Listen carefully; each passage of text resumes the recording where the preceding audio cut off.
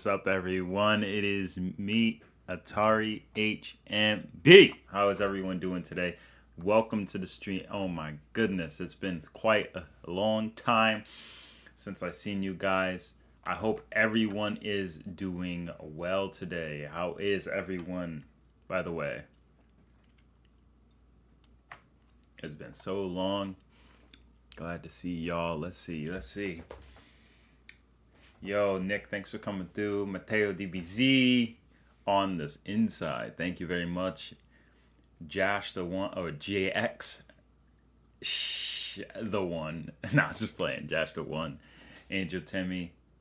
We got Shakal Brown, and finally, we got some quality content coming through. Long time no see, indeed. It has been some time, everyone. I hope everyone has been doing quite well, as everyone may notice.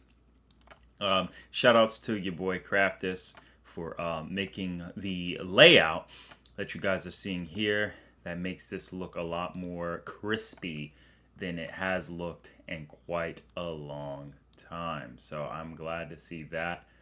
We got that going for itself. And, today we are really going to be diving in to the better ends of exactly what we're going to be dealing with today. So it's going to be like everything tied into one type of stream. What's good? DFR, how you doing right now, man? All right, so let's just dive right in. Like, first off, how's everyone been? So, like, today's topic is very flexible, okay? But I've been thinking about kind of approaching everything on the post. So, what we're going to do is I'm going to look at some comments, give some opinions on some posts, answer questions, and much more. Another thing I'm going to also make sure to do is our goal today is we're looking at ending the stream around 7 to 7:30. So we're looking around that time period. So we got quite a stream to come forward on. We're going to be doing some live power scaling. Anybody can make a request on their favorite character through a donation. A donation usually gets priority. And if not, then we'll just be focusing on main topics. And possibly even some reactions to like other power scalers. Again, as you guys know, my main thing about this channel is when we do levels of power scaling, we don't just do power scaling, we do everything. We do power scaling, we talk about health, we do analysis on everything. All right? So, that being said,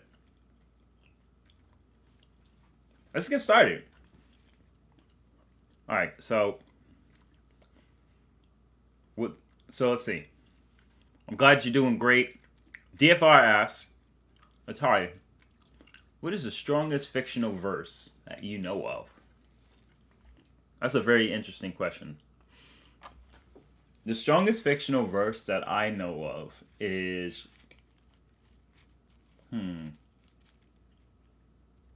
I'm going to say, as far as my opinion goes, it's going to be Marvel. I'm going to say Marvel. Yep. Marvel is the one. Random Citizen, welcome to the stream. Glad to have you in today. Everyone, let's get started. All right, so we're gonna look at a couple things right here. You guys hear me smacking and munching. Again, I do that because I'm hungry. Again, make sure to share this with your homies and family and friends, because this stream is the stream. All right, so it's been a while since I read a lot of these things. Woo! As you guys can see, it's been a minute. It's been a minute. But anyway, let's read some of the chat right now. But yeah, like again, like I'm gonna go ahead and approach some things on here just to get a little bit more into it. So give me just a second. Oh boy. All right, so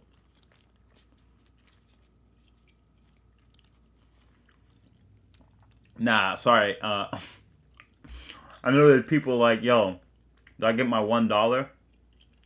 Nah, I showed up. The goal was, if I didn't show up, I showed up.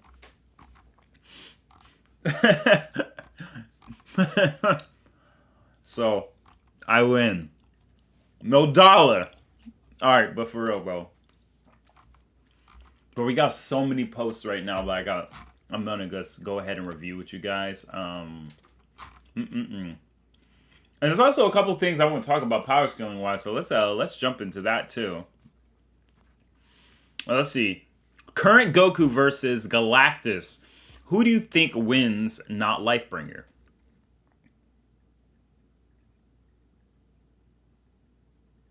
I'd have to see how strong Galactus really is on a consistency basis. Oh, oh boy. Let's get rid of that. I think we had too many chats in here. Yeah, there we go. Now you can see. All right, so Harvado, welcome, my friend. How you been, bro? And Tech Super Saiyan Blue Kaioken Goku, welcome. All right, the fact Rapunzel can beat mid-end Xeno Goku is impressive due to the fact that mid-end Xeno Goku is infinite hyperverse to hyperverse complex. I mean, yeah, that's a valid point. I think also people should understand. Mateo is talking about can. So the word can, because a lot of people like they panic. They go, "Oh my gosh! Like, why would you say that? I know she can't. She can't do it." No, shut up. Anyway, the main thing is can. Okay, so that just implies that she can is a possibility. I mean, when you're around the same strength area, I mean, yeah, it makes a little bit of sense. Yeah, I'm glad. I'm glad, man. I'm glad. You're chilling, Harvado. Okay, what's your stance on Super versus GT? All right, so this one is an interesting one. Let me turn the mic up a little bit. All right. So you want to hear my opinion on Dragon Ball Super versus Dragon Ball GT. All right, my thoughts on Super versus GT. Okay, I'm gonna stop. But my thoughts on the two is that Super is a little bit more clear about what their intention was in terms of strength and feats. So obviously Super, in my opinion, wins the battle. The cosmology is more fleshed out. Even if we use the argumentation like Dragon Ball, Xenoverse, and all the others do consider Universe 7, it's just like GT kind of just focuses only on Universe 7, and you can argue the other universes do exist within the within the confines of Dragon Ball's continuity, which is fine, I suppose. I mean, that's fine, but it still doesn't answer the question of like, okay, but knowing the threats that they've faced in Super, nobody in GT. Okay, I'm gonna stop. Nobody in GT does that.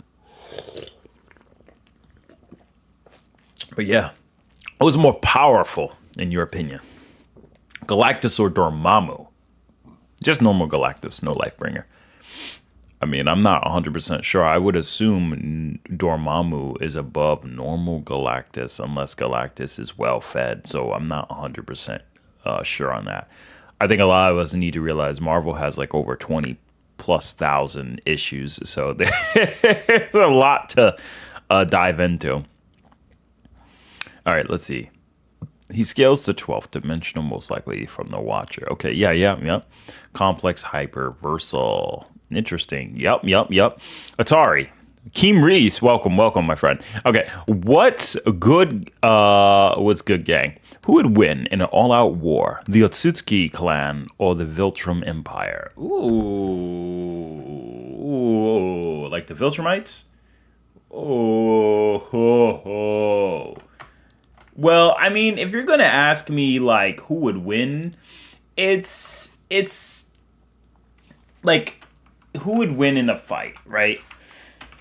The thing I would really like focus on would be more so the idea that the Viltrumites, you know, they're I've heard they can do small planet busting stuff, and so could Otsutskis, creating pocket dimensions and stuff. But like the Viltrumites cross interstellar distances all the time, and Otsutskis really, they use like a type of manipulation. So they have high, and you have to go high end to like get some crazy stuff from what I know. So going off of like without an in-depth analysis, I think Otsutsuki wins in reaction time, but Viltrumites win in travel speed. Right? It's like the Wonder Woman and Superman ordeal. Now, creating dimensions, it really depends on how you're going to interpret that. And we're going to get into that because I'm actually going to tell you guys about something I had a conversation with regarding Bleach. But like dimensions, I'd say Otsutsuki win in raw power. Because to be able to create a dimension has to do with some form of space-time manipulation. And you would have to generate enough energy to form specific constructs. Now, granted, from what we've seen, Otsutskis need to borrow energy, but that doesn't matter. I mean, that just shows the amount of time it took Kaguya to borrow energy to make those time spaces or those dimensions wasn't much at all. So I would say in an actual fight, Otsutsuki, including the hacks, would win, in my opinion. If I was to give a strong opinion on that. So that's my honest take on that. But, again, susceptible to change. All right. So, yeah. Now that the way Jash said that, right? Now, the Otsutsuki absolutely neg. Now, I like that. But I do need to, we need to understand something. You can't really say the Otsutsuki negs in the sense of, like, let me erase this microphone again. You can't really say the Otsutsuki negs in the same sense as you would with, so you can't say the Otsutsuki negs or negative difficulties to Viltrumites because you have to factor in a lot of different factors. Like, okay, the Otsutskis, how strong are they per punch? How fast are their speeds, reaction-wise, and travel speeds? How do the Viltrumites prepare for this battle? What outliers would they utilize to catch the Otsutsuki off guard? Would they flee the battle? Because again, this is all out war. So it's not a simple everyone just clashes like the Chronicles of Narnia Part 1 where everyone just like kind of goes ham. This is like a more in-depth type of battle. So there's a lot going on here. It's requires strategy, retreating, figuring out other plans. So with that being said, the Otsutsuki may not take it easy. It's not going to be, in my opinion, it's not going to be a negative difficulty. It's going to be quite difficult given the, how not necessarily versatile, but how resilient the Viltrumites could be. And, with their speed, what's the Otsutsuki's going to really do? They're not catching them as far as travel speed goes. Not even close. So they're just going to be like, all right, whatever. So, they could use teleportation, but there's a lot of variables that need to be considered in like an all-out war, because then there's like, if we did the scenario with prep time, it could change the scenario, So those things are important to understand when it comes to any form of like power scaling whatsoever. So like, I think that's something that is, if this is like an interstellar war, I think it's important to say that like, there's a lot of things, because look, we got Thrag, Omni-Man. Their punches are very strong, right? They're relativistic, light speeds movement. Their travel is ridiculous. So, with that being said in mind, I think without like prep, it's hard to really see how the fight would really just go. Because like if they have a prep, Otsutsukis could like plant chakra, like they can like absorb chakra and prepare themselves. You know what I mean? And put out like traps. I mean, after all, they have the experience of ninjas. But the Viltrumites would also have to like see if they can use a decoy. There's a lot of things they have to do. So I think because of that, that's why I don't ever really want to say it's like a negative difficulty, in my humble opinion. So I don't think it's not a negative. I think it could be mid to high difficulty, even for the Otsutsuki. Despite their power, their Viltrumites, in my opinion, are going to be very annoying to catch. But yeah. Oh, all right. So, David Super. Welcome, my friend. Let's see here. Yeah, who you got in a fight, Punisher or Red Hood? Ooh, I'm gonna say Red Hood, in my honest opinion. But it's extremely close. One of them's gonna end up in the hospital. In terms of like whoever wins, they're gonna have to recover. It's gonna be like heavy battle damage. Who would win, the Darkest Night versus Cosmic Armor Super Saiyan, and why? Also, who is the strongest Superman version other than Cosmic Armor Superman? That's hard to really answer because the way the story is written. Because it depends. If you treat Perpetua as the mother of Mandrak, then it's like, okay, then yeah, we know who wins. But if you don't, well, like, because, and the reason I say that is like, because the monitors, right? Perpetua is supposed to be above the monitors, from what I remember. So depending on how you really treat that, it can go in either way. Because I think the thing is, it's similar to Superman 1,000,000, right? I think there's like a thing that the fan base kind of created. Like people would just kind of overhype him because of versus battle boards, but would never really look at feats. And even then, there was like, oh, welcome to my universe. I'm like, bro, that's like when you get into... Because the thing is, early versus battles back then, we didn't know what Universal was and stuff like that. So like when you get into the nitty gritty details, it's like, come on, bro. Like, you gotta sit there and tell me that... Like, it's like you're gonna sit there and tell me that, oh, well, he created the universe. Welcome to my universe. Like, I don't care. It's like, and the Prince of Persia could beat that. Shout out to Raz. So it's like you got to look at it from like a deeper, like you got to like do additional research in that case. All right, let's see though. But let me see. Jackal, welcome, my friend. I'm glad to see your comment in here. Yo, I appreciate that. Oh, reaction speed and travel speed. Well, Jackal, if you find that, send it to me on Discord, bro. Please. Hold on. Let me see. Let me read you guys. Give me a second. Yo, send me that because that changes the tide. Because if they have the same reaction speed as their travel speed, it's not even close. It's not even close. It's not even close. For several reasons, but yeah.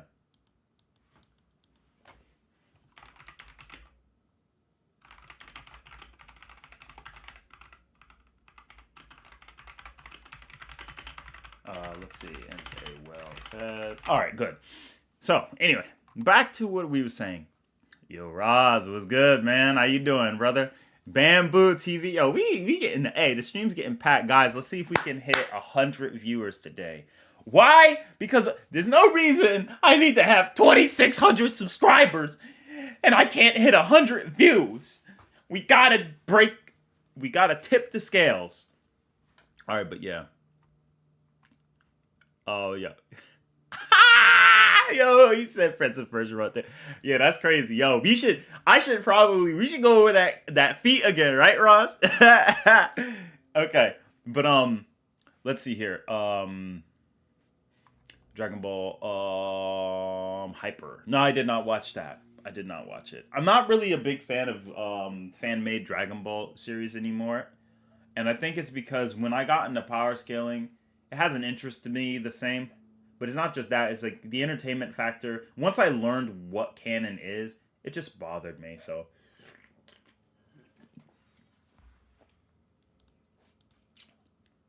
Yo! Hold on. I greatly appreciate that. Yo, Vegeta Scales coming in with the $5 donation. Much appreciated, guys. Let's put some fires in the chat for Vegeta Scales. Let's go. That's the first donation of the stream today. Shout outs to Vegeta Scales, man. You are insane, brother. You are insane. Thank you so much. I really appreciate that. All right, so we're continuing on. Anyone started? All right, let's see here. Atari, have you watched the MonsterVerse movies? If you have, where do you scale Monster? I have not. But, Random Citizen, if it's good, then I will start watching them. Probably tonight. Because right now, my wife and I are watching one movie that we're getting into. And I'm sure she wouldn't mind watching a Godzilla movie. She'd probably start laughing. But, let's see. See, DFR, you're asking about some crazy scaled battles. That's a battle I can't even answer immediately because that requires a lot of analysis.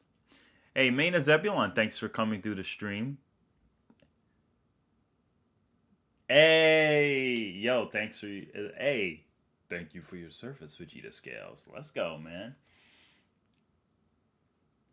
All right, let's see here. Welcome back, my friend. Welcome back, welcome back. All right, Roz coming in with the canon novels and the knowledge of the MonsterVerse. And I'm assuming Andre also watches it too. Godzilla versus the Hulk. Godzilla versus the Hulk? I mean, I've heard some crazy stuff from Harvado about Godzilla and the Hulk. So I don't know, man. That's going to be interesting. Ooh. Let's see here. In my opinion, I think the Hulk is just way too much. Because, I mean, he just has a lot going on. All right, so kind of looking at, so guys, real quick, we're gonna just examine some of these like battles here. You know, some of these are really interesting. By the way, I remember people didn't realize this. Like, when I was asking questions about like, I was like telling people, I was like, I don't think people realize. Let's see here. Oh, video games versus manga. Yeah, Kirby. Yeah, Kirby was a good choice here. Dang, they put Dante. Yeah, dang, this went back. Yeah. Now, the Tarnish losing to Zaraka Kenpachi, it makes me say, I don't know about that, man. Sorry for anyone's ears I hurt just now, but I don't know, man. The Tarnish losing that? I don't know, brother. The Tarnish is pretty dang broken. So, there's a lot.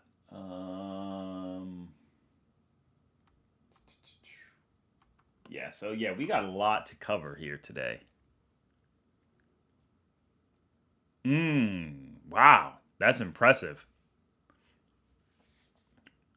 My thing is the Hulk. So let's talk about what the Hulk can do.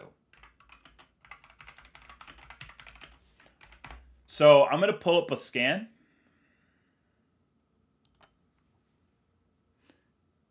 All right, let's see if I can get this pulled up. We're going to put this right here. All right, so here we go. Yeah, we're going to go ahead and do this.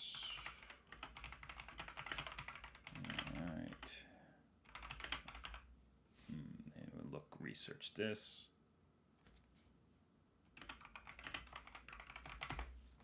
So I'm going to talk about this scan real quick.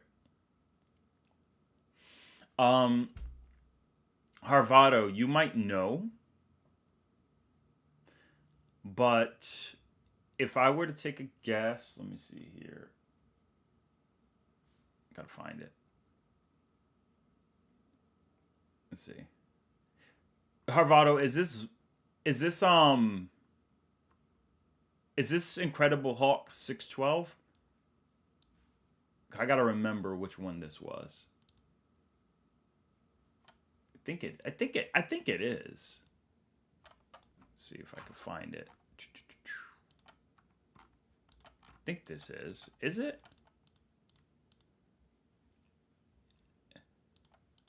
Let me see if I could find it. You might know though. So, but yes. Okay. Perfect. So, all right. So, let me talk about why this feat is impressive. Okay. So, so the reason why this is impressive, we're going to look at this from like I like to take things slowly. Again, we like to be a little bit more, I want to be conservative. I don't want to jump the gun. And, you know, we want to use reason, right, as well. So let's see. All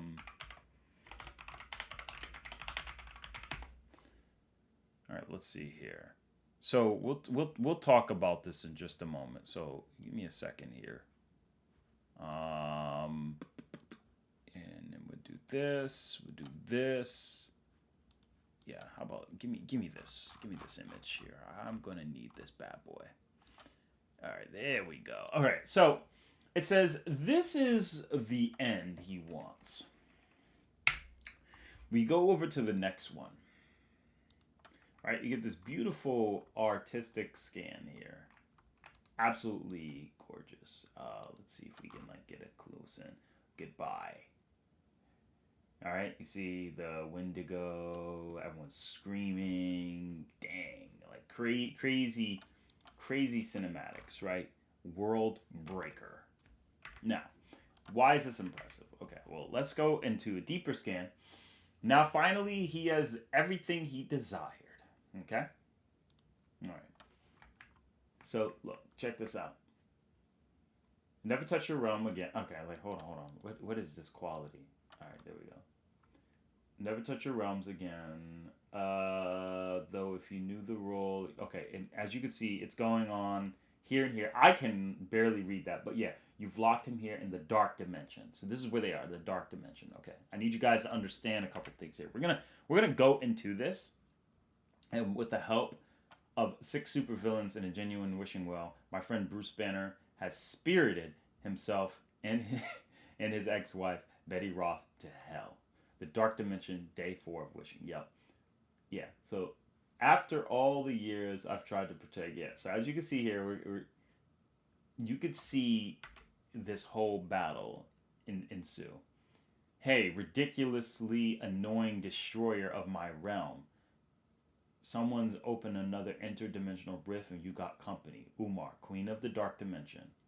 So the reason why this is so impressive, right, is we're going to pull this scan up next. So we're going to go here. Everyone put your hats on, we're in school. So here it reads, further outward, we encounter universes whose number of spatial dimensions is irrational. As witness, pi, that mystic number which stretches onward to infinity, any human visual representation of these universes is necessarily distorted or incomplete. Among these are Timburo's 6th dimension, which is Taza's lonely domain, Nightmare's dimension of dreams, and the dark dimension, of which more will be said. So this right here, this is part of that 6th dimension, just be based on the syntax of how this is organized, okay? So the reason why the dark dimension in this continuity is also still, it's so impressive, is because even here, as you can see, there are universes whose number of spatial dimensions range from, 2.7, etc., to 6.29, etc. Though the laws of nature, the natural laws, they're may range from science to magic. These all share a commonality of concepts. Hence, they are grouped together in clusters. So we're going to go here. Okay? Journey toward the lower universe, fewer than 2.72 blah blah blah dimensions, or toward higher ones, which have more than 6.29. One enters universes that are truly different. Yet, even there, life exists, albeit in forms totally inconceivable to mankind. Now, the living tribunal takes other shapes to administer to other clusters. The so-called dark dimension has a greater number of spatial dimensions than man's universe, because the gravitational force between two bodies there decreases rapidly. With distance, the orbits of its celestial bodies are unstable. Stars cannot exist there, for pressure would not be balanced by gravity. Electrons either escape. So let me read this carefully. So again, the so-called dark dimension has a greater number of spatial dimensions than man's universe, because the gravitational force between two bodies there decreases rapidly. With distance, the orbits of the celestial bodies are unstable. Stars cannot exist there, for pressure would not be balanced by gravity. And electrons either escape from the atom or else spiral into nucleus, rendering electrical forces in existence. Okay, then, thus light itself becomes a variable phenomenon. Okay? Subject to local conditions. Likewise, the fabric of space itself is more porous there, since gravity, which is the glue of the universe, is weaker. This leads to an abundance of warps, actual charge vacuum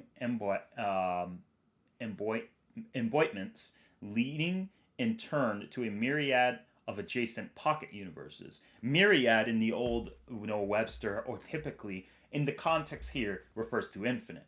So this not only infers that the dark dimension has additional pocket dimensions on an infinite number, but the fact that it has very weak gravity, completely different laws of physics and motion, including different levels of gravity. Electrons don't even work the same way at all, and they don't even focus around the atom, which means the way that quarks and preons exist in the fabric of this type of reality is so much different.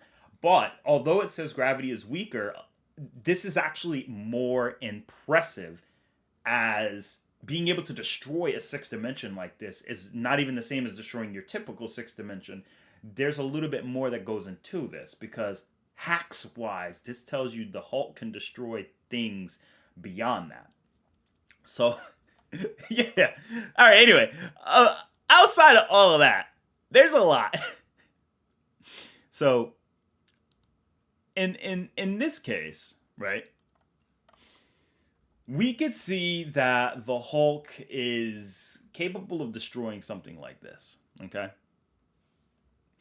This is not like dimensional tiering feats that you're destroying. It's not like a typical 6D space with more access. It has a different rule set, okay? Now, the fact that there's no stars and like atoms work completely different, electromagnetic force is altered, and that means you can't even really use like nuclear like formulas to really scale certain feats. So, the fact that it has vacuum fluctuations and can create pocket dimensions and would definitely inspire like something along with quantum instability, because atoms don't even work the same way. And the fact that it has infinite adjacent universes, that's stupid, because that's like cardinality we're dealing with. So the fact that it has that is really, really crazy. So not only can the Hulk affect like different fundamentals of rules, this would imply that even if you were a reality warper, the Hulk's ability could still combat that. So in this case, that's why I say the Hulk, I'm giving him the W. He's getting the W any time of the week, right there. This right here is 6D plus. And the thing is, it's not even just 6D plus, it's including pocket dimensions. So you can, if you want to really go into the versus battle portion, you can argue You know, maybe it's affecting on maybe it has 7th-dimensional range. And the thing is, this isn't even the Hulk's complete peak. Keep that in mind. And this dude's smiling. He's smiling. You realize the Hulk could go even crazier than this? But yeah, I hope that kind of clarified. Like, the Hulk is ridiculous. The Hulk is insane. So like, this isn't like, I think another thing I've been doing outside of like just typical power scaling, guys, is that I've been understanding that different versus battles have there's different ways I approach versus battles. So remember, I made this post where I said I have a hot take and how the fabric of space-time is going to function differently. This is very true, because once we start getting into dimensional tiering is nothing more. So like, how do I put this? Dimensional tiering is just a metric we use to understand different characters whose strength hits beyond infinity. So in order to captivate how many levels of infinity beyond the Aleph Null, we utilize dimensional tiering, and we utilize simple labels.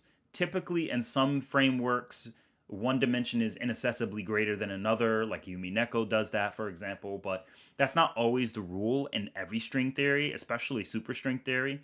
So there are a lot of nuances, and everything is really a case by case when it comes to these. So just for example, just because a character says like they can affect XYZ doesn't mean it is. So here's an example. King of Fighters deals with dimensional membranes, but King of Fighters has, you know, Shintoism, mysticism into it. So because it follows Shintoism and even Egyptianology with its realms that exist within it, it's not dealing with just the scientific aspect. Whereas in Gurren Lagann, you have the anti-spiral, who could be 10 to 11th dimensional through membranes as well. Same type of M theory. But through the anti-spiral, it's talking about it on a more scientific level. And scientifically, an 11th dimension from the Gurren Lagann verse is not the same as a hypothetical 11th dimension in the King of Fighters verse, because the King of Fighters encompasses the spirit realm, heaven, the afterlife, and other different pocket dimensions, and even dimensions created by other beings like Ignace, that has completely different laws of frameworks. And that other guy who created like a pocket dimension that he sent Terry Bogard in based on his own sets of reality. So you have alternate realities, and not just dimensional membranes. So it makes the drive far, far, far, I don't know how many fars I gotta say, but far more potent for King of Fighters framework. Like, the framework of King of Fighters multiverse is so much more impressive than the framework for Gurren Lagann. Do I make sense to you guys? If I make sense to everyone, you could put like a brain in the chat. Like, hey, I got it. Or like a nerd. You could put like a nerd face. Yeah, put like a nerd face. Like, I got it. Yeah, I get it. All right, so I'm gonna jump back to chat, guys, as you guys can hear me rambling on.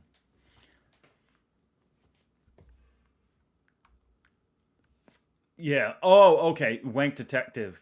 Funny, you're talking about the Dark Dimension that have more spatial dimensions in the main universe versus battles. We'll probably call that Outerversal too, like they did with Hyperion Surviving 2. Yeah, I would not call that Outerversal. So Surviving 2 universes is not the same because you're within the bleed of two different universal structures. And from what we learned from Reed Richards, that's not an Outerverse.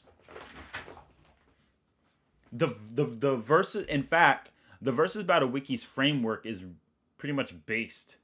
Hey, low tier Raiden, welcome. It's the framework is a lot different. Harvado put a monkey. I'm done. Yo. But yeah, you see, that's the thing. So just to kind of like highlight that again, like, right, like so just to kind of highlight that again. So again, with the way the framework works, right? The way with the way the framework works, let's see here. The framework works here a lot differently, right? So when you deal with characters like Shune, right, in the anti-spiral, I just need to like clarify this. This is why details matter. Because if you look at these two, even if we say that both are like, let's just say Shune is about the same level as verse, or let's just imagine verse. So we know how strong verse is. Just pretend, for the sake of expediency and consistency, just pretend. We're gonna pretend that Shune isn't above verse in comparable to. Let's just say Otamu Regal and Shune are about. They're stronger than verse, but not by an infinite number, just by a high finite number, right? Whatever. Even if we do that, right? Dimensional tiering is just labeling convenience. Okay?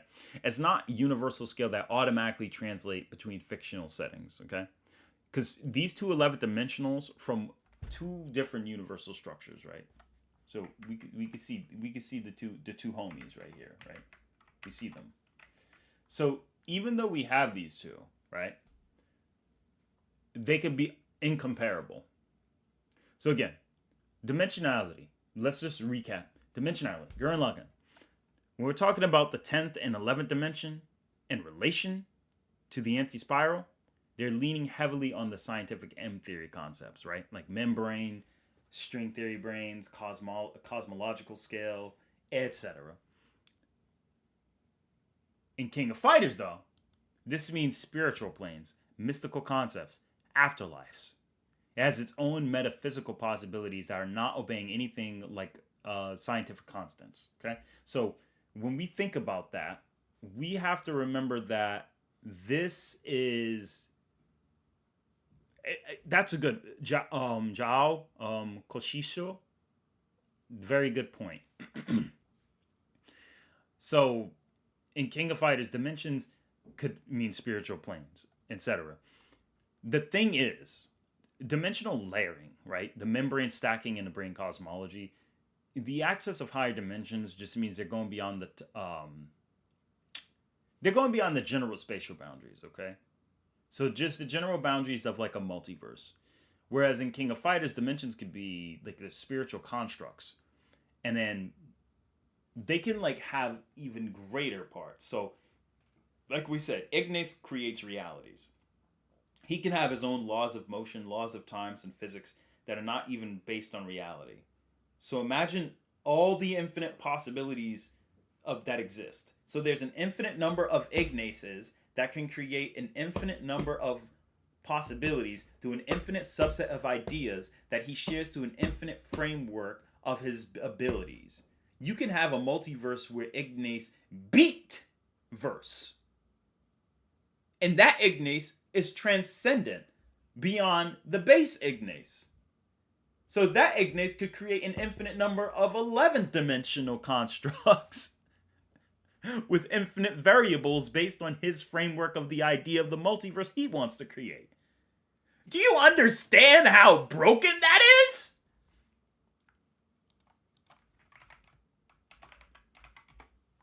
This is why when I've been in discussions with Roz, even on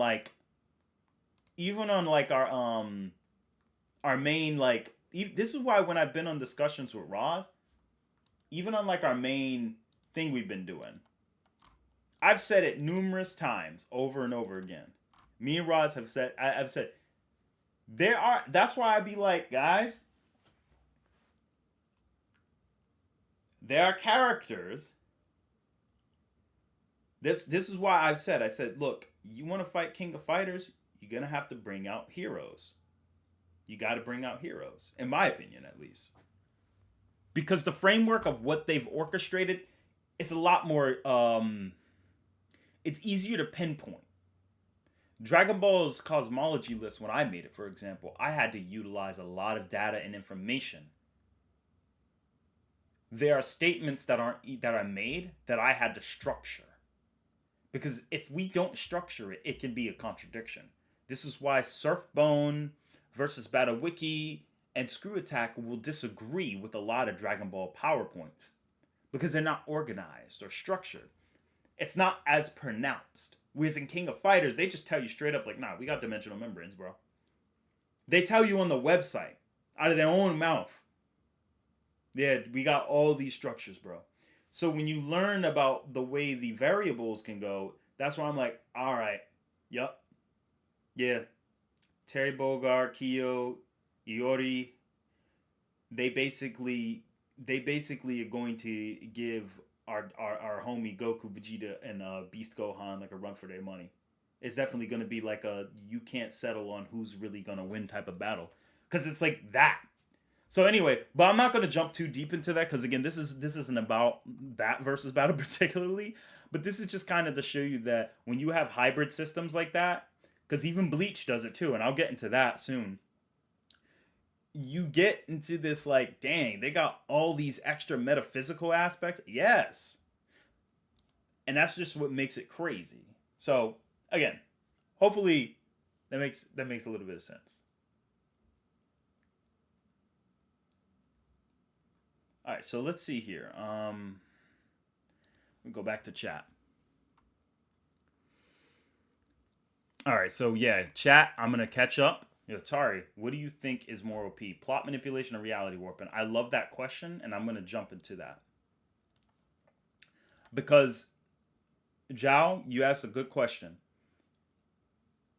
Plot manipulation or reality warping? I'm going to say reality warping is always better because plot manipulation is based upon a plot. The plot is controlled by the author or the writer. Now, in fictional frameworks, they usually say this is control over fate, what is designed to happen. But when you break it down to its core fundamentals, controlling and manipulating fate is just controlling possibilities and choices that have been made or determined. Okay? There are levels though. There's like, hey, I was supposed to go to the store, but the person who was supposed to go to the store hit me with the car. Or like, sorry, I was supposed to go to the store, but I got hit by a car. So in this timeline, what I was supposed to do did not come to pass because somebody interrupted what was going to happen. That's intervening with fate. I was going to go to the store, but somebody hit me. I wasn't supposed to get hit by a car, but it happened. It's like when Yusuke got hit by that car in Yu Yu Hakusho. He wasn't supposed to die. His death was an accident, so that's why he was given another chance to come back to life. He was not supposed to die. Whereas in another aspect, somebody could say, well, I got hit by a car, but I'm just going to make it so that I didn't get hit by a car. That's like rewinding what happened. So again, there's like different ways you can interpret this and vary it. Plot manipulation is really just a blanket statement for all those different phenomena. So when somebody can manipulate the main idea of the story, it goes to levels. Like some of the highest level of plot manipulation is, hey, I'm aware that I'm in a like a character saying I'm aware that I'm in a story and I'm aware this episode's about me and I'm aware I'm going to win, such as like Midaka or something like that, or that one episode where Raleigh where the ghost told Beerus this episode's about me. But again, that's ultimately controlled by the author and it's not versus battle applicable because in a versus battle there's no writer to the story. We are just putting together the facts and then putting them up to see who would stack up to what based on their story elements. So even with metaphysical aspects of like, for example, characters being aware of the fourth wall, that doesn't matter in a versus battle because the writer has to write that they're aware of the fourth wall. We're just reviewing it and we're to us it's just like no. No, no, no, no. We're done. The only time that matters is like when a Raleigh cut off the page and then she's like, okay, well, I don't want to do this fight, so I'm going to cut off this page and crumble it up in the paper. Bam. That's different because it's not her really manipulating the story. That's just a higher dimensional level fourth wall breaking awareness that she could just kind of, I'm just going to jump out of this level of reality and go to a higher level and then just crumble the story up. So there's that. Now Ross says there's at least 6 different known Ignaces in their multiverse. Exactly. So let's see here. Your dad's a fan of Ignis. That's great. Yo, Latier is the goat. Um, Ross sent me something. Yep. Oh yeah, appreciate that, Ross. We're definitely gonna go over and go into these. Um, but yeah. So let's see here. So So we're going to continue. But to answer the prior question I was talking about, again, you can't really do much with the fate in the story type of ordeal, because that's just like causality, rewriting. You can have the meta awareness and all that, but when you're doing cross verses, it's not really a real thing. Reality warping is like, hey, I can manipulate the rules of this reality, so that's different. That's like, all right, that's really interesting, you know. So we are okay with that. So for example, say if like Naruto summons fire through chakra, and then somebody says, what is fire made of? Oh, gases and this. And so they just say, I don't. Well, I warp reality, so gas doesn't exist. What? Yep. So then oxygen just becomes a liquid only, and then Naruto suffocates, and the battle is over. That's where reality warping is so broken. It's the highest tier. It's the highest tier. It's the highest tier power. There's nothing that beats reality warping. What about concept? Like, the reality warping is, all of that's woven into reality warping. Nothing beats it, for the most part. So, yeah. Now, you said modal realism. Are we talking about David Lewis? I don't really know about that.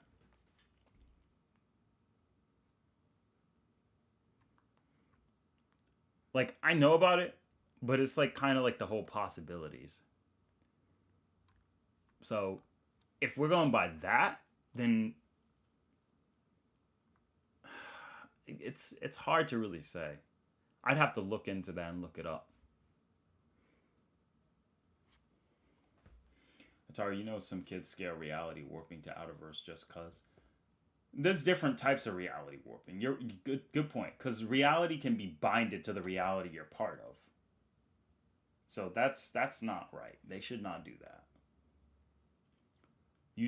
Reality warping is never at that level.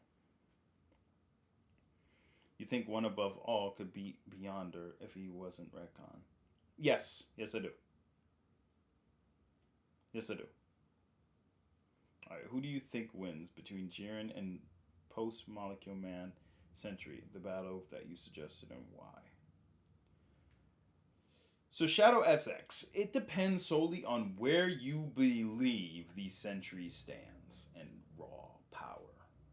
So if we go by the higher end interpretation, right? So let me paint a picture. When the Sentry beat the Molecule Man, he was awakened, right? If you go by the high-end interpretation of that, right? And a lot of the other aspects that comes with this power. The Sentry, I say the high-end because this is the presupposition that one of the statements, because Andre brought it up to me, this is going upon the presupposition that this is the same Molecule Man who fought in Secret Wars. If that is the case, then it's not even a close battle. Because the raw difference in power is just too great for something for Jiren to deal with.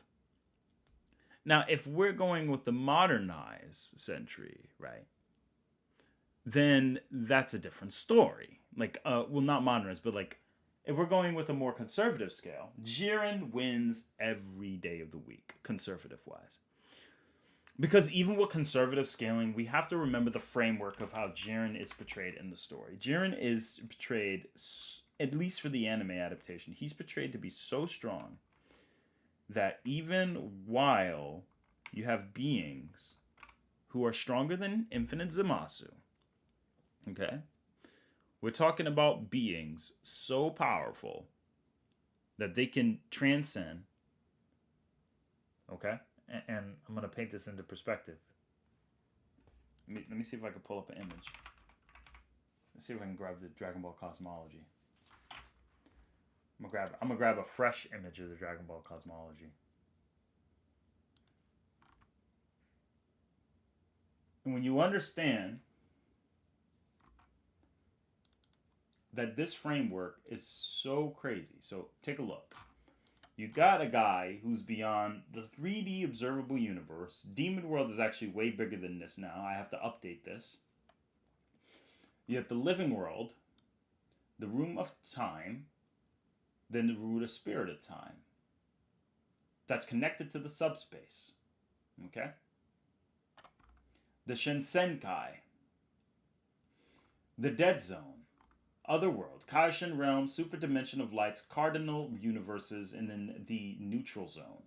Then beyond the multiverses, the Zeno World, and then, according to the Chozenshu, and by the way, this would be 11th dimensional now, arguably, in some depending on the case you're trying to argue.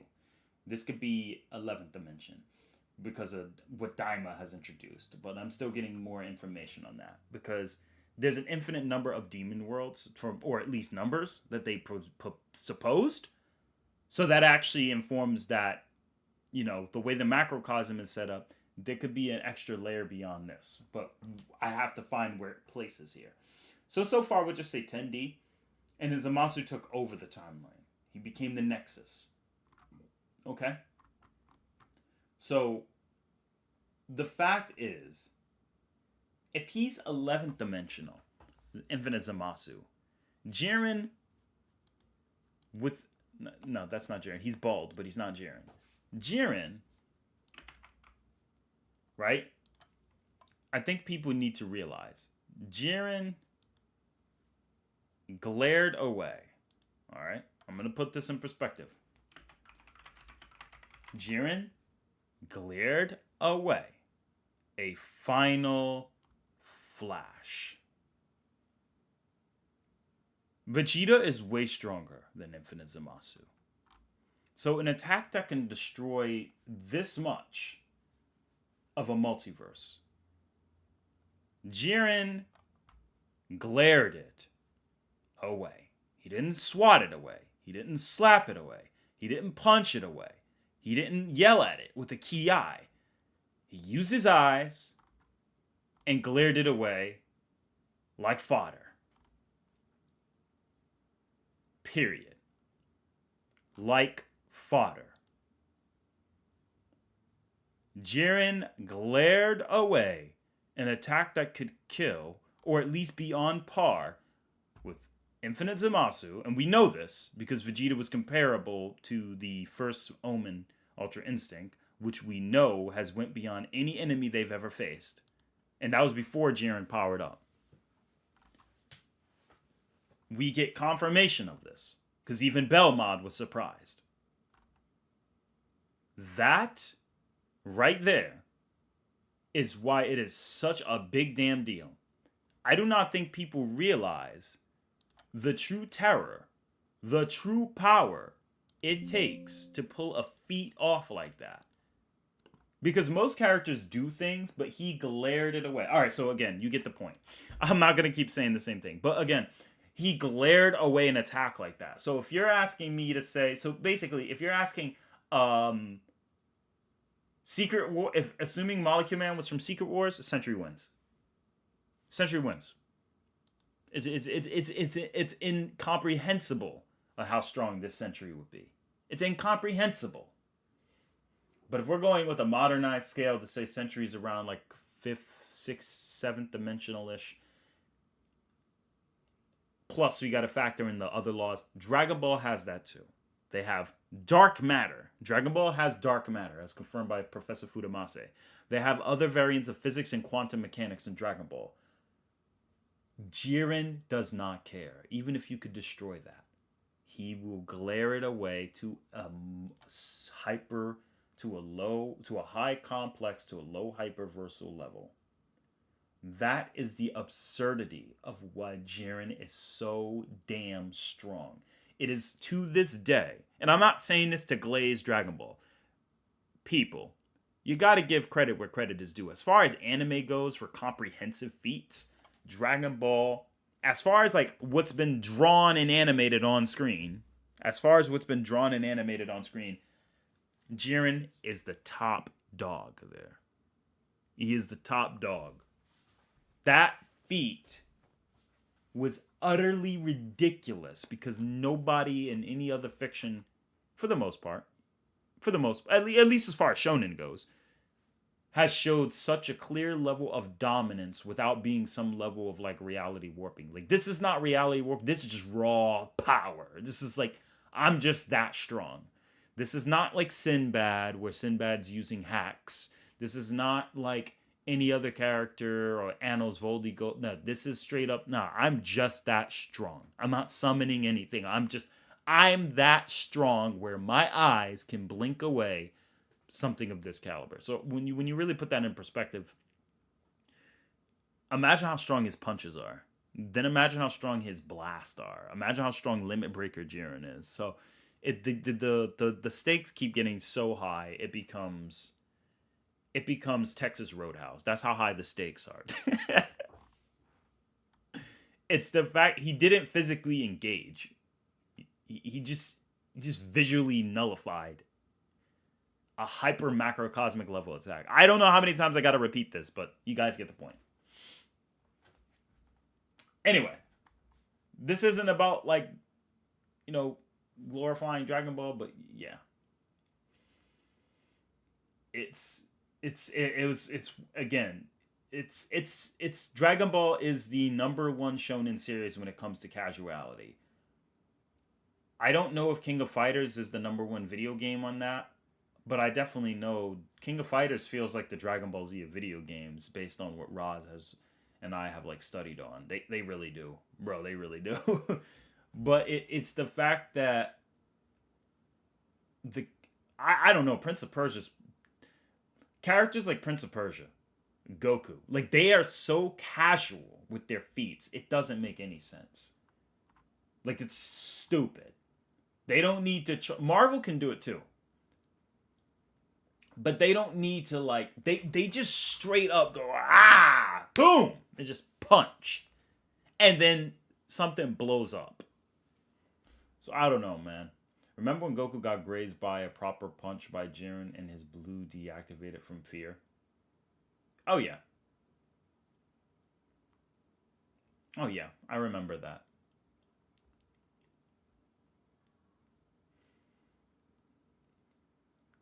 Correct. Yeah, Bamboo is correct. Because people think they couldn't beat Infinite. No, I'm not saying they could beat him, but they weren't that afraid of him. Goku's just like, dang, man, if I had another Senzu Bean, because he's like basically I'm tuckered out right now.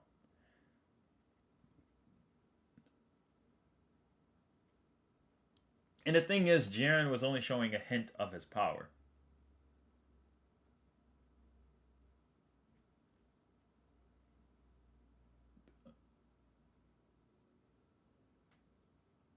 So yeah, again, I just need to like express that to people who don't understand. So most cases, the Century win. Yeah, if you're using Secret Wars Molecule Man, Century absolutely dog walks. Like it's so it's you're talking about yeah. The funny thing is that Void is weak to Chi. And Fat Cobra dropped a Void merged Sentry with Chi. So Jiren one-shot Sentry. Hey, yo, I greatly appreciate that.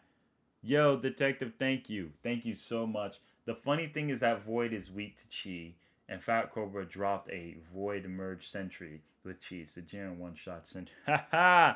I mean, yeah. Hey, man, I appreciate the donation. Yeah, that's another variable to consider.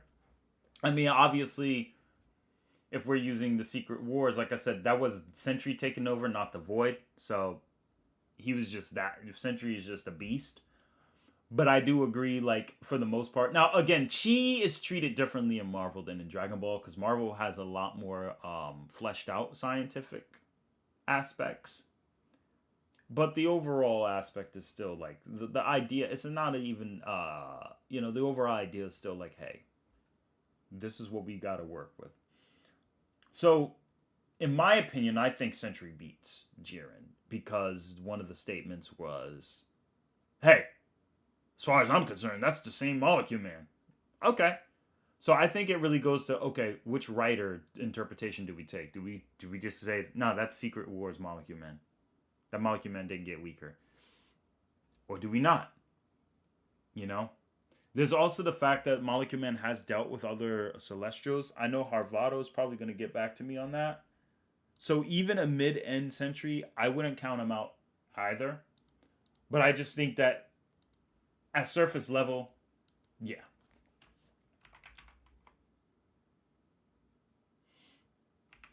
But let me see here. I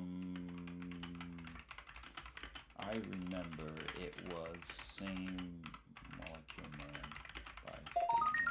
Oh, In the shoot! Gaming Power Scaling channel on Discord, I had posted something things about the game Absolver. You'll have to search for it. It was posted a few months ago. Can we get your opinion on it?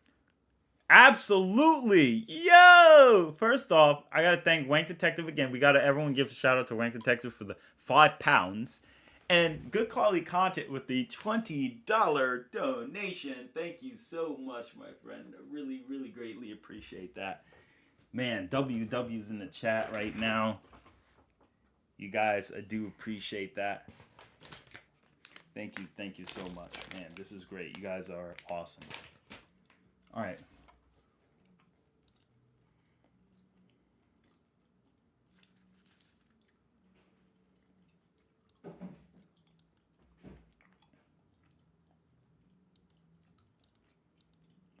All right, let me see here. Gaming. All right. Absolver.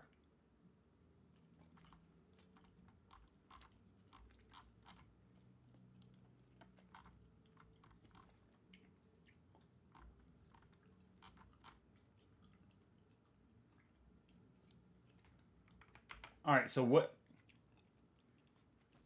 Wow. Again, Fire's in the chat. Yo, W's in the chat for good quality content. All right. So let's see here. Absolver.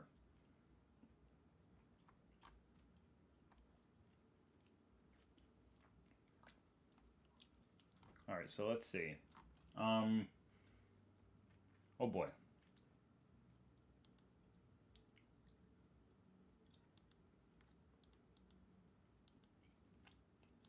All right.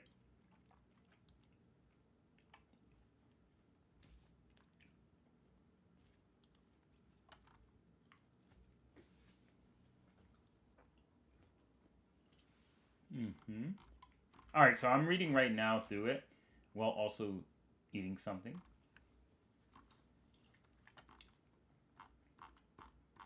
All right, let's see. Did I miss something else?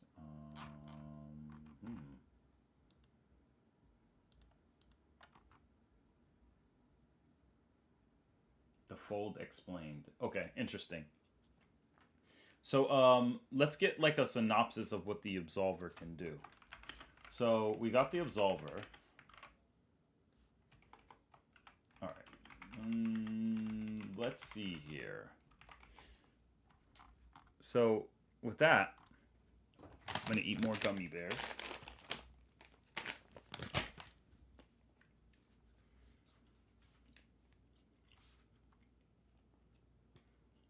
All right.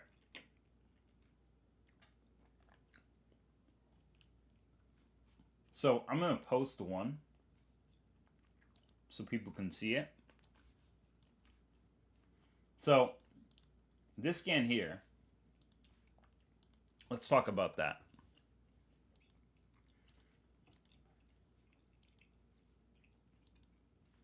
This scan says, it is easy to lose oneself when staring at these reflections, multiplying to infinity. Nothing from the outside world reflects in this strange mirror. Okay. All right. This sword was created by our soul. All right, let's pull that up here. This sword was created by our soul and seems to be in the process of folding. It exists between realities, making it hard to break. Oh.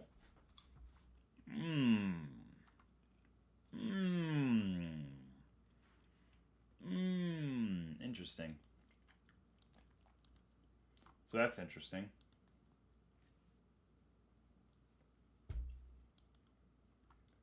If our soul isn't stopped, he'll soon have enough power to break the barrier between dimensions and your world will become consumed by the fold.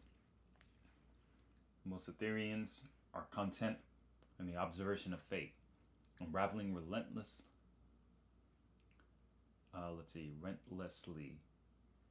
through all realities. Unlike humans, we're not confronted by the inevitability of death, and we have all the time we need. Mortal affairs are of little concern to me, but if our soul is left unchecked, you will break the containment, and realities will be devoured by the folding, expanding. Notice they use plural.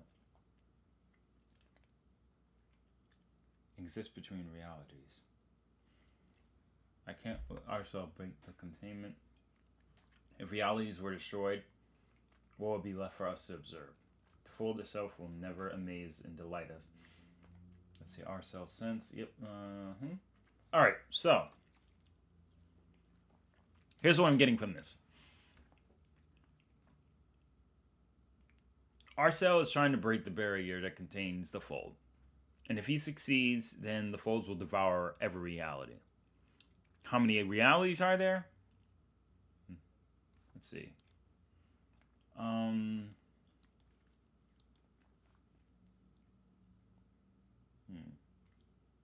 Is there infinite realities based on this statement here?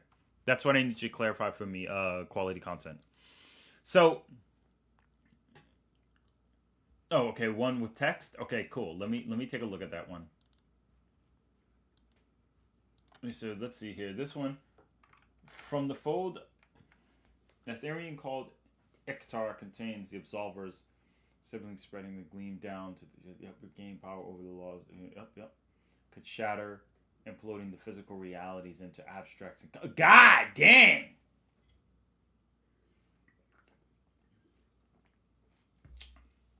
Path to the fold until Arcel can be found beyond the underground temples. The truth will appear there, in a place where the fabric of reality is being torn apart. Okay.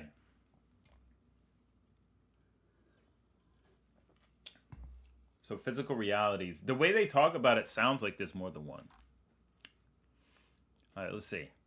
So, if there's a threat to all realities, this is like a multiversal collapse.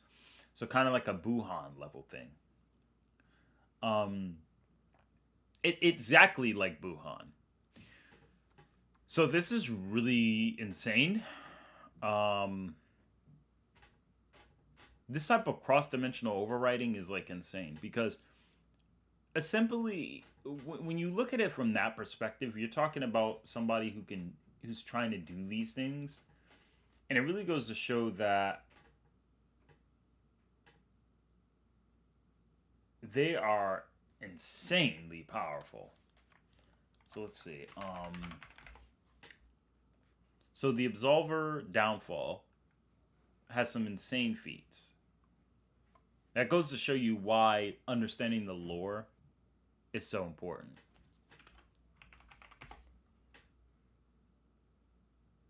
And let's see here. And Absolver is the same series of Sifu, right? Like it's the same verse. I'm trying to get some information on that. So, let's see. Yeah, so infinite realities. So, thanks, Ross. So, if that's the case, then this will be into somewhere along the lines of this is extremely high end. This is super multiverse. Yay, Macadamia, welcome. This is a multiversal level scale and threat. So this is like really impressive right here. So this is something you would never expect to see from a series like Sifu. So, as the saying goes, don't judge a book by its cover. It's crazy.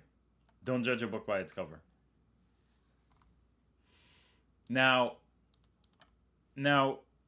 this is through artifacts, and because they can use these, they power themselves up.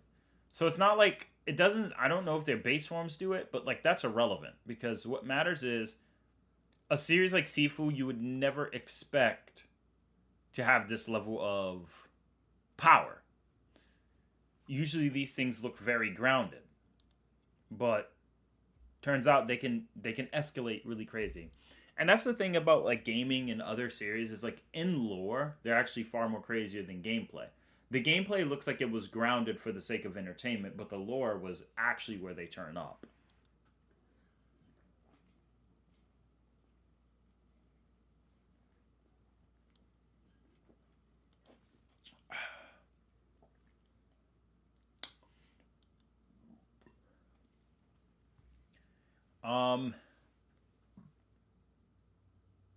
I don't think so. I probably played one, but not too sure. Loads here. All right, have a good night, y'all. I'm gonna head out. Hope to catch y'all in another stream. Peace out for today. No, no. All right, Bamboo TV. Thanks for stopping by, man. You have a great night. Blessings, and appreciate you for stopping by. All right, let's see. Would you lose Atari or would you win? Nah, I'd win. Atari, where do you scale Secret Wars Molecule Man? Well, remember he went toe to toe with the Beyonder. So, was he winning? Not really. Beyonder was weakened, from what I remember, but that's still very impressive. So again, that would still put him into the and because the way multi-eternity works and everything else that's beyond it, they would be in the low false outerversal categories, which is like basically numerical numbers don't really, well, I would say in the more super complex hyperversal. The reason I don't say it's like they're false outerversal because numbers still matter, but to a true outerversal being, it doesn't matter what your multiplier is. But yeah, again, with Sifu and the Absolver, I don't know, man. Like, just based on what I'm seeing, like, these are those cases, like, this is what I mean by people to say the lore and scaling and gameplay scaling are just two completely different conversations. So, you know, what you see with these two is, like, always going to be different. So, it's very interesting how they did that. Oh, yeah. But false outerversal. So, I'll explain. So, the reason I say, like, false outerversal, what is that? So, false outerversal, the way I look at it, is what they call low outerversal. But you see, it's usually when you're beyond the aspects or concepts of space and time. But here's the thing. The monolithical aspect of space and time, if you go beyond the monolithical aspect of space and time, it governs all concepts. Because if you think about love, right? Love is an essence. It's a concept. And the people say, what about the platonic? Okay, but what is love without time? Right? So when you get into the deep core of the philosophical aspects of it, outerversalism, when a character is outerversal, it shouldn't matter if I can amp my power up by 10 times. You're outerversal. You're beyond the concept of space and time. So why should numerical values matter for attack potency? Just like speed becomes irrelevant, attack potency becomes irrelevant. At that point, it should just be a battle about levels of authority and willpower. And you just got to show who has the better willpower. Now, you can use numbers, but if you have to use numbers, I don't think you're truly outerversal. I think you're false outer. Or what I call semi-outerversal. Because Beyonder was millions of times stronger than all the forces in the Marvel Universe combined. Where there's characters who clearly fit the description of not having any form of tie-in beyond space and time. And no matter how much the fiction tells you that, just like how the Versus Battle set a standard and said, well, it doesn't matter how often you say someone's omnipotent, we're still going to have to examine the facts. Cool. Doesn't matter how much. Then I use the same logic. I say it doesn't matter how much Marvel says they're beyond space and time. I'm going to examine the facts. Because at the end of the day, it's not the same. I'll show you guys an example of a character who really does it differently. And let's take a look at Queen of Kala. The reason we're going to take a look at her is because she gives a primary piece of evidence as to what I mean when I say how we examine something. So if we look at the Queen of Kala and how she has a conversation, it's so much different from the typical trope most people get, because the way her power is structured. So let's take a look. So when the Queen of Kala has a conversation with Wes, I mean not Queen of Kala, Princess Kala. When she has a conversation with West, what makes it different is the thing is her conversation is, it's not the same as most people would expect. It's a lot more story driven. Like it's let's just examine it. So for example, as you see, so right here, as you can see, we're gonna look over here. Well, you're probably wondering if imagination can be touched, or she says, you're probably wondering if imagination can be touched or not. But where you are is a place where you imagine yourself to be. You are here, but it is only due to my grace that allows your imagination to sustain your existence otherwise. The very fabric of your being would be destroyed into prions, then digested within the vibrations of this world to supply its nutrients, which I, of course, can recycle to help feed the orb of origin. Am I overwhelming you, Wes? It's okay. Once you, and then she says here, once you get used to it, the nature of things, it'll all make sense. Well, at least I hope you will be understand. Quite a lot of information, huh, Wes? No, actually, this part comes. Quite a lot of information, huh, Wes? I know you're, know you're wondering why have I been hiding this, and how do I know your thoughts? And what's the point of conversing with someone who's beyond conventional time and space when I don't even have to wait for you to speak? It already happened to me before you are aware. As far as, as you know, your life to me is like an entire storybook, but I don't have to read it. I have already known and experienced it, for I am the reason you truly exist, Wes, including everyone else in Eternal Kala. As you see, Wes, each of these shards floating are fragments of dreams, thoughts, and many thoughts conjured by beings throughout the multiverse. There's so many worlds, but honestly, they're just for decoration. But that's enough of viewing my room. Let's transcend further. So, as you can see, this is like an example. I'm not saying Marvel doesn't do this as well, but not to the same detail.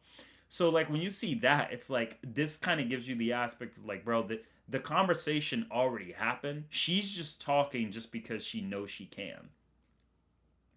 Because otherwise, he can't process things that fast, so she has to talk in human speech for him to be able to catch up with the conversation. So this is what I mean by false out-of-versal. I hope that clarifies it. You know, you have to dig deep and look at what they're doing.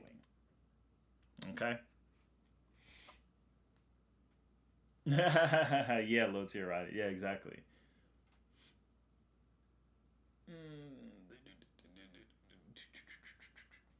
Angel Tammy, I agree, man. You know, out-of-versal is like, it's not fun. Things lose. There's no meaning behind it. There's no meaning. Like, it's not interesting. At first it becomes a fascination, but over time you get used to it and it's no longer fun.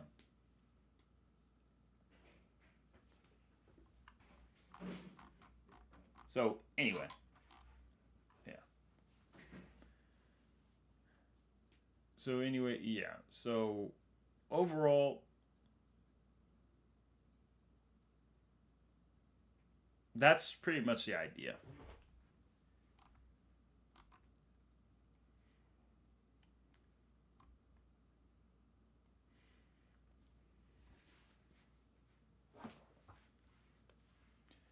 You don't want there to be like a reaction. Would rather have a building level character with actual tense and engaging story than outer being that have no story at all. Yeah. Absolutely. You see, the problem why a lot of stories refrain from going into like multiverse territory is not because it's not interesting. It's because there's only so much you can do to keep the story engaging at that point. Because even then, political conflicts still resort to the same groundedness as humans. Let's say Zeus and Hades could destroy entire planets and galaxies. None of that matters because they still argue like brothers. They still argue like humans would. And when you get down to the bottom line, the arguments are like it's still to the same degree. So it's still like, yeah, they argue, but it's like that's the point. They're arguing. It's like even like Lucifer Morningstar in the DC comics. It's like it's still the same idea. It's like, yeah, at the end of the day, this dude's still drinking something. He's still eating something. That's like Whis from Dragon Ball. I'm not saying Whis is universal, but Whis gives like the best interpretation of such a crazy being. He reacts to infinite teleportation, like instant transmission. He has to suppress himself. He doesn't get cold, doesn't get hot. He doesn't get hungry, and he doesn't need to eat. He just likes eating because it's pleasant. He adopts pleasure from like the human mind to feed himself, just because he can. That's like a being that.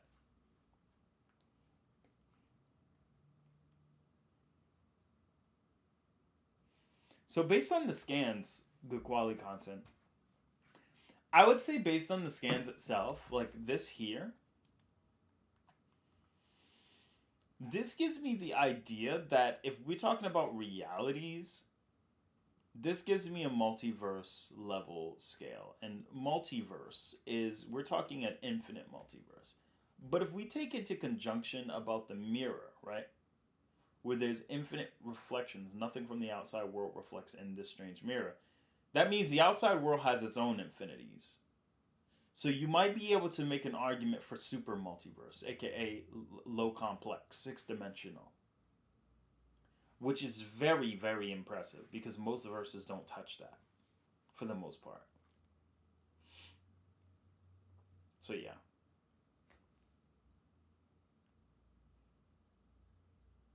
Seems like a lot of people think very powerful characters are supposed to act powerful and indifferent when that's not the case. Yeah, pretty much.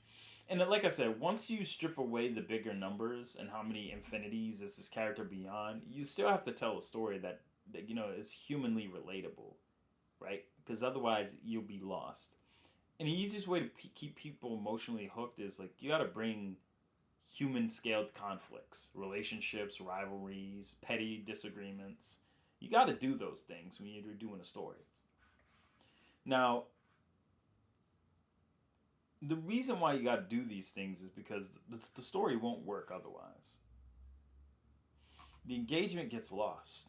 So you got to do that. And when you truly go into like the multiverse and outer, the stakes of physical destruction, they're meaningless. Destroying everything is too abstract for most audiences to even care about. And then the writers will shift into like it's more so about like, are they destroying conflict? So what made my Eternal Caller series interesting to people is because you had the Orbs of Origin and you had scale. Let me show you guys who didn't read the original comic. So for those who never read the original Eternal Caller, what made the original Eternal Caller interesting to you guys? Well, what made it interesting was the fact is characters were super strong, but most people enjoyed this. So I'll show you guys the battle.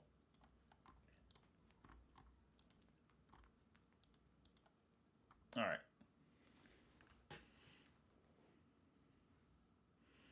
So let's talk about how strong people were.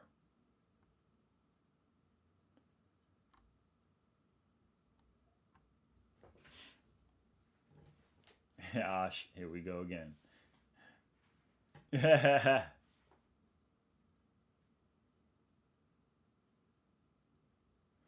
All right, so let's talk about the first fight.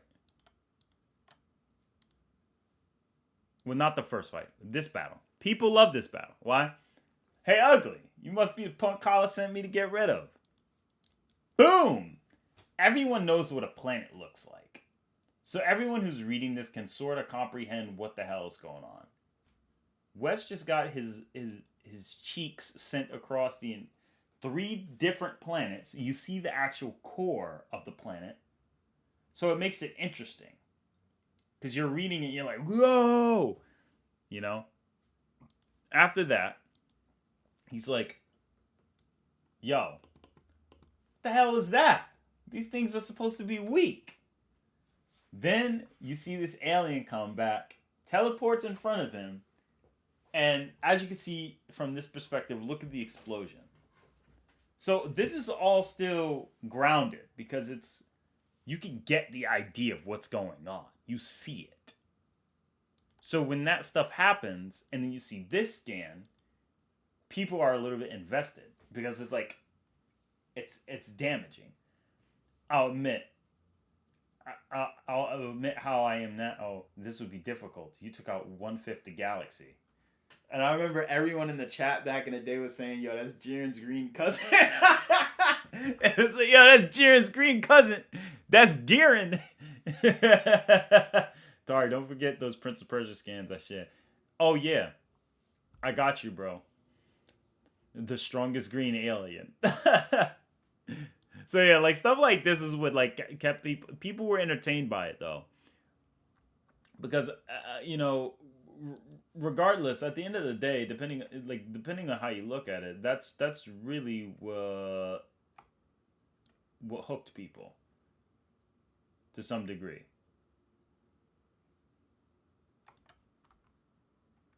So yeah, let me see if I can pull this up. Yeah, there we go. Yeah, there we go. Now you guys can see the whole thing. So yeah, like as you guys can see, like these streams are fun and interesting. I wish I could be able. I appreciate that. Thanks, Macadamia. So obviously, like yeah, like you see this, and then you got this part. Breakthrough. Obviously, shock on the face, power up. You see the aura emitting from the galaxy. People could still kind of recognize this. Yeah. Shut up, everyone. If people's like, yo, that looks like Super Saiyan 3, bro. They're like, yo, he went Super Saiyan 3. Wes is fighting Jiren's cousin. So that is where Jiren's brother is the whole time. El hermano. But yeah, like this was basically what was going on. So Wes breaks out his breakthrough form, right? And so when he goes breakthrough, he powers up. He looks a little Chad. He comes in, goes ahead, grabs homie's head, bam. In about 10 zeptoseconds, the creature's head was stripped from its foundation.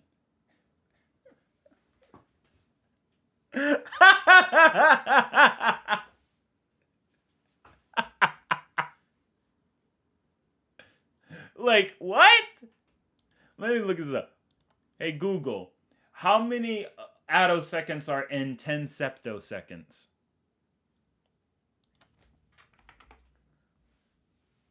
I said atto, not auto.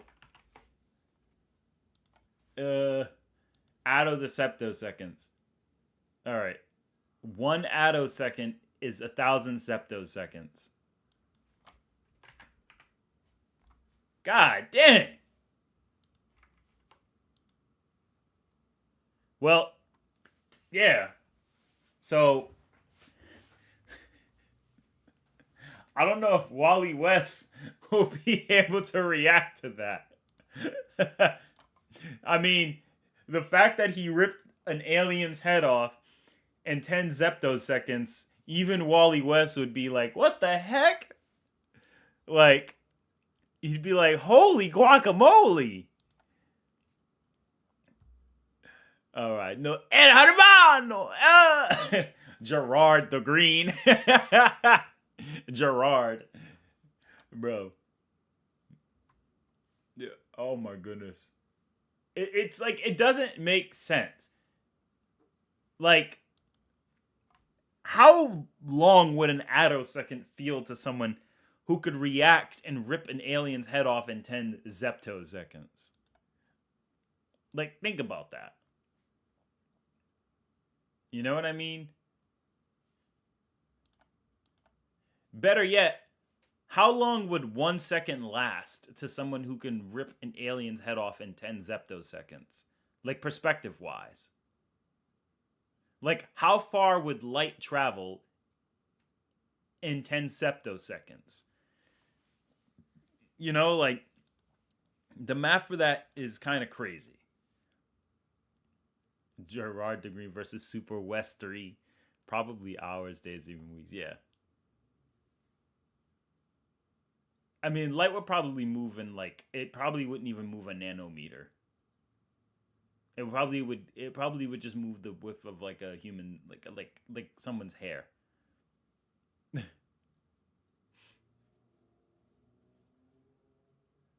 So, yeah. So, I mean, it depends on how you really look at it.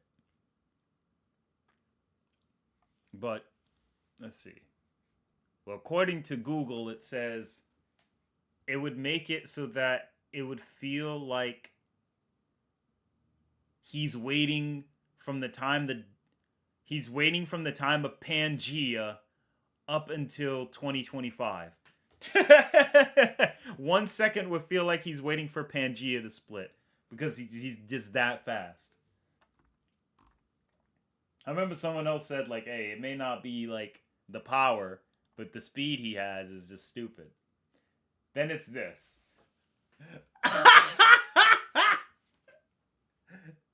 Yo, light-skinned alien, bro. He's about to riz him up. You transformed into a higher being just to fight a mere foot soldier. You have several flaws in combat knowledge. He's like, I don't like the feel of this. So, obviously, you jump to the battle, and boom, in subspace, the space between universes, a universe is getting obliterated. And you just see him damaged. I will acknowledge your strength. If I had been more careful, you would have torn my head off as well. Yet you survived the end of that universe and its timeline. Quite impressive. That's year in the yellow. Why is he there? Bro, he's an alien. What are you talking about? Light skinned Gerard the yellow. Yo, he's relax, guys. Relax. Try to get me demonetized. Yo, why is he naked? Like, bro, chill out. But yeah, like, then what happens next? What happens next? Hold on. Let me see. I think that was the end of the chapter because you got Viola in another dimension. Homegirl's just chilling. She's like, oh, it's been so long. She's just chilling there. I'm starting to miss him. Why do we have to depart? Oh, Monad. Yeah, man, man, I should probably animate this show. Yo, shout outs to Drip because Drip actually did animate part of this. Not like he did make an animation himself.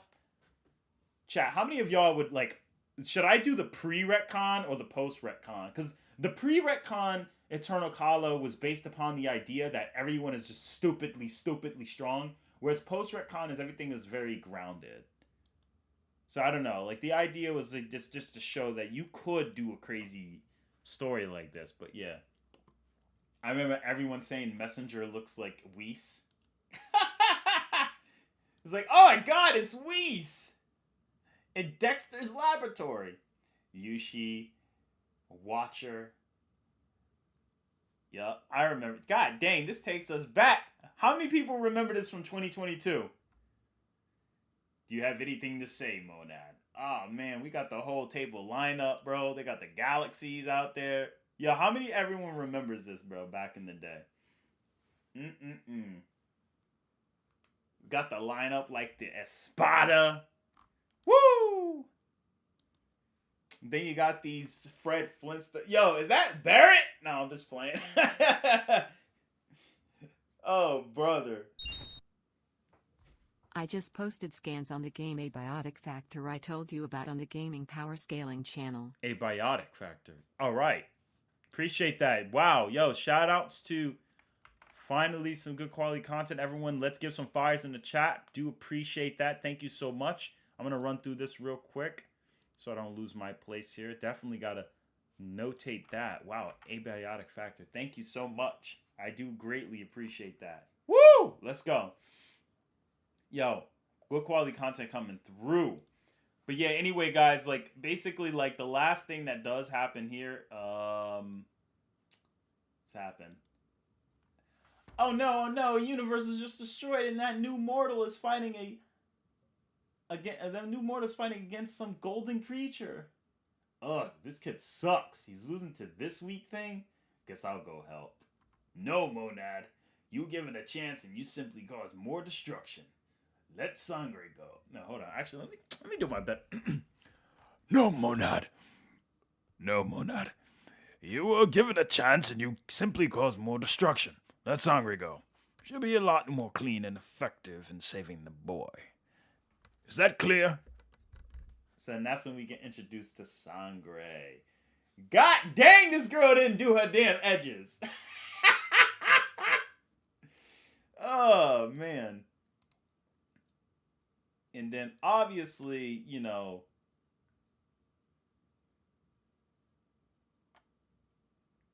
you get this part.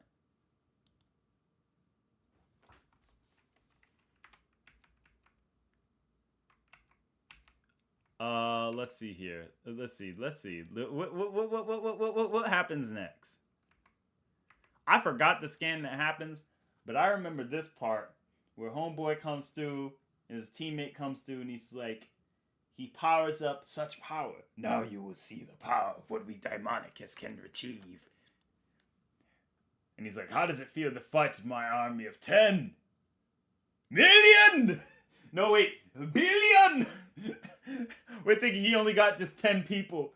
How does it feel to fight my army of 10 billion? Then they're all just going ham, bro. God dang, this is not a bad scan, man. This could, dang, maybe I should go back to leasing this again. Dang, chat, what y'all think, man? Hey, I'm getting flashbacks, bro. Jiren is wondering why his light skin causes his terrorizing galaxy. Meta cooler reference. That army versus the Bleach verse. Hey, actually, that's a good fight, yo. Who do y'all think win? Hey, let's actually do that. Who y'all think win? The army or the Bleach verse? Hold up. Give me this a bit of light skin Jiren. Yellow Daimonicus. Bleach verse. Who wins? Alright, there we go. Yep. Sorry. That's gonna be funny. Now, I remember this scene. Let me get this next. Bro, there's so many scans here. Oh my gosh. So yeah, let's see here. Yep. He's like, hey, I'm gonna do that crusher technique. You do the lead. Hey, I'm gonna do that crusher technique. You lead the lead. Fine, just sync up with me. Celestial, and then they both power up. Yep, I remember that. Yeah. Univis Crusher. Yep. Yeah, I remember people were hyped about this scene. And you just hear, ah! They get bodied. They get wiped out. What? Bam! You just see this crack occurring. And then the funniest, stupidest, most specific statement ever. That it's like, damn. Now this is just funny because it's just like, look at it. He's like, damn. He took absolutely zero damage. Despite our increase in power, it wasn't enough. we may have to retreat. Well, I estimate.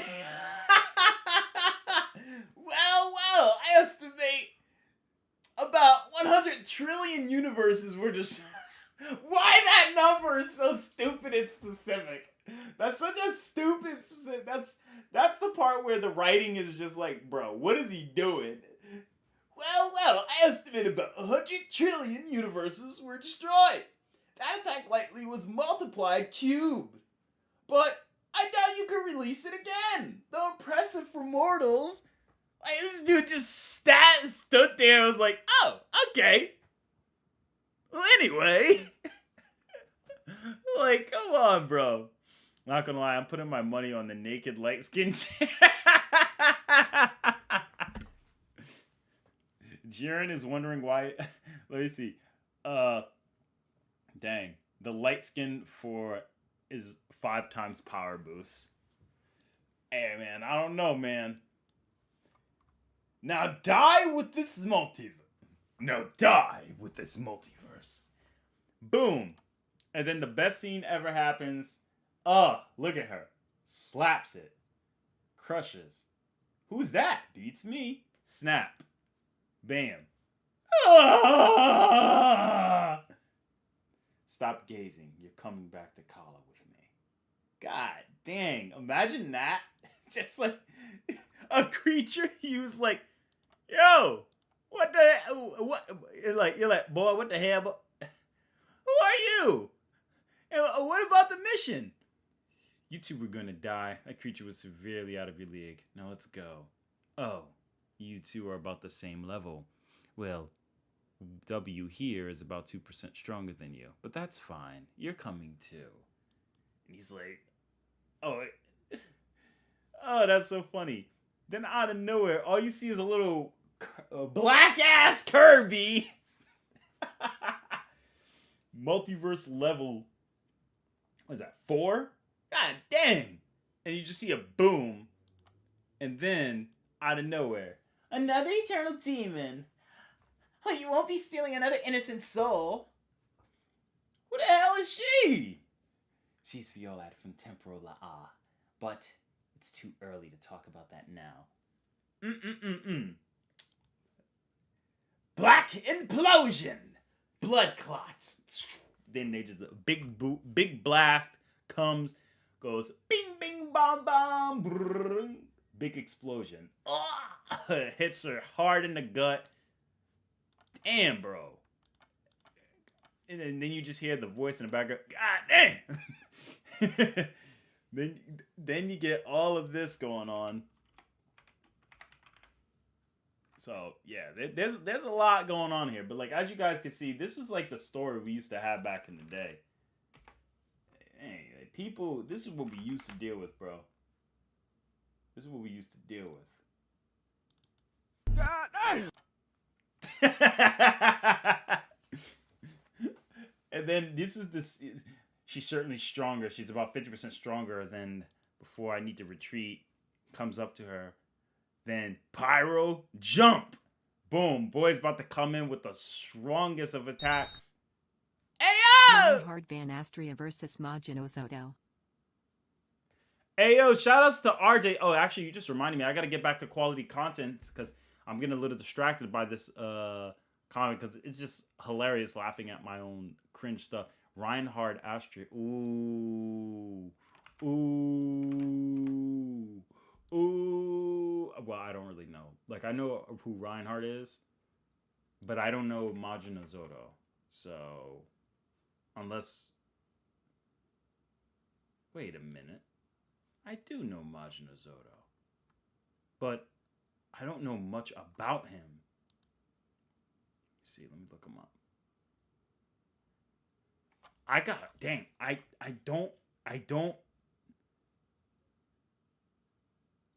Let's see. Is he in Dragon Ball Heroes?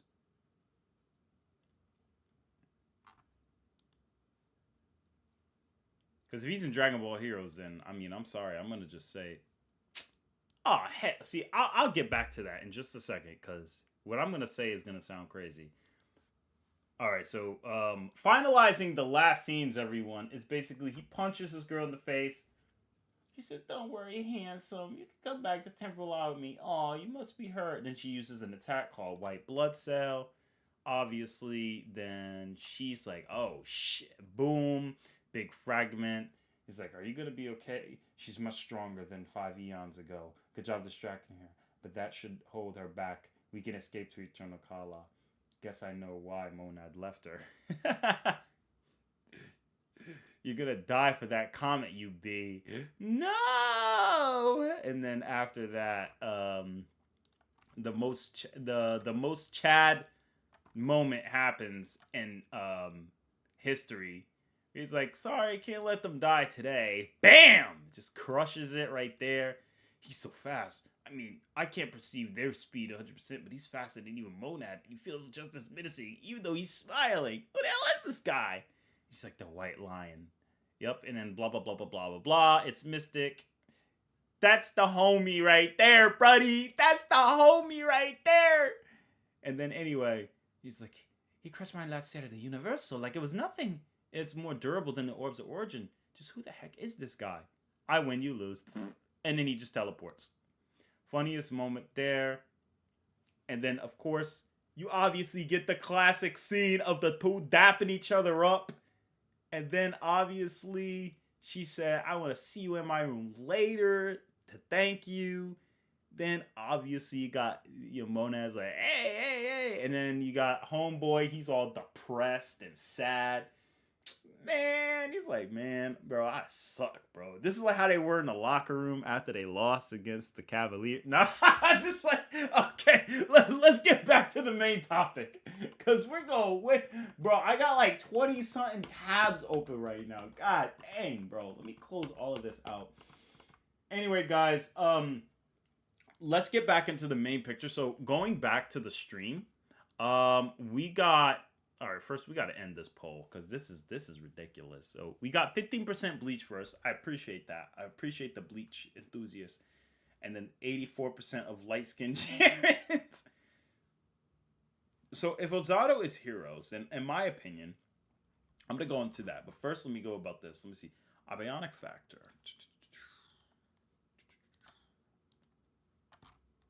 All right, let's see here.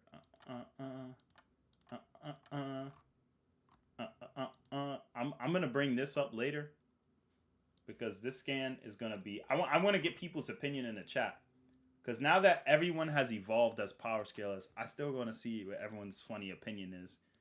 I think it's gonna be hilarious. All right, let's see here.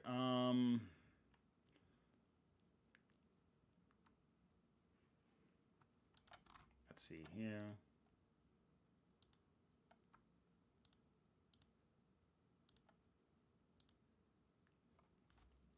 All right, so anyway, let's see. Gaming power scale.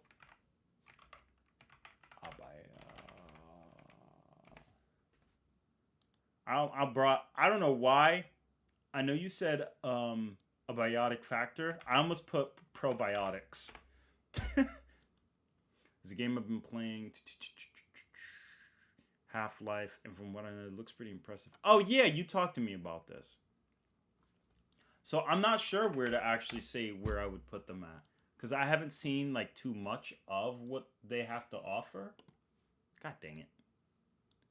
But it does look like it's I mean, you let me know what you find out.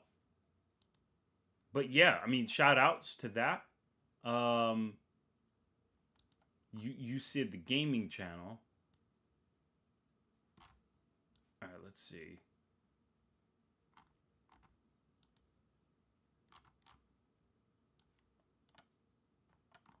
Interesting.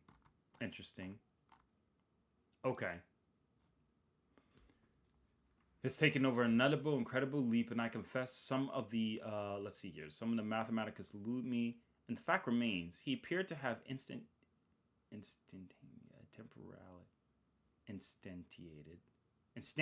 a temporality stable perforation, not just in space, but in time. There's no ethics committee that would advise us here. We are off the map. Interesting. And after that, let's see. The lens opened up an infinity of worlds to. Oh, god dang! Dang, a lot of these, like, containment is worse than we feared. Likely, okay, yep. Uh-huh. Yeah, just so people see what I'm reading. Oh boy. Alright, and then here, trust before significant origin, its laws of physics. We have discovered new facets of its laws of physics. Spanning and temporal tethering. So they have temporal tethering.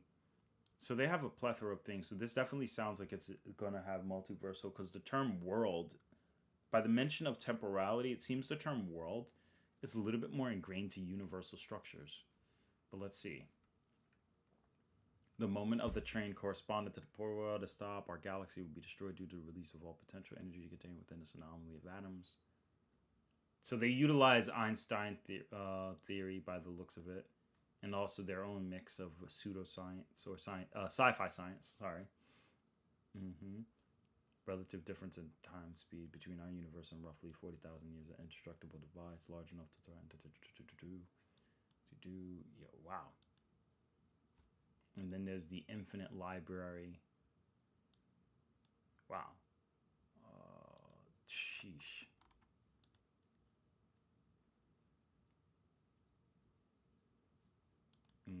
Digital goal, a hard ally with the properties placed in squarely between the physical and digital spaces of our universe. Glitch pack, exchange multi-purpose package with ultra dimension properties. Yep. Heart of corruption. So from the looks of it, it looks like it's going to have a lot of like cybernetical aspects and different levels of hacks and interdimensionality. So again, it's not going to be very blanket. It's shimmering protocrystalline ore, restoring patterns of geometric oddities. That's interesting. So we're also looking at anisotropic aspects. Void chest. So yeah, they look like they got, because even this nuke vac, because it says even metaphysical.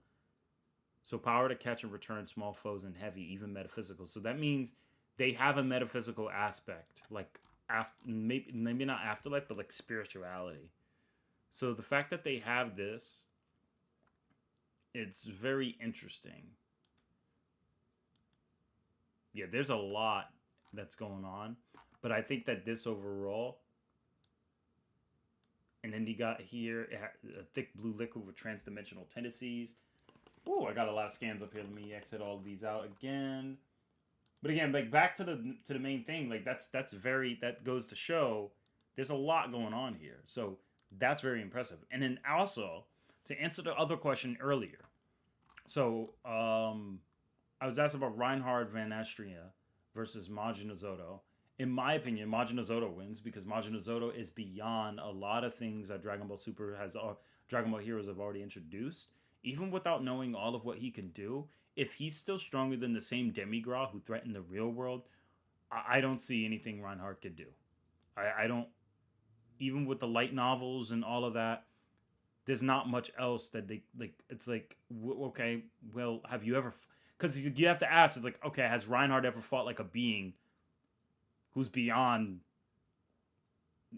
everything that has to, like, who's beyond because the cosmology of Dragon Ball Super is already big, but mix that in with everything with GT, like the Dragon Realm and the Mental Realm and then the crack of time and all of that.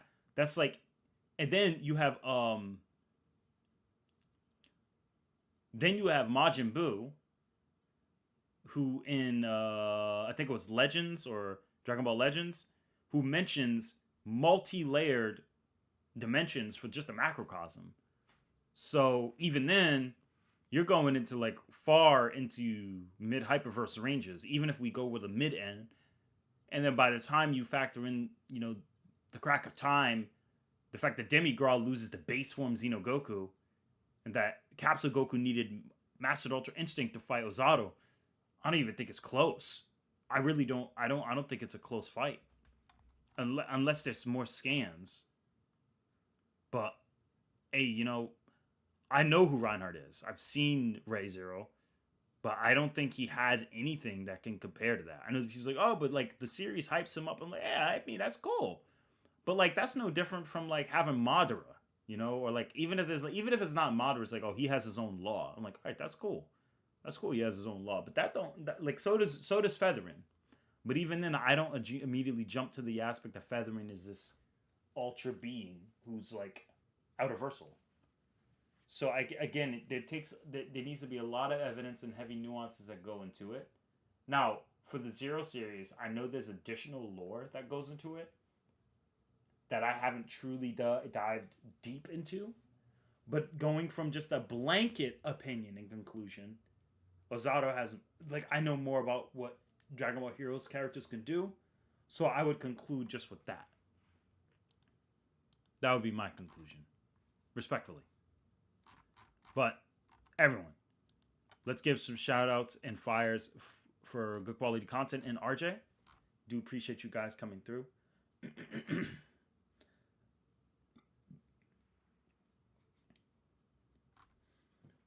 Majin Azada pretty much, I mean, any hacks that Xenogoku has, Majin Azada would likely have the hacks too. So I think it varies greatly. Yeah,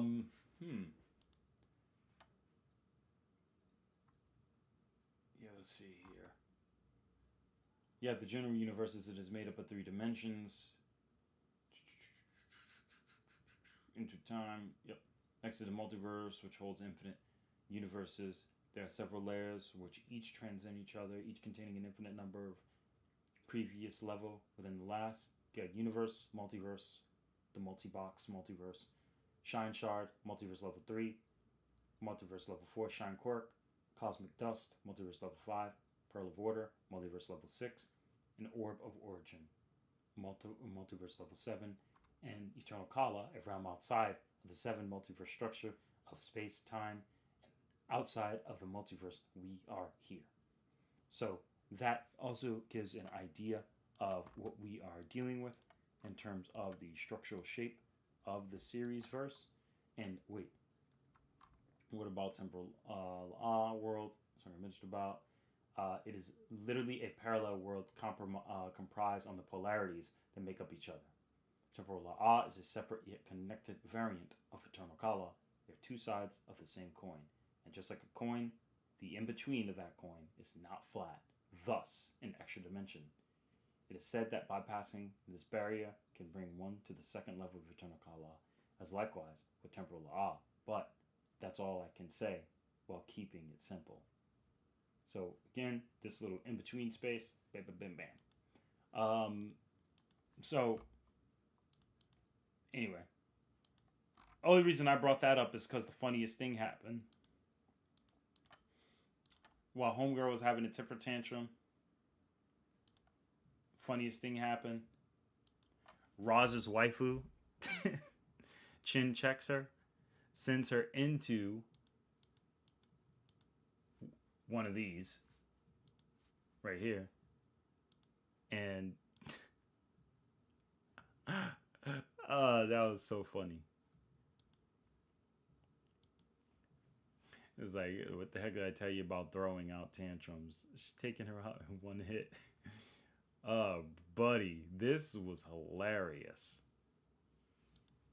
Anyway, bottom line is, everyone, that's funny. But anyway, let me see here.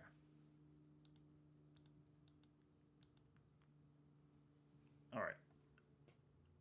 Let's see here. It's pretty recent. Is the universe temporal or just 3D? Let's see here. I'm starting to get sleepy. I'm gonna hop off. Nice seeing the stream. Hey, appreciate you, low tier. Good for coming through. Thanks, Ross. I'm gonna actually take a look at it. So, guys, what we're gonna do is we're gonna take a look at some of the Prince of Persia scans that Ross sent through earlier. Taking a look here. Would you update anything for your Dragon Ball cosmology? Yeah, I would update the way the Makai works. I would update that. that's something that needs to be updated for sure. Let's see here. So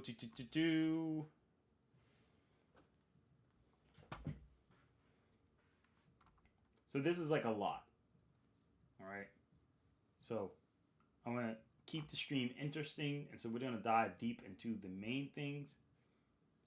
But basically, no mortal have ever walked the plains far. No king or queen had yet to claim the throne of Persia.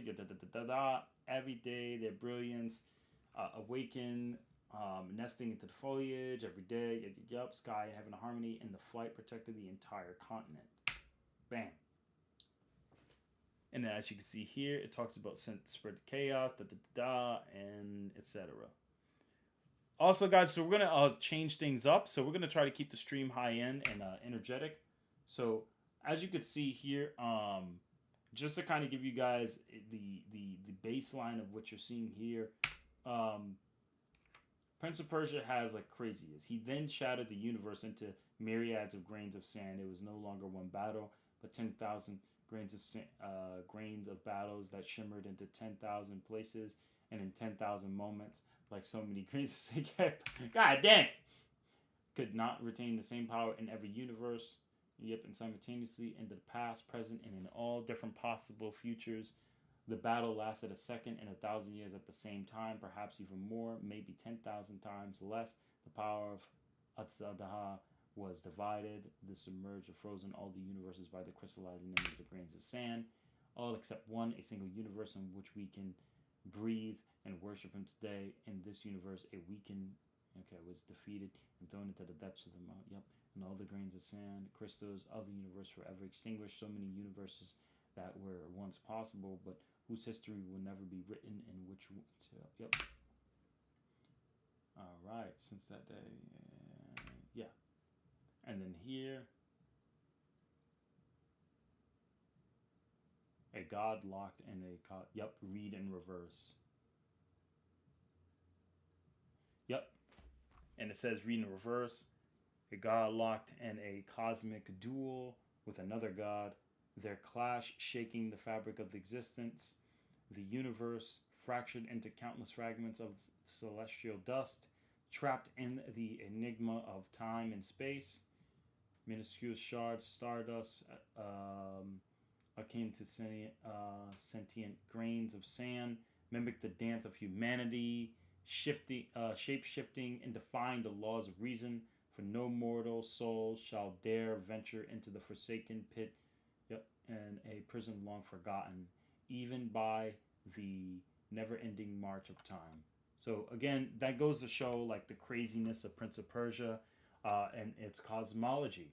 So now we're going to shift gears, guys. We got about 20 minutes left. So we're going to be reacting to some Twitter takes. So whoever's on here, prepare yourself. Because we gotta go on Twitter now. We gotta go on Twitter and we gotta see some blasphemy. Oh dear Lord, what am I seeing already? All right, let's see. This is a great showcase.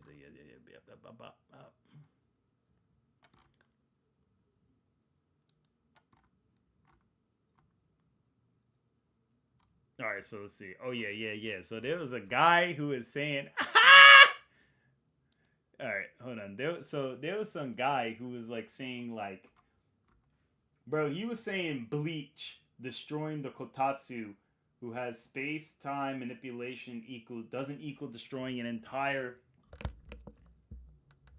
Why did the mic get low, bro? Like, yo, let's turn up. Anyway, so destroying the Kotatsu, who has space-time manipulation, destroying an entire separate space-time, moronic argument. Might as well glaze Kabuto to nearly killing Kid Naruto for summoning jutsu.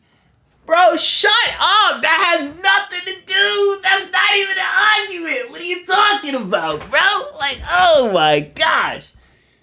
Alright, They have no feet. And you know what I told him? I told him this.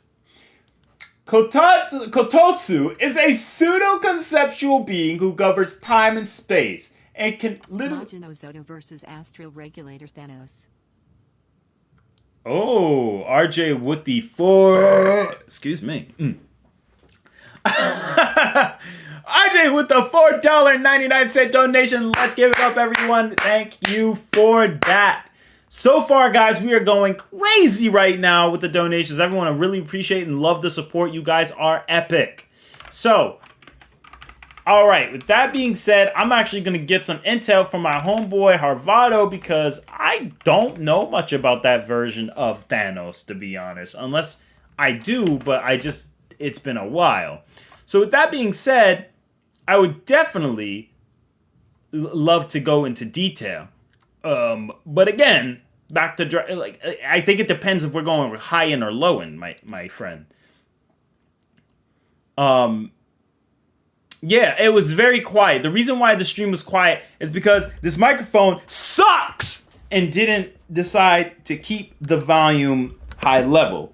But now I changed that. So that shouldn't happen anymore, ever again, for the rest of its life. You understand me? So, that being said, let's just make sure the microphone stays normal. So anyway, back to what I was saying. But to give my honest take, I do think Majin Ozoto does have a little bit more leeway. Just because the way Dragon Ball Heroes is. Only if we're using the high end of Dragon Ball Heroes. Mid-end is a very more nuanced argument that I'd have to dive really deep into to find out the exact scale. If we're excluding dimensional tiering, I would still possibly say depends, because what type of hacks does Majin Ozoto really possess on a, one-to-one basis if we use like some type of bijection on their stats equalize. Yes, Detective, you can. You can give some reaction. You can request some reactions on YouTube. I'll do that as well. Because we want to keep the stream entertaining. I understand that watching, reading things can get a little bit boring, It's not as entertaining. So, again, let's pick it up. Come on, guys. Let's pick it back up. Let's get those views back up. Come on. Anyway. But yeah, I said, bro, Aizen flexed his aura. And he flexed his aura and he's out of existence already. Aizen in his third Hogekyu form, which is nowhere near 1,000 Blood War Ichigo's peak, has two forms. And moreover, that comparison is useless because Kabuto nearly killing Naruto has no similarity to destroying being tied to space-time manipulation. That's like comparing to someone tripping in a hallway or to someone breaking the hallway itself. And keep in mind, he's at 12,000 astronomical units. That's not even out the atmosphere. Are you stupid? Hey, Google, how far is 12,000 astronomical units in kilometers and miles? Let's find out. Oh, you mean to tell me 12,000 astronomical units is the equivalent of not 100 million or billion, but 1.7 trillion kilometers? You think the atmosphere on Earth is that high? How far do I gotta travel in the Earth's atmosphere upward to reach space? 62 miles to 100 kilometers upward. Are you kidding me? Now, hold on. I got the best picture for this guy. You guys want to see the best picture for this guy? You can't say that, man. Like, come on now. There's no way that 12,000 astronomical units is getting outside of the Earth's atmosphere. I mean, come on now. There's no way it's doing that. I mean, look at it, man. I mean, it's 12,000 astronomical units. So guess what? Even if the Royal Palace was 12,000 astronomical units away from the Soul Society, the Serete, that just means that it's not out of the atmosphere. So it's not that impressive. This is the type of arguments we got to deal with, guys. These are the type of people that we are dealing with. Are you kidding me? Absolutely garbage! But despite the downplay Dylan here, yeah. I don't even know what was going on in this dude's mind. First off, 12,000 astronomical units is deep into the Oort cloud. So Ichigo traveling that in 9 hours is very impressive.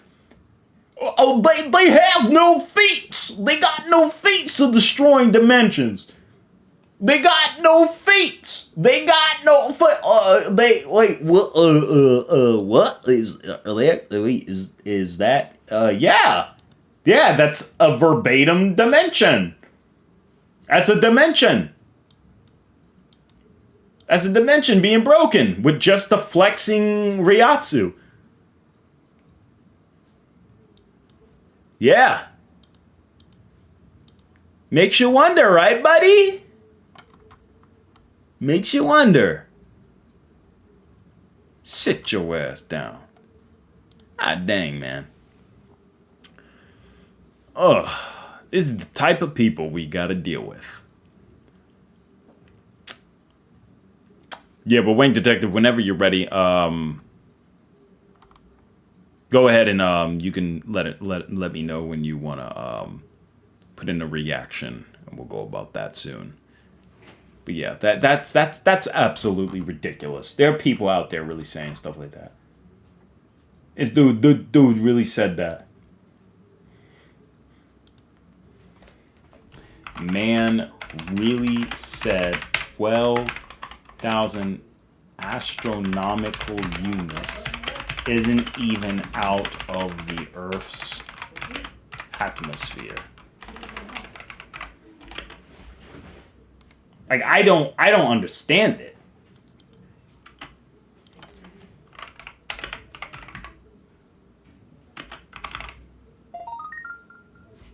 Can you react to Long's take like Superman versus Goku, or how far does Galactus go in DB? Let's go! Yo, W Detective, appreciate you. Yo, chat, let's get some fires in the chat. We got another donation coming through, baby. Let's go. All right, so we're definitely going to go deeper into this. All right, so can react to Locke's take on Superman. Hey, give me back my stream. So can we give a take on Locke's tale, Superman versus Goku, and how far does Galactus go in DBZ? So two separate questions, but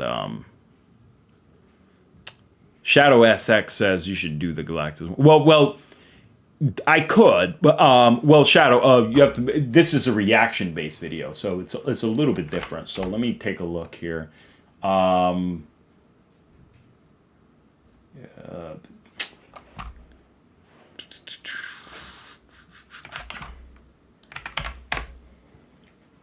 Long's take.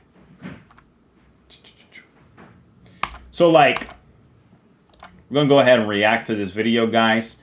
Everyone who is watching this video, be sure to bring your rather we agree or disagree with Long's takes.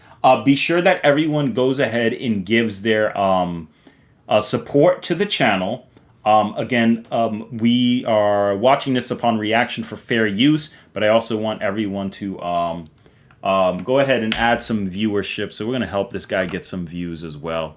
I mean, it's, anything, to support that way. So it's not, regardless, rather we agree or disagree from anyone here. We never want to, you know, dislike somebody for their, you know, opinion, or even if we agree or disagree, we don't want to just, I don't want to just take away from the views he could be earning. So if everyone could go ahead and click on the video, that would be very much appreciated. We want to give everyone a fair chance. So that's what I'm going to do for every reaction. But basically the live reaction would be, all right, let's see.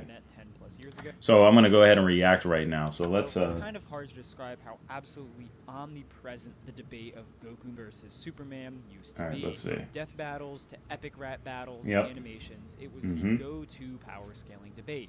And Yes, it was. even from the very beginning, represented more than just two characters fighting, but was Yeah. about all of anime versus all of comics. However, for a while, Sorta. this debate started to fizzle out as more debates and Mhm, characters mhm. began to All right, let's do this. popular. Well, since the early 2010s, Goku and Superman have gotten massively stronger and are stronger than they have ever been. Goku, yes. Superman, very debatable. I mean, like, Superman is a little... I mean, you could argue he has more substance. Like, he has more stuff going on. But as far as raw power, I disagree. Despite being a power scaling channel with a focus on Dragon Ball, I've never actually talked about or shared my opinion on this topic. So this week, with James Gunn's Superman coming out, All right, I let's can't think see. of a more perfect opportunity to give my most honest analysis of who wins between the strongest Saiyan of anime and the most powerful Kryptonian of comics. Goku versus Superman. If you like this kind of stuff, make sure to like, subscribe, and let's jump right in. We'll give it a like. This something special. Now for this video, I will be using the most recent and up-to-date canonical versions of Goku and Superman. So that means the anime/manga version of Goku from Dragon Ball Super. You gotta be careful with that. Anime and manga version of Goku is still different in terms of scaling. That's very important to understand, because the anime Goku is just like literally a completely different, like, juggernaut himself. He's so much he's so much vastly stronger than his manga counterpart. Even for the OG DBZ, the manga, like Cell being a solar system threat in the manga is like one thing, but like in the anime, it's like, well, he's clearly more than that, because even when he exploded in the afterlife, it was visible. So again. And the current post-rebirth version of Superman from DC Comics. For this video, I'll be going over their power progression, feats, and relevant cosmology to give you the best overall picture of their power as I possibly can. Just know that due to how much Goku and Superman content there is out there, there are plenty of other ways to scale them. With all of that understood. Very good, very good. That's damage control to let people basically know it's like, hey guys, there's way too much to cover for Goku and Superman. So again, I mean, yeah, you got it. I mean, it's fair. It's like, hey, man, there's way too much to talk about for Goku and Superman. So I'm not going to just say this is the end-all, be-all. But here's the general take, which is a very smart approach he did. Scaling Superman was an absolute mess due to the constantly changing continuities and cosmology of DC Comics. Right there. I mean, he kind of said it right there. So, yeah. The moon haunts you. Yo, what's up, Don? Oh, yo, what's up, Donaz Moss? I'm glad you was able to make it through.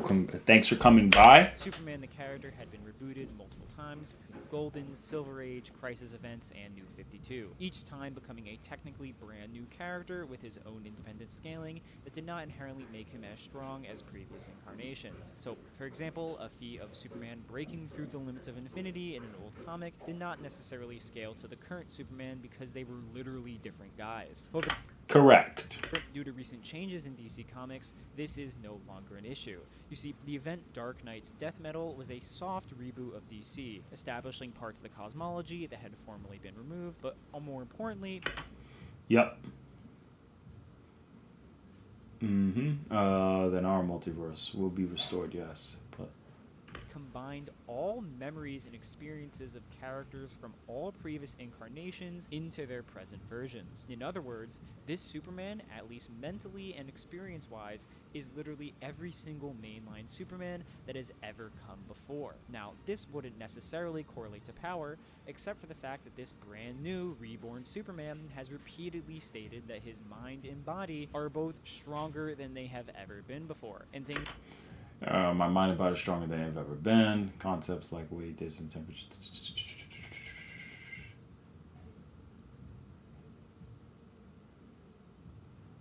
Yep. like distance, matter, and space-time are mostly meaningless to him, meaning that this Superman, if it wasn't obvious, scales to literally any other feat that a mainline Superman has ever done that you've ever heard of. Now, again, this comes down to a technical nuance here. Now, although with DC trying to rekindle the fire, right? Like DC's trying to rekindle the fire and make every other like variant of Superman combine and come back to each other and stuff, and that's okay. But I think the thing is that we have to recognize is even though they're doing that with Superman, we still don't truly have a concrete scale for power because certain continuities will not allow themselves to combine. It's like trying to say GT Goku has the experience of Dragon Ball Super Goku. Even if a new writer came out and said that, that doesn't mean they actually scale like that. Now, again, that's only if you want to be nitpicky. So if you want to be nitpicky about that, you can. But I just need to clarify to people that, like, you know, it's something to, you know, something you have to consider. So, you know, again. So, I mean, I'm going to continue, but, like, my last statement on that is, like, see, the problem with that is that with power scaling, it's going to depend on context of each continuity. Because those, like, it's like if I say Kirby remembers all his events from Smash. But it's like, okay, but does Kirby know who Solid Snake is? And my version he does. It's like, yeah, but, like, did Kojima authorize that? You know? It's like, it's like Kirby experienced everything in Smash, but did... And he's like, oh, but I know Solid Snake. Okay, did Kojima say, well, yeah, we give the okay on that? You know, like you could say feats-wise or the events, but the actual power scaling is still something to be discussed, you know? So I think those type of things really, really do matter a lot. And, so yeah, like again, certain runs are written with completely different tone and logic and metaphysics.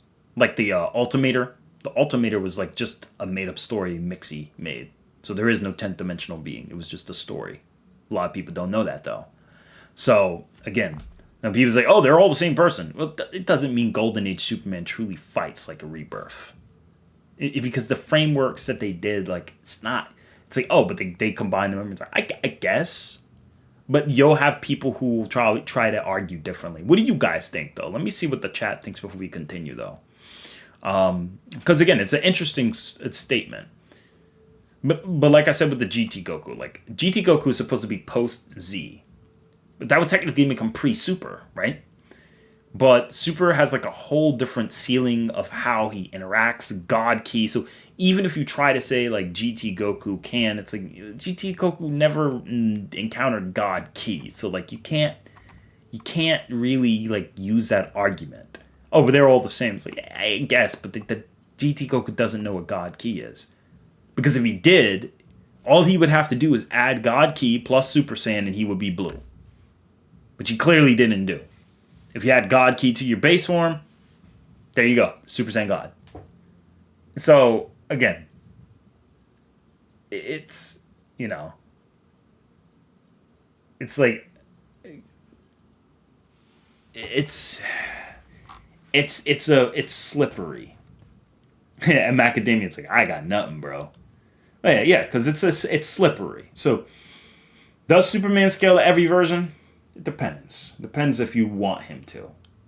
Lifting the Logically, I would say probably not. But people want, if you want him to, because the writer here wanted him to, sure, you can go ahead and say that. But that would have to acknowledge that there are different continuities of DC that exist within itself with different frameworks of the multiverse. Book of Infinite Pages, sneezing away a solar system, flying through time, all of these feats would be surpassed even casually by the current day Superman. I would, and again, I would be careful with that statement. To say that all these feats from Superman were casually be surpassed, I don't agree with the casual. Because, I'm not saying that he can't, but you have to physically show the scan. You got to show that he casually did it. You know? So, like, when I say, like, GT Goku casually surpassed Super, let's just say we did that argument. Well, at least in GT, at least we see Goku destroy the Seguro space in his base form with the Kamehameha. That at least will cement the argument that base Goku could destroy dimensions. Even though logically, through transitive property and scaling and feats and understanding the cosmology, GT Goku isn't stronger than Super Goku. But if you put it in that framework, at least you have the feats that can compare to it, is what I mean.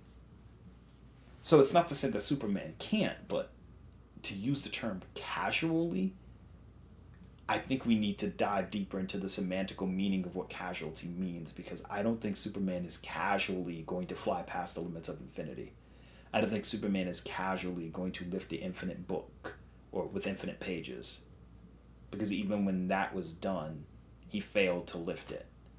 So to say he could do it more casually, like, again, that argument is very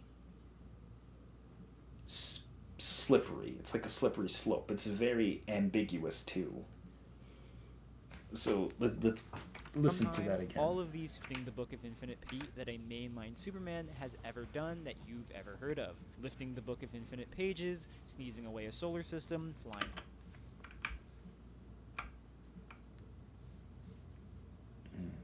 system, flying through time, all of these feats would be surpassed even casually by the current day Superman. From this long history. And again, another reason you got to be careful with this is because Superman can have, you could say, memories or the same thing, but even for like Dragon Ball Z, you have to be careful with the whole term casually, because we're just now assuming the nature of how DC was written back then versus now.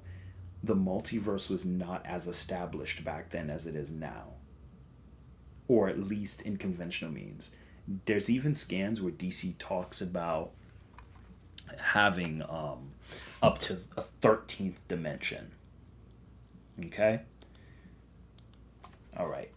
So DC talks about having a 13th dimension, and the problem with that is that the main DC nowadays went up to a 6th dimension, and we really don't see them bypass that, because the Ultimator, which was a 10th dimensional being, was just a made-up fairy tale. So again, when it comes down to that, right? It really just depends, because even, for example, and this back then wasn't even DC, all right? So when we look at Warren Ellis, who was making the Planetary volumes, Planetary was part of DC later, but originally Planetary Volume 1 wasn't DC specifically, but then it got adopted into DC. Cosmologically scaling wise, that they used, Warren Ellis, specifically on page 16, was using moonshine theory for math founded by John McKay in 1978. the reason why that matters is because moonshine theory, when they said, oh, there's like, this is the multiverse as 196,833 dimensional space. This scan is not a geometrical shape of a spatial dimension. This is just different folds and in between components and textures of the fabric of space-time reality. That's all it is when you go into actual moonshine theory and math. So this isn't a higher dimension. DC doesn't have 196,833 dimensions like we thought. Because once you realize this is moonshine theory, it all comes together. In fact, if you guys go to Wikipedia right now, R1 plus R2 is 196,884. Warren Ellis probably misrecalled, probably an honest mistake, but put 196,833, which is mathematically not even accurate. So Warren Ellis actually downplayed the moonshine theory of how many shapes this R2 is likely to have, unless it's a fragmentation of it. So even here, it doesn't mean that there's more dimensions. It just means there's more flavor to the multiverse. There's more substance. Sort of like I said with the whole KOF 11th dimensional thingy that's going on. There's more going on in between, but like overall it doesn't necessarily equate to higher destructive capacity or a higher attack potency. That just doesn't make them hyperversal, not even close. But like these things are important to know because the way DC has structured its cosmology changed. Because even GT never had a Universe 7, Universe 8, Universe 9. GT never had that. The good news is GT could add it. GT just never expanded outside of Universe 7. So we can sort of finesse the idea that GT has it. They just never acknowledge it. Whereas with DC kind of acknowledges his cosmology, tells you how big it is, and then they kind of reboot it or then retract it. So DC is far more troublesome in that area. Unless they made a completely separate continuity that has all of it overall, then sure. But just know that there will be contradictions. It's probably talking about universes. This is apply or related to 12.3 dimensions. Nah. Scientists they made mistakenly tried to figure out what there was in the third dimension. So yeah, it's not a high dimension. Oh yeah.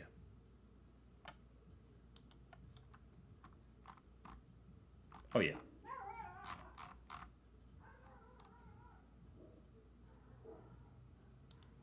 Yeah, absolutely.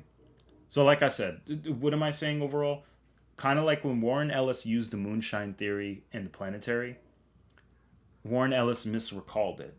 So because the function of how moonshine theory works with a multiverse of planetary, and then DC adopted planetary later as a continuity as part of their continuality, that wasn't a consistent thing to do within the rest of the multiverse of how DC works, because that conflicts with how DC's early multiverse models used to look. The DC multiverse model looked way different back in the day than it does now, than it did in mid-90s and it did in early 2000s. So because they kept reshaping the way the multiverse is shaped, combining all Supermans has a lot of backtracing arguments with it. It's like with Dragon Ball. Again, like I said, Dragon Ball and the whole Universe 7 and 8 didn't exist, but at least with Dragon Ball you can kind of finesse the idea.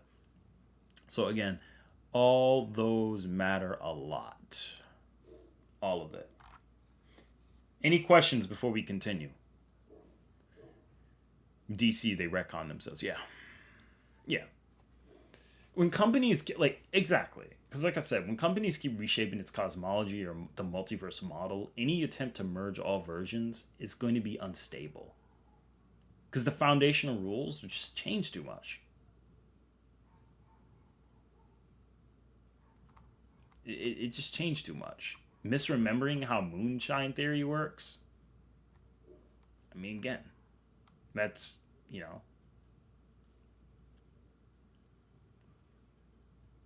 let's see here. Let's see. The problem with DC. I forgot what was mentioned in the past. Hey, it's okay, Macadamia. I'm glad you're here. And everyone else who's in the stream, appreciate you guys for being here. Again, we're going to keep reacting. But yeah, like I said, you can merge character histories narratively, but if like there's underlying cosmologies where there's parts that keeps changing, the feats and the scaling chain is just going to be flooded with conflicts. It's just going to be too many contradictions to truly get like an actual output or a number. So just keep that in mind.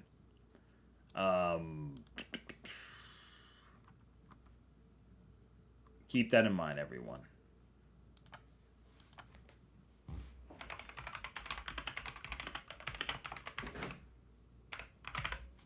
Also, hey, what's good? DCX Sonic Analysis win. Yo, crap is popping on through, my friend. How you doing, my friend? It's good to see you. Yo, the platform pressure. All right, but yeah, I mean that actually would be good, yeah, because Sonic does have an actual crossover with DC, and that's really interesting. Harvado, welcome back, my friend. What's good? We're just talking. So Harvado, just to keep you up to date, we're just talking about how even though like because in this video his statement is infinite pages, sneezing away a solar system, flying through time. All of these feats would be surpassed even casually by the current day Superman. My thing is again, I wouldn't use the term. I personally wouldn't say casually, because that would require an analysis of every single feat. And you would have to go into lore-based breakdowns of how he's pulling him off. Now, he probably knows more than I do in this area, possibly. But like I'm saying, again, DC has tried to adopt other forms of continuities, and they've been trying to bend the rules. Harvado, we was talking about this scan too. And this scan is all about moonshine theory. And for those of you who don't believe me, here, moonshine theory. This is moonshine, okay? And let me show you. 196,833. 196,884. So again, Warren Ellis, who is the writer of Planetary, messed this up. But this is what they were going for. Okay? That's what he was going for. So, this is moonshine theory. Okay? It's a modular function. Actually, let me see. What's the best way to describe moonshine theory and how it would like correlate to like power scaling a multiverse? I think the best way is to say it like kind of has like it adds like more flavor to it. But like the dog is fighting Frieza right now. So like basically think of it this way. You're trying to say everything is structurally linked. So like moonshine theory, like if we're putting it in a fictional multiverse context, it's the idea like every universe has an expression of like some hidden mathematical structure. So anything would be kind of connected, period. So basically, they would always be like a cross-universe type of ordeal going on here. Because it's connected. Rotates, each element rotates. Each rotation describes an entirely new universe. The total number of rotations are equal to the number of atoms make. So you see that? Again, this is the multiverse. So again, this is just the idea that they're talking about. No, there isn't. They're not hyperversal. No. But anyway, that's what we're talking about right now. The flake, some reddish. Also, it says theoretical model of the universe. So yeah, exactly. If you actually look at the scan, this is all like a theory they're talking about because these are scientists. But it does exist. But it's something they're talking about. But yeah. Did you study dimensional scaling? Dang, bro, I couldn't even think of these. W Detective, yes, I did. I did study dimensional tearing. I've been studying it for a long time. Because I used to get annoyed when, what's his name? Seth the Programmer used to talk. Like, I think there was a time I was saying, like, the in-between space and time is 5D. And I wasn't the only one who said that. Not Saiyan Scholar. It was, it's not Saiyan Scholar. It's the other guy. Revolution. Revolution and I used a similar argument, and then they was just kind of making fun of me for that in his Seth's Discord. And then what happened was I told him, I'm like, all right, well, you know what, guys, so be it. And obviously I found more evidence to support my argument because I had a hunch Dragon Ball was that strong.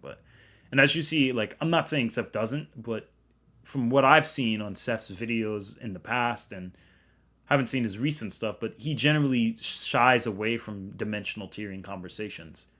From what I've seen from Chuck kind of just jumps the gun. And Webcam Parrot knows about dimensional tiering, but it's only to a versus battle degree nuance. Same with Surfbone. So this is like, so while like I would say like Seth and let's say like Chuck is like C plus tier, B minus tier, and dimensional tiering maybe. I can't really say. I don't want to judge these men's knowledge, but like Seth would probably be B tier. Surfbone, I'd say, is probably in my opinion, I honestly think Surfbone has compelling arguments. He's like A minus tier, A tier, right? Webcam Parrot, I can't really speak for him. I don't know. I haven't talked to him in years, so I don't know how much he knows. But I know that from what I've seen, the way I do scaling, and this is not tooting my own horn, because the nuances I go into in the details, I'd say it's also an A tier to arguably S tier. And I think if I had a genuine sit-down discussion, me and Surfbone could come up with some S-tier arguments for dimensional tiering. Because other than that, I haven't really seen anyone else do some crazy level, in-depth scaling like Surfbone has, or Joker. Because Joker is also really good at it too. Joker's gotten so much better at dimensional tiering. Joker is one of the best out there too. Because Joker knows about the nuances that go into the detail, like, hey, just because someone says it's a space-time, someone says, oh, it's a separate dimension. Well, inherently, it's likely going to be like, you know. Because as you, and like you said, how do I come up with these arguments? I mean, you've seen it here, where I put, the only way we have dimension without space-time separation is if you use pre-Einstein physics or classical physics. Like, we're talking like, Edward Dowdey.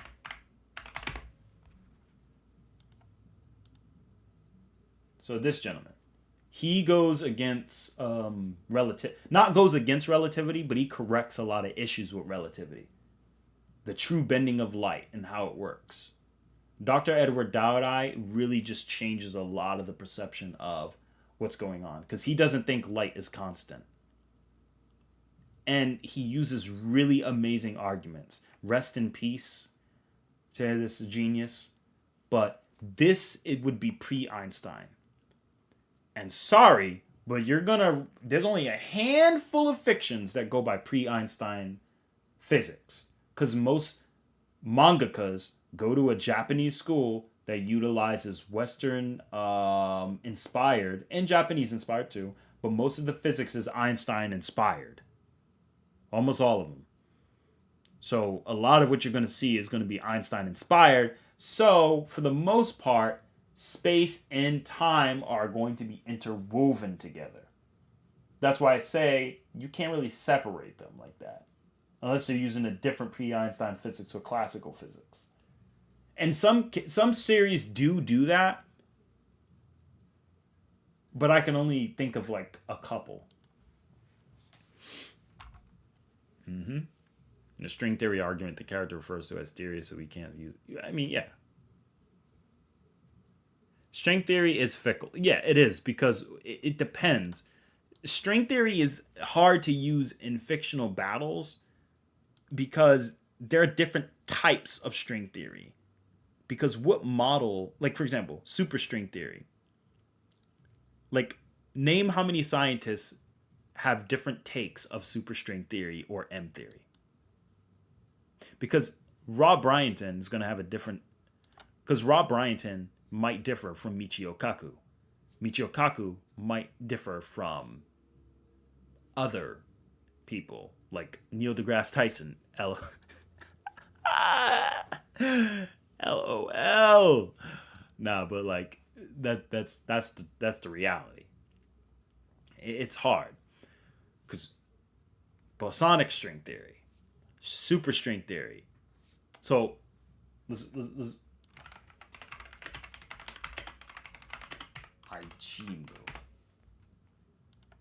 Ijimu, hyper string theory, right? Surpass dimensions. So she has it, right? So Ijimu, even with this, you got to ask yourself, type 1, type 2, type 2B, which one? Because look, super string theory, type A. Which one of these is Ijimu overcoming? Because some of these frameworks are connected to each other up to 9D or 10D, and some of them go to 11D, like M theory. But if Ijimu is using type 2A, you know what I mean?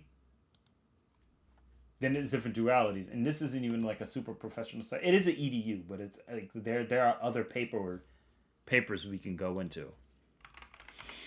So let's see if we can get some sources. But like, yeah, Michio Kaku, Rob Bryanton, Brian Greene. Like, for example, Brian Greene's he's gonna have a different take on superstring theory. So like, macadamia is 1000% correct. String theory is going to be different because type 2A rules might imply different energy structures or limits than type 2B or M theory itself. So unless we specify which type, you have to come up with the high end, low end, mid end, type 2, type B. The argument, it's not that the argument's impossible. It's just that you got to go into, it's that you got to go into those nuances with it. You know what I mean? So, for example,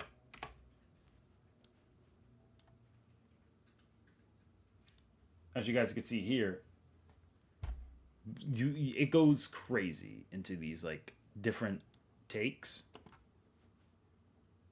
And this is just like dealing with superstring theory. So anyway, I hope that clarifies things. I don't want to get too deep and confuse everyone. I'd imagine bosonic string, superstring, and M theory are the three. I don't know if there are any other major ones. So macadamia brings up something impressive. Like, how many different variants or strings are there? There's bosonic, there's superstring theory, and there's M theory. But there are others. Let's name them. So one of them that I do know about is, we know the bosonic string theory, the 26 dimensions, right? This is like a very early version. We know there's like 5 different variants of superstring theory. We know there's M theory. And we know that there are other variants. So I'm going to actually introduce you guys into one. All right, let's see here.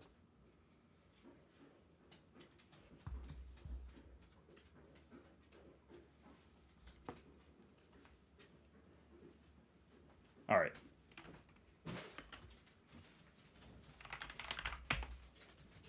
So, F theory. How many of you guys knew about F theory? Yeah. 12 dimensions. Not 11. M theory is 11. F theory is 12. Okay? So, this is more into the, I think it's the geometric. Yeah. So this one's a little bit interesting. But like, you're going to see that this one, it varies differently. And then let's do another. Little string theory. Here's another one. It's a non-gravitational, non-local theory of 6 space-time dimensions that can be obtained as effective. Okay? It still utilizes brains, but not to 12 dimensions. Or, I'm sorry, 11. Let's look at, here's another one. Twister string theory. Okay? This is another one. A lot different. Okay? Edward Witten, 2003. A presupposition. Very intelligent man. But again, you're going to see that twistor space is a three-dimensional complex projective space in which physical quantities appear as certain structural deformations. Space-time and familiar physical fields emerge in consequence. So as you see, there's so many. Macadamia's point, because I think we made the point already. There are different extensions, bro. There are little F theory. How many people would ever think of that? You know what I mean? So keep that in mind when it comes to like power scaling. I didn't know Twister, the board game, made a string theory. We literally left from the reaction. Yeah, Shadow, you're right. Let's get back to it. Is F theory like 11? Yeah, kinda. But yeah, it gets crazy. Let's get back to the video, guys. Dive back in. From this long history, Superman is consistently depicted at the bare minimum universal. There have been numerous feats across Superman's history of tanking explicitly universal attacks, beating universe busters, literal universes, or I would even say multiverse, in my opinion.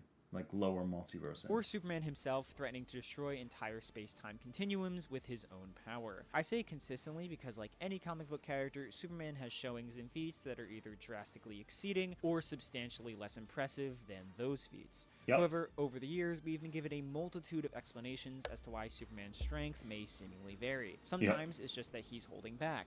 Other times it's because he's not in the proper mental state to harness his abilities, and other times he's simply not experiencing enough stress, which allows him to absorb even more solar energy and make himself stronger. Therefore, any Superman feat that caps him below Universal was Clark just not being locked in enough. And again, either way, current Superman wouldn't necessarily scale above those feats. Frankly though, if Superman was only a Universe Buster, I wouldn't be making this video. There are a multitude of feats and showings that get Kal-El far higher. Now, I could spend literal hours going over every single possible feat for Superman over the last 80 years of history, but instead I'm going to focus on a couple of feats and statements Superman has gone in the past couple of years or so, starting with the Phantom Zone. Now, the Phantom Zone, as you may know, is usually used as a prison outside of reality where Superman or other characters can send threats that can't be contained anywhere else. But it's actually far more impressive than that. To make an incredibly convoluted, constantly changing and evolving cosmology as simple as possible, this is the map of the DC multiverse that is still being pretty consistently followed and literally shown in recent comics. The big circle in the middle is the entire DC multiverse made of physical matter as we understand it. While it does say there are 52 universes there, it's been further expanded upon that there are... The truth is there are infinite worlds out there, and every year dozens of more. Are indeed an infinite number, and that these 52 specifically are just connected via a vibrational frequency as a quote-unquote local multiverse. As stated by writers both in and out of comics, each and every one of these universes are made up of an infinite amount of higher and lower spatial dimensions. That is a little bit wonky because Paul Jenkins, which of the scans he's using, has actually retracted this statement.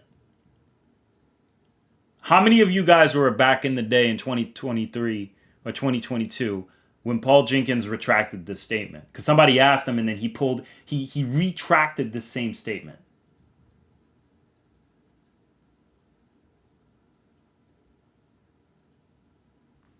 Because Ramakrishna, we did think she was talking about that in Cena the Wanderer, because this is Cena the Wanderer in this scene. They actually don't clarify what dimensions they're talking about. It's not saying they're not, but it's going to show that there's a lot of pushback in this. I don't know if Andre is here though, but yeah, I don't know how many of you guys do remember. But Paul Jenkins did retract that same statement. I do remember somebody bringing that up, though. Rip Hunters talk about that a few times. Yeah, no, it refers to parallel worlds. Yeah. Multiverse of Superman should be baseline. It's Andre. Andre is one of the mods. Also, if the author's opinion isn't consistent with the material, then we could Well, then that goes into see, DC is kind of weird. I want to talk about Death of the Author, which it comes down to like, because we are readers, we can interpret the story differently than the author can. Because the author can't solidify how we'll interpret a piece of narrative or fiction. And because the way DC is written, and Paul Jenkins isn't the end-all be-all writer. Like, Paul Jenkins is not the end-all be-all writer for DC. So even though he can answer questions on Twitter, and I know Surfbone had an issue with this, with people answering questions on Twitter and stuff like that, because he said, yeah, but that's not like licensed or really written. They could just say anything. I'm like, yeah, that's true. But to offer clarification still could be taken into consideration. However, here's a difference. When there's a series like DC that has this many writers, it becomes very, very weird. So, here's an example. Let's pull up Cena the Wanderer. Let's see, Prime Earth. Let me see here.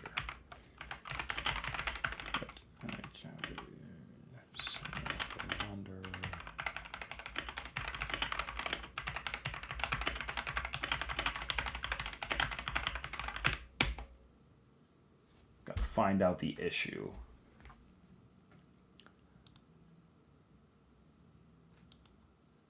Let's see.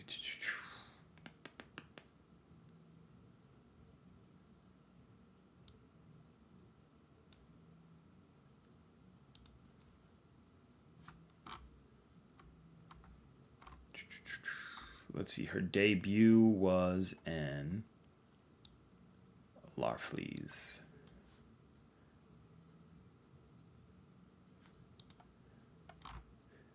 Writer. Okay. Good.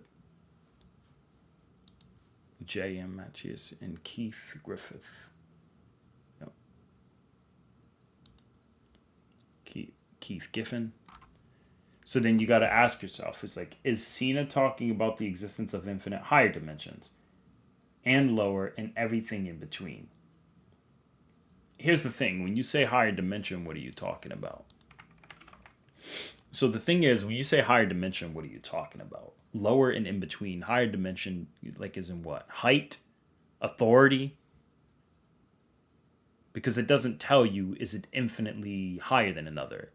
And like I said, back to what I was saying earlier, when DC rewrites its stories, DC has made it clear that the sixth dimension in DC is the end-all, be-all.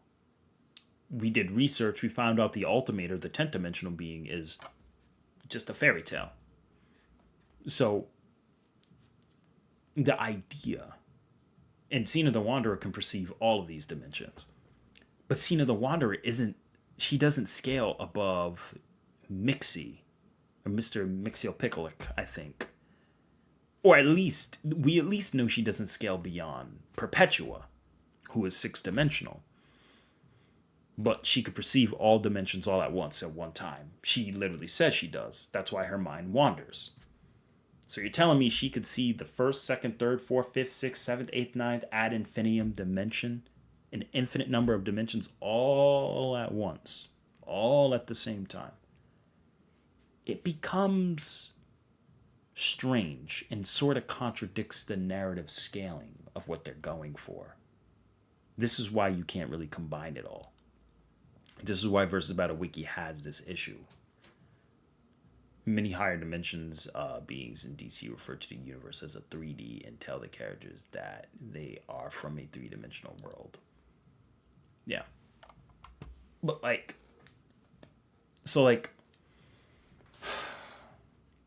Paul Jenkins, right? It's not saying, like, Koyama is a screenwriter. So Koyama giving clarification on what's already been said. See, here's the difference. When Koyama gave opinions on Dragon Ball, he's just offering clarification on what we already knew, which is fine. knowing that the afterlife is a higher dimension when it blatantly says it is just getting double confirmation. It doesn't change what is stated. When people say, what is hell? And he says it's the fourth dimension in Dragon Ball. It's like, okay. And he says it's infinite. Okay, that doesn't contradict anything because those statements are made flat out in the Daizenshu 4, or at least heavily implied in the Daizenshu 4, or the other variants of like the 1999 or the year 2000 RPG data books from Dragon Ball. So there's statements that support the ideology of those arguments either way. And Toriyama later confirms in a review. So it's not adding new stuff. Whereas J.M. Dematius, when he says and lower and everything in between, it contradicts that portion, sort of. And when they say, so DC Multiverse has infinite higher spatial and temporal dimensions? And he's like, no, every universe does. But it's like, it's like Paul Jenkins sort of retracted this statement on Twitter after. So again, it's, people, it's not that the argument isn't usable, but it goes into death of the author territory. Are these authors, do we have to take what these authors say as the ultimate take, or can we challenge it?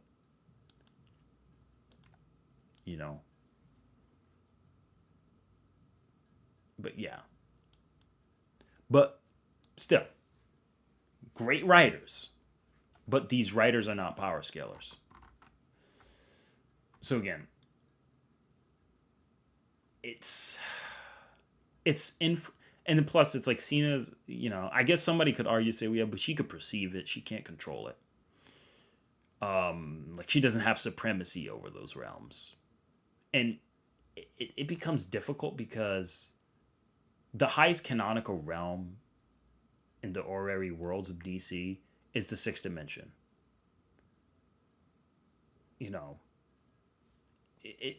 Perpetua by narrative sits at the top.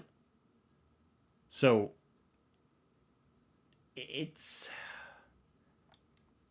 like, it's hard to really make an argument in the case of Cena the Wanderer's Mind. That's where DC falls into that high end, low end. DC is the most wonky in that case. Like I said, Koyama, he reiterates information that's confirmed. Because people bring the scans to him and then they ask. Not just arbitrary, they just bring it. JMD, Paul Jenkins, they introduce like a detail, but it kind of conflicts with existing texts, and they're not the only writers. So it's because it's different to ask for questions that are reiterating, but then it's different to ask for questions that kind of contradict.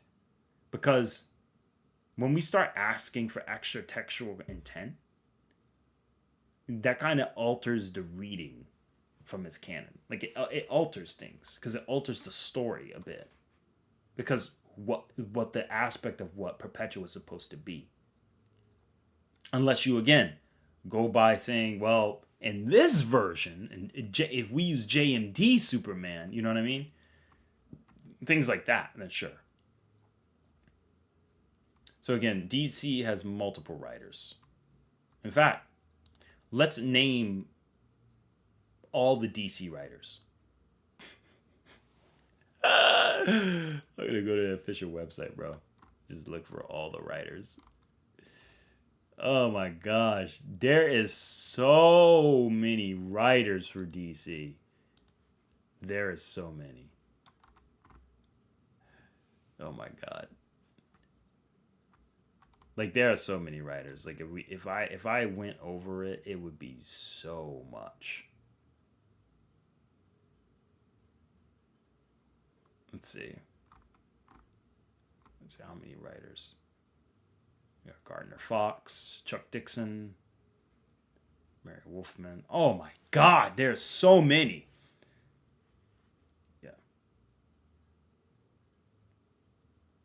Yeah. DC has had hundreds of writers over decades. So again, guys, it's a lot different for DC.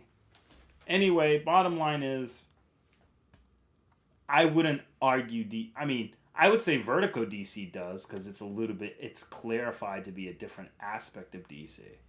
But if you also want to use the same argument for DC and say there's different variants of DC, sure. Sure. I think DC has outer scaling, but mostly for Vertigo.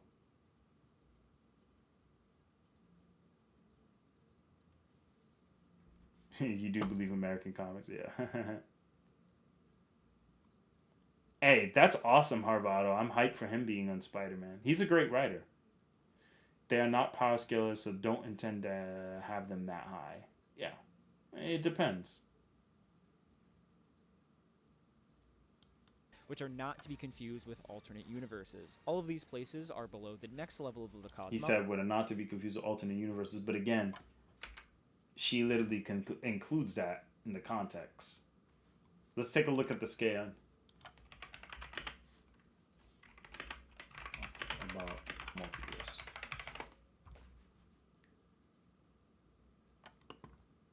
Somebody, I actually am interested to see the Reddit take on this.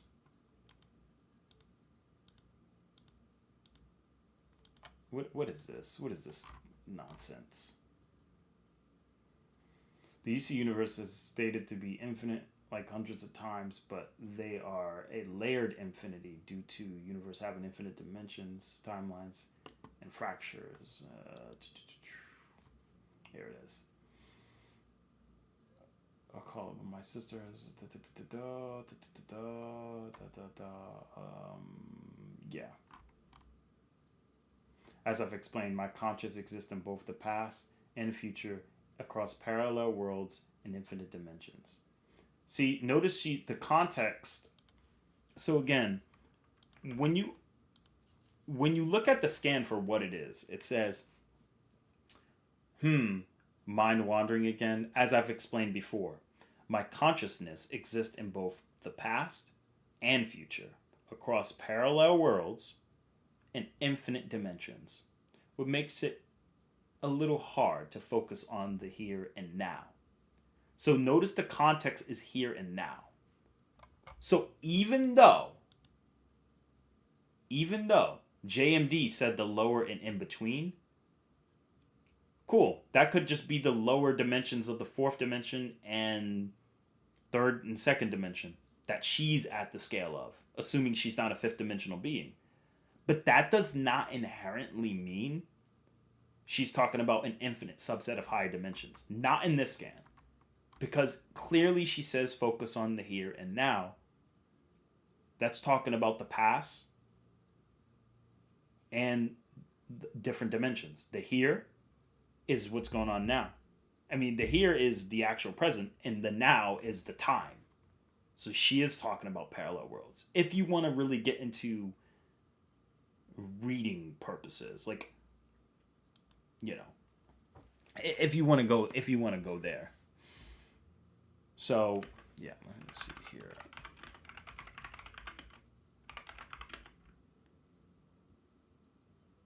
Let's see here.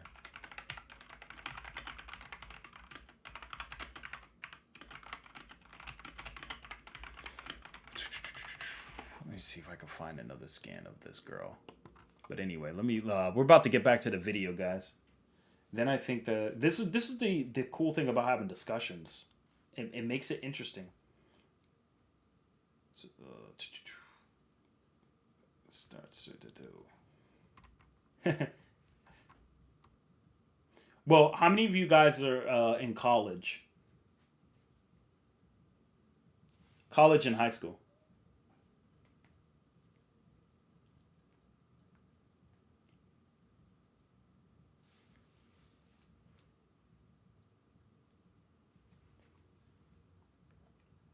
Because how many of you are in college? Because I'll tell you guys. Let's see. How many people are still here?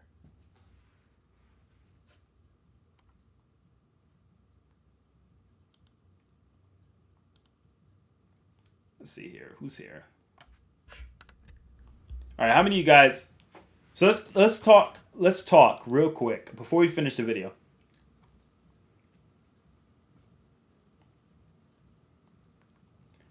Let's go college level. So, the immediate focus, as I've explained before, my consciousness exists in both the past and future, across parallel worlds and infinite dimensions, which makes it a little hard to focus on the here and now. So the narrative anchor, right, is the last clause. Focus on the here and now. That's the clause, okay? Focus on the here and now. Here, the physical location or spatial present, and now, the temporal present, okay? Like time-wise. So from a reading comprehension standpoint, the entire sentence is framed as an explanation of distraction, okay? Not a statement of raw cosmic hierarchy. So the parallel world and infinite dimensions are serving as a supporter of imagery for why her attention drifts, not the power scaling aspect. Now, from a literary function perspective, okay, the way we need to look at the modifier of across parallel worlds and infinite dimensions can be literal in the universe description, if supported by lore, of course, we know. And then we got metaphorical aspects, but, depending on how you want to look at it, it's talking about with, breath, etc. But the flow in the conversation is embedded in the distraction. Because she's talking about, mind is wandering, haha, ignore that. So this suggests the phrase is within the tone of the absurdity of her mind wandering and the fact that it's of infinite parallel dimensions. Because you can see her little face here, making a little comedic face. Like, ooh, uh-oh. Because here she's smiling in confidence, and in here she's like, oopsie. So you could see. So she's emphasizing that her awareness is stretched so wide that she struggles to stay grounded in the present moment.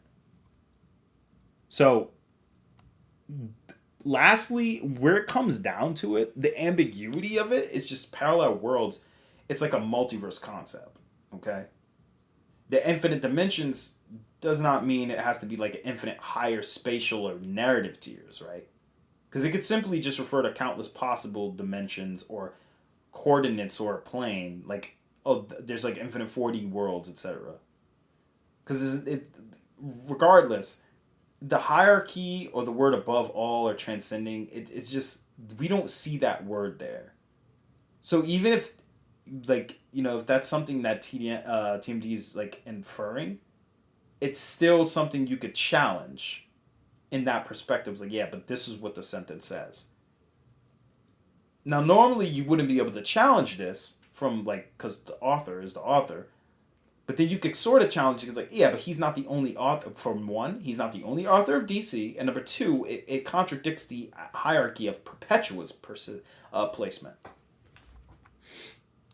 So again, I repeat, the reason why you could challenge this is because it contradicts the rest of DC's cosmology, because Perpetua is the sixth dimension, and that's the highest canonical one we know. And then also the context, and that the fact that you're not the only writer. So because there's so many writers for DC, that's what allows us to challenge it more than if we were to challenge Koyama's statement for Dragon Ball. It's not being unfair, it's just being reasonable. So, yeah. So I just think that that's something that we need to consider when it comes to that statement. At least in my opinion. So JMD, he can give a take in a story, but other writers like Snyder, Morrison, Grant Morrison, who else? There's a couple more I can't think of, but I know they literally have conflicting, incompatible interpretations of dimensional structure. Grant Morrison literally goes by a narrative aspect. Whereas Dragon Ball, it's centralized. Koyama just kind of clarifies it. And he even says, I have to ask Toriyama Sensei first. So it goes to show you that Dragon Ball's a little bit more cohesive in that aspect. Even though Dragon Ball has different writers too. Don't get me wrong. But yeah, hope that clarifies. I think the entire comic refers to dimensions as a universe. I think by infinite dimensions, she wants to refer to the quantity of universes and parallel worlds about the quantity, but she still refers to about the same thing. Yeah, exactly. But anyway, let's finish up. Are not to be confused with alternate universes. All of these places are below the next level of the cosmology, which is the God Sphere, with numerous places within the God Sphere being stated to be beyond the bounds of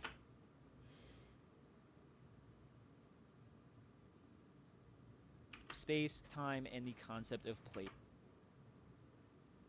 entirely. Yeah, there is a place that is not a place that transcends place called the fourth heaven. Well, all right, this argument is like, so like the new Genesis where they state beyond like time and space.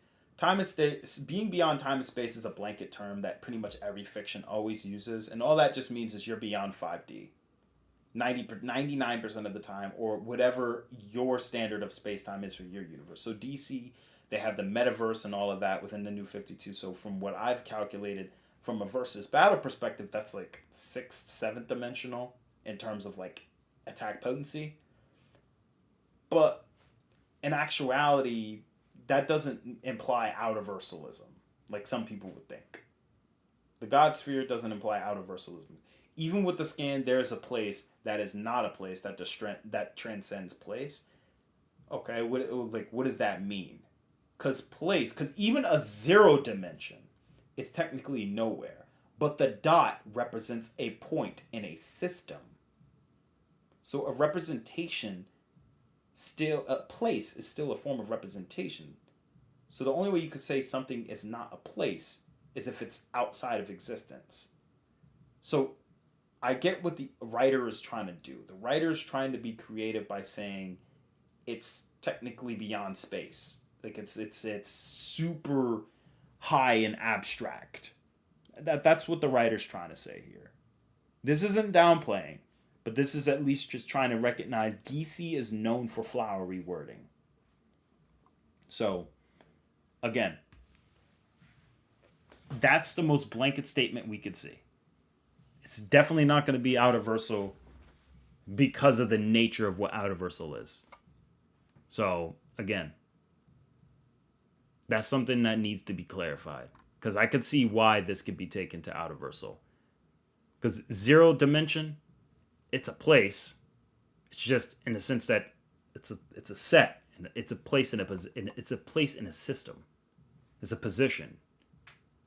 So to be not a place, it has to be outside the framework of existence, which it's not.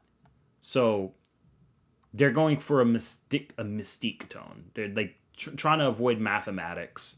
They're trying to say beyond space-time, or this is a place that is nowhere. Because they're basically trying to say it's infinite, it's so ambiguous that they can't even give it an idea. That's what they're trying to say. All right? All right. Beyond doesn't necessarily mean transcending. Correct. I can be beyond my house. Or I can be beyond the earth. It doesn't mean I transcended it. It just means I'm up.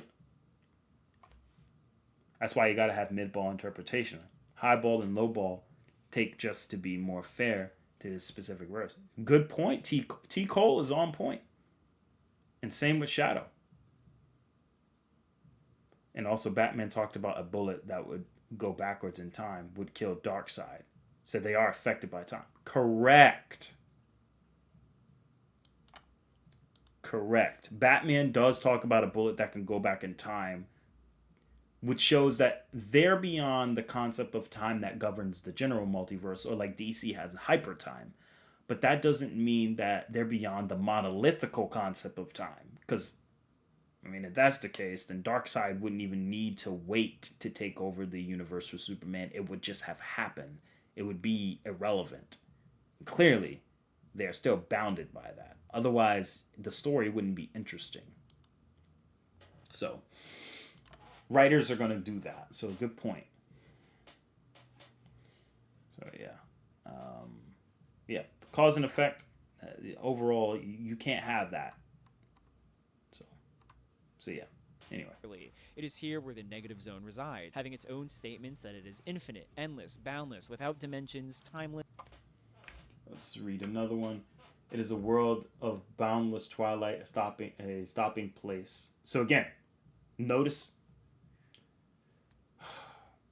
So again, another problem with the phantom zone. Okay? Here's where the contradiction comes. Negative zone resides of space, time, and sphere, with numerous places are God sphere being stated to be beyond the bounds of space, time, and the concept of place entirely. It is here where the negative zone resides, having its own statements that it is infinite, endless, bound. So, again, the contradiction is the phantom zone, which is in the God sphere, the same place where they said there is no place. LOL. Okay, let's see. It is a world of boundless twilight, a stopping place between being and nothingness, a dimension without dimensions, without horizon, without sensation, without hope. So again, people will look at these statements, but they won't read the whole thing. This is not a knock at Lonk. This is just showing that this is why there's a tiering system with dimensional tiering. I'm going to show you guys what S tier analytical skills on this is supposed to be like, or at least try my best. First off, Twilight is just flowery wording, just to kind of give you guys an idea. A stopping place is already a contradiction because a place is still a place. Now we just put the framework of place back in there. Now I'm not trying to cherry pick, but again, it says between being and nothingness. So like I kind of thought, the existence and non-existence. A dimension without dimensions. So that's a oxymoronic statement. A measurement without measurement could simply mean that it is a spatial... Because let me give you guys an example. You can have a three-dimensional world, which is a dimension, that has no dimension. Meaning it's infinite, stretches out infinite. Dimension comes from the word metre, or matrix, which is mother, or to measure. That's what dimension means, to measure.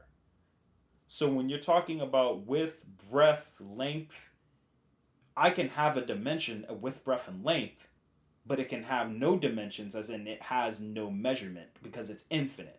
See, infinity is not a number, it's a concept. So in that statement, without either I can dismiss this statement as a contradictory oxymoronic statement, the self-contradicting statement, or I could look into the deeper nuance and say, okay, so it's a place that's at a dimensional point that doesn't have general dimensions to measure it. Basically, it's a place where everything is pretty much infinite. So you're going to be dealing with higher dimensions of infinity that are just infinite, infinite, infinite, infinite, infinite, infinite. So there are going to be, it sounds like it's likely going to have higher dimensions of infinity, but to say it's without dimensions in an outerversal sense could be challenged. So it's not saying it doesn't have it. It's just saying that you could challenge this argument. Am I making sense so far?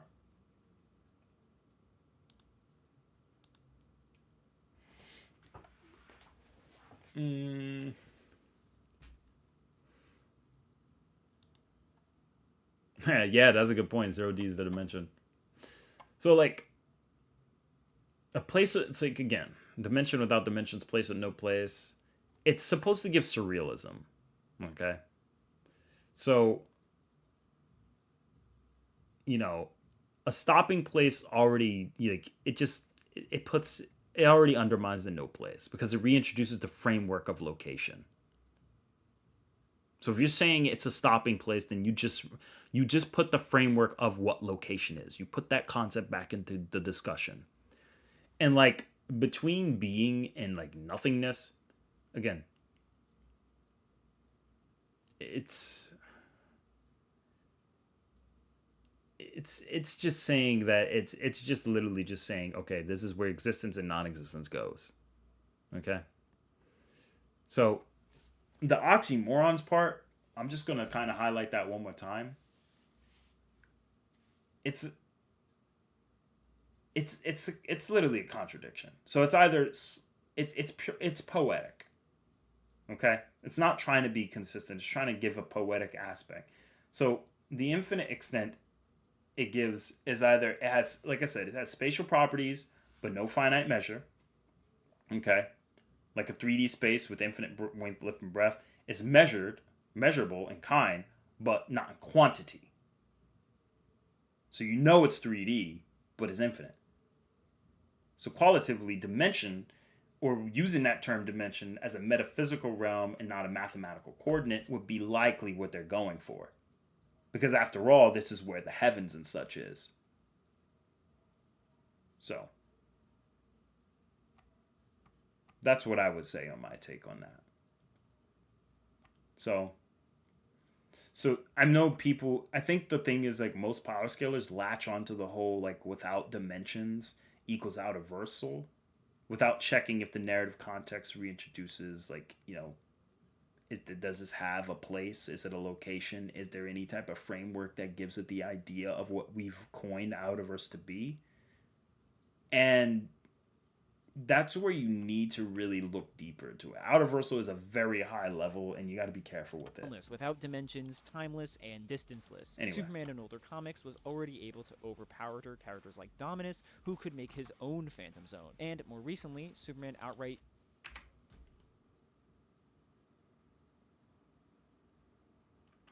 characters like Dominus, who could make his own Phantom Zone. And more recently, Superman outright shakes the Phantom Zone and states that he could destroy the entire Phantom Zone if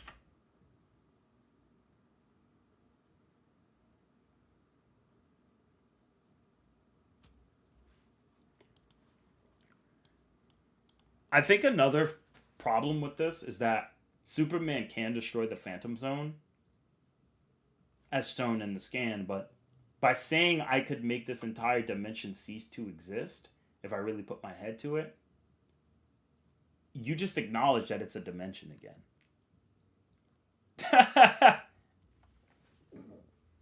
You just acknowledge just the dimension again.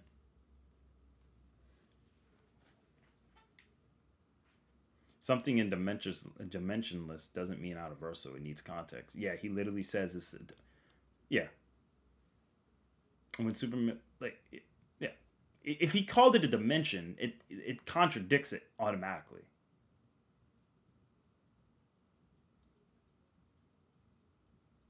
You know.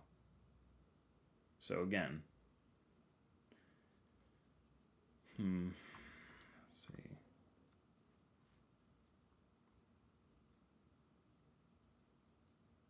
One moment, guys.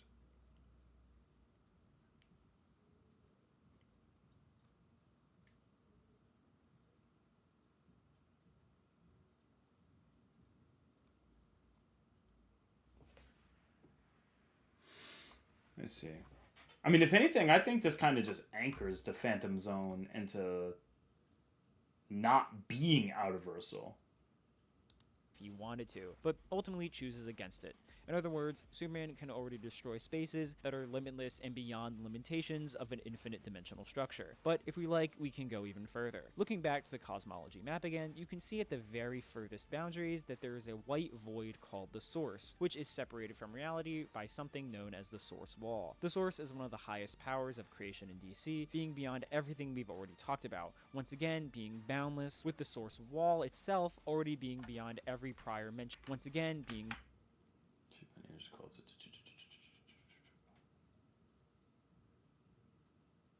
boundless, timeless place he seeks to use. Boundless, with the Source Wall itself already being beyond every An extra-dimensional realm which is once nowhere and everywhere. It still uses the term extra-dimensional, a structure which itself spans all dimensions known and unknown. Deserve to protect. Yeah. That sounds like a hyperversal. prior mentioned reality and dimension existing before all of it, which would again include the Phantom Zone. This is important because Superman... Because again, it's saying beyond space, beyond time, but again, this that's a blanket statement in again. various contexts, has fought, beaten, or overpowered characters empowered by the Source or something similar. He's beaten Metallo while powered by a Source-fueled Mother Box, punched a Brainiac who had literally traveled beyond the Source, has fought and beaten multiple characters powered by the anti-life equation, which is literally the yin to the yang of the Source, and has affected the Source Wall in and of itself on multiple occasions. Now, I can keep going, bringing up other aspects of the cosmology like hypertime, the 5th and 6th dimensions, or the bleed, or talk about Superman's more specific fights against characters like the New Gods, or showings against beings like the World Forger, or talk about feats of other DC characters that have their own scaling that should all be inferior to Superman. But it gets to a point where it becomes repetitive. Hopefully from everything I've said, I've painted a pretty clear picture of what Superman is truly capable of. If you like Superman, let me know any of his crazy feats or scales that I missed and tell me how strong you think he is. Still, the Man of Steel isn't invincible, so can he beat Goku though? Now, how can I possibly talk about Son Goku? Despite being a manga character that only has one original text to draw from, in modern times, talking about the power of Goku is nearly as complicated as talking about Superman. Do you mean I disagree.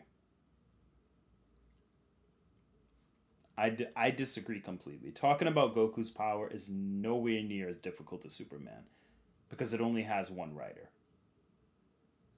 It only has one writer, and data books are pretty clean about it.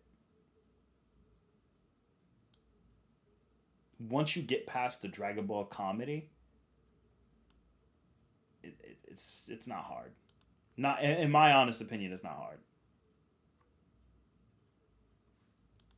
manga or anime Goku? The anime with or without filler? Does that include the movies? Is that both the Super and Z movies? What about the video games? Even literally this week, as I was writing this video, Toyotaro, the illustrator and part writer of the Dragon Ball Super manga, stated that he likes to think that everything official is more or less canon, but that even he isn't the one who decides what is canon to Dragon Ball, and that fans should decide for themselves what is or isn't canon.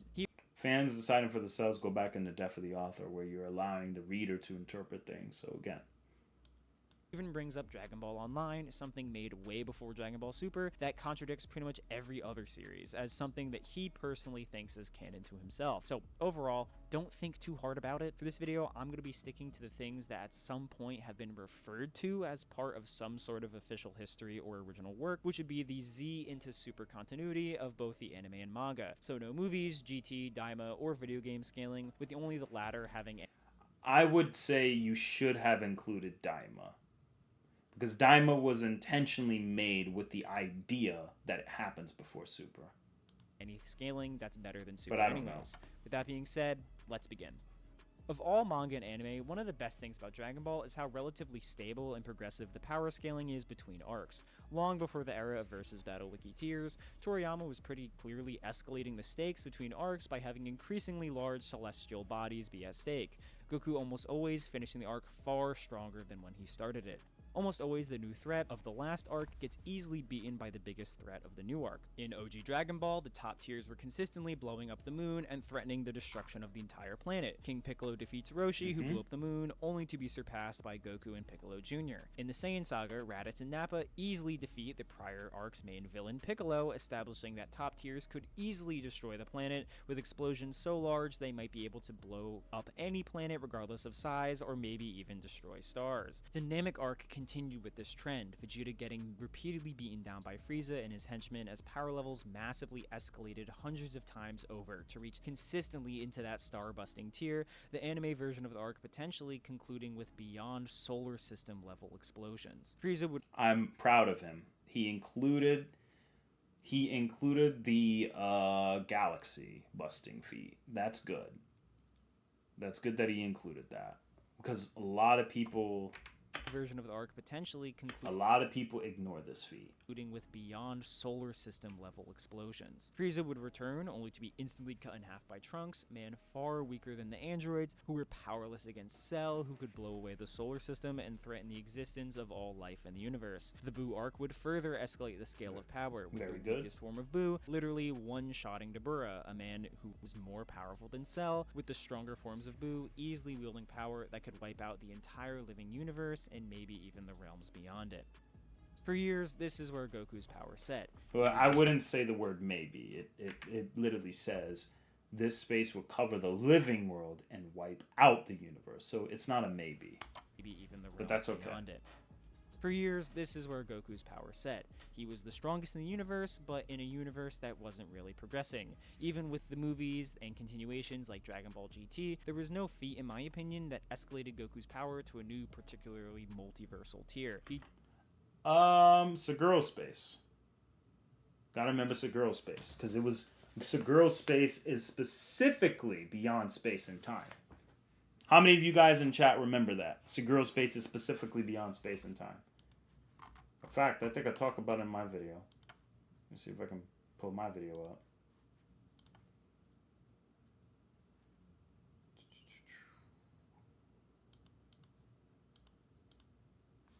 Yeah. This is an area between time and space where no one from the outside can help you.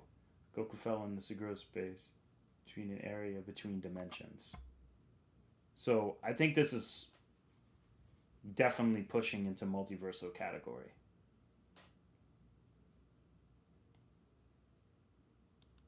So that should have been clarified here. But that's okay. Definitely got stronger, but by the time you hit the universal level, to be anything beyond universal requires a beyond infinite increase in power, something that no amount of misinterpreted guidebooks or Super Saiyan 4 multipliers can achieve. Here's the thing, listen. Something that no amount of misinterpreted guidebooks or Super Saiyan 4 multipliers can achieve. Here's the thing. All right. This is where I'm going to start to educate you guys. So let's peep game real quick.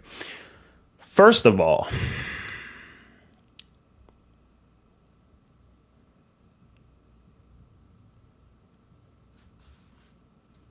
I'm not going to say anything. I'll just show you. You see it here.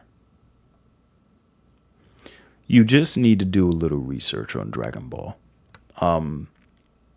He should have included the Daizenshu 4.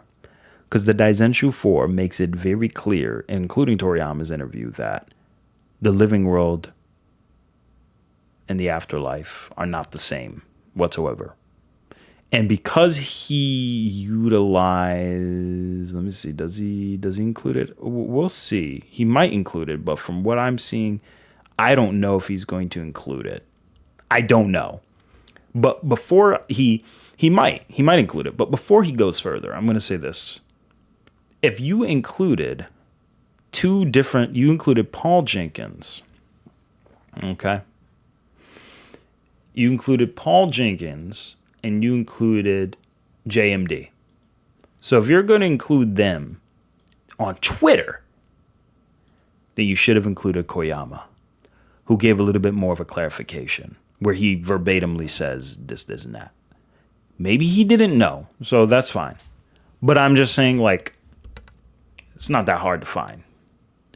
So, and my scans are not that hard to find either when it comes to the Dragon Ball, because those aren't misinterpreted guides. Secondly, it's not the real misinterpretation is assuming Goku even has a multiplier. Let me show you guys. Yeah, I'll show you. Let me go to me and Andre's conversation. I'm going to show you guys something real quick. A lot of people sleep on. Let's talk about this real quick. So you see this? You guys see this right here?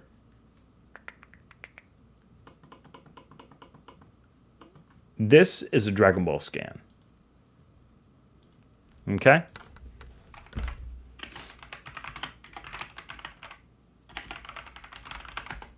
So, here's a Dragon Ball scan. Okay? I'm going to go to it. First of all, here's what it says. Goku change is easy to see from the expression of blonde hair. This is with Super Saiyan. I'm going from here. Okay. All right. Next up, from the golden hair and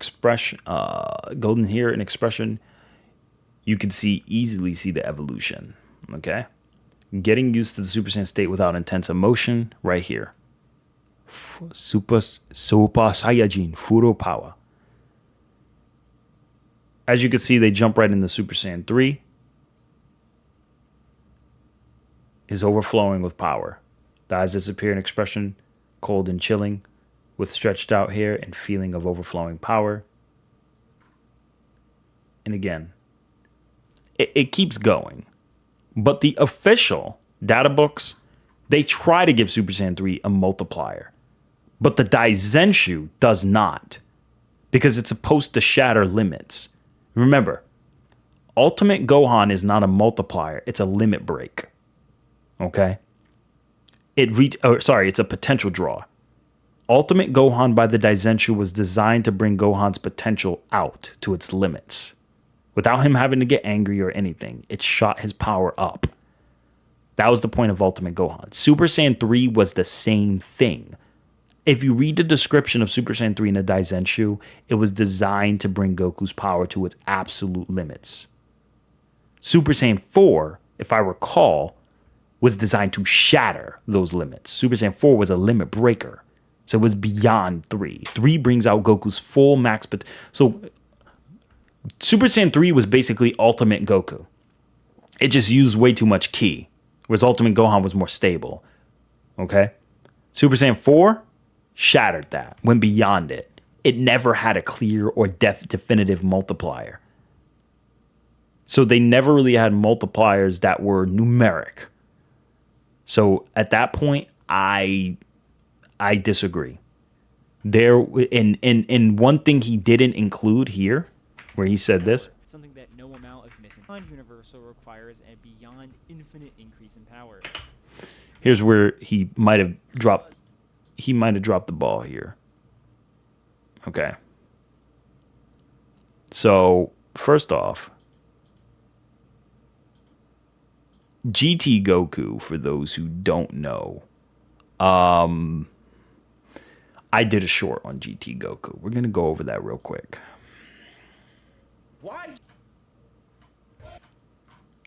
Why did that pop up? Why GT Goku is YouTube, fix yourself. Anyway, so again, il vivían al Saiyan a un plano superior de la existencia. So, and sent the Saiyan to a higher plane of existence. According to the Dragon Ball GT, la revista oficial, page 12, it states that Goku was sent to a higher plane of existence. In the context of Dragon Ball, you could pre-assume that this higher plane of existence is inferring transcendation, like to transcend. In most cases, we've already shown that there's different dimensional spaces that go beyond space and time. So I think that's the only thing that was missed on this video, right there. Something that no amount of misinterpreted guidebooks or Super Saiyan Let's continue. Flyers can achieve. Things would change forever, though, with the introduction of Dragon Ball Super. Even before Super It does. official name, Shadow, the it does. films of Battle of Gods and Resurrection F had already hyped up the likes of Beerus and Super Saiyan God as beyond anything that had come before, though they did not offer any the likes of Beerus and Super Saiyan Transcends God as dimensions. beyond anything that had come before, though they did not offer any impressive feats to actually back up that supposed jump. The Dragon Ball Super anime and manga righted this wrong by clearly stating and showing that Goku and Beerus' punches were going to destroy not only the living universe, but literally everything else in Universe 7, including the Demon Realm, the multiple realms of the afterlife, and the Kai World, all of which are separate space-times. That's good that he acknowledged that, but I think he forgot to acknowledge that the fact that Omega Shenron was going to do that and including the Seguro space in the in-between subspace, which SJ Ryu brought up, the subspace has no space or time, if I recall. Because I gotta...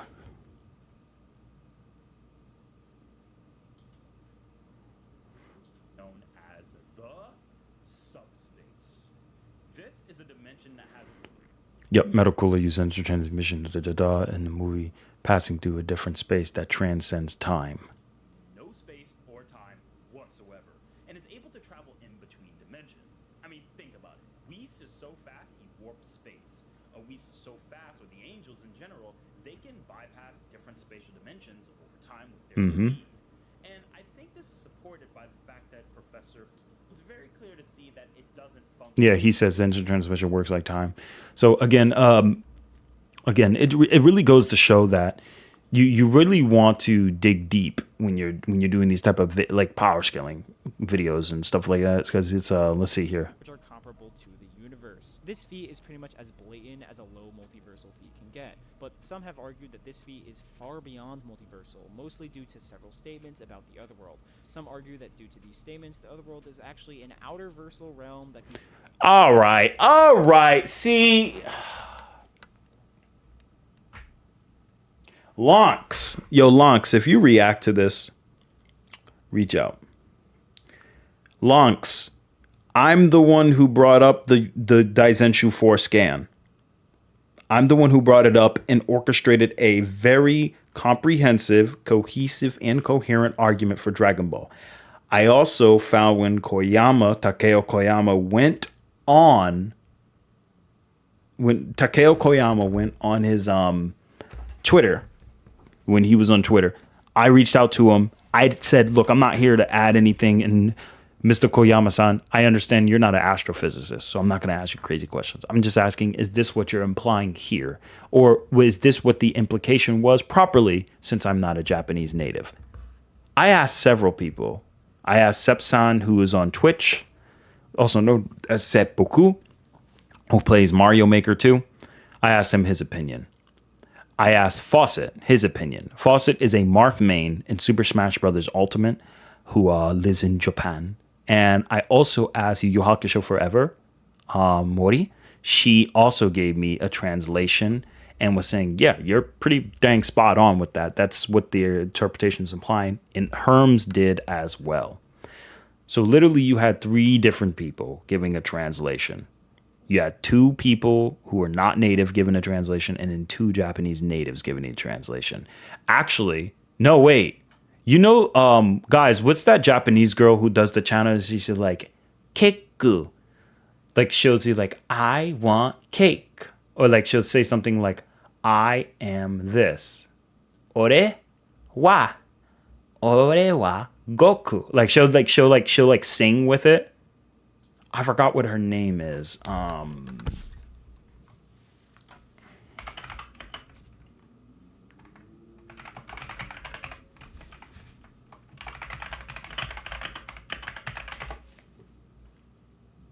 I forgot. She does like these little cute videos and she's like always like singing and stuff. I forgot her name. I just remember I asked her on a live stream to translate it. And she verbatimly translated it, and it sounded just like how Yu Yu Hakusho Forever translated it. And she's a teacher for English and Japanese. And she was like, okay. And they was like, she was translating, says, wow. So yeah, it sounds like it is way beyond like higher dimension was what she was telling me. So it's not, you know, again, bro, it's not outerversal. Like, it's not saying that. That's an interpretation that unfortunately the other army of Cosmic Kingdom came up with, because they're going with the literal metaphysical. And I told them, I said, guys, you can't say Goku's outerversal by going with metaphysical arguments or anything like that. Oh, beyond space and time. Again, can't do that because DC got the same damn statements.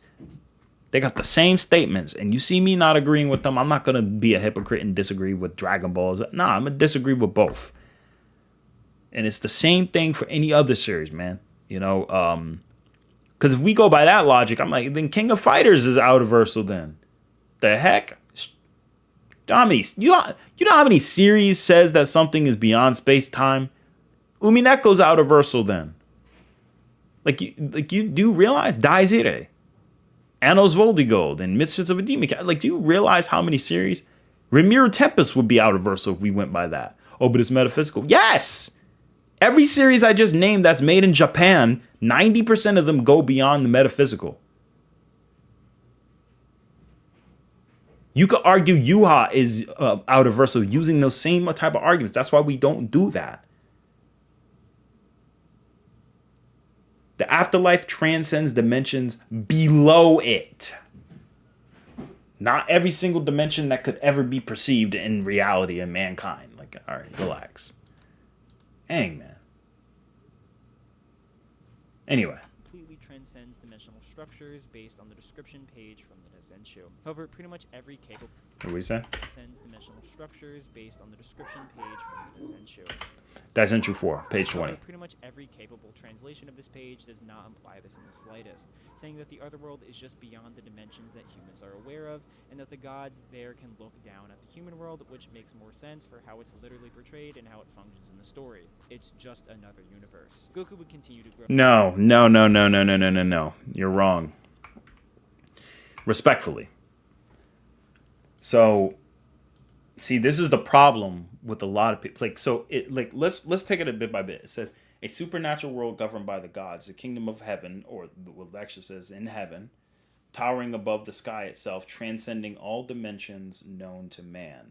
A world beyond, and then it says world beyond his perception. Then there's another one, a realm of supernatural forces governed by gods, higher than the heavens, beyond the perception of the human realm, a transcendent dimension known as the heavenly kingdom. If it's saying transcendent beyond the human realm is Ningen-kai in Japanese, referring to the living world, okay? And we know the living world for Dragon Ball. We know it's an infinite universe. Daizenshu 4 confirmed it. The fact that it's telling you it transcends that in all dimensions known, and Takeo Koyama said even hell, which is a micro dimension within the afterlife, a separate realm, is infinite in 4D out of his own mouth, and that it transcends dimensions that humans cannot perceive. That is telling you that dimensions that the humans are unaware of or can't perceive with the mortals, it's basically saying dimensions that are in the universe 7 that just aren't visible. Universes, like dimensions that are in universe 7 that aren't visible is what it's talking about. Okay? So, let me pull this up. Hold on.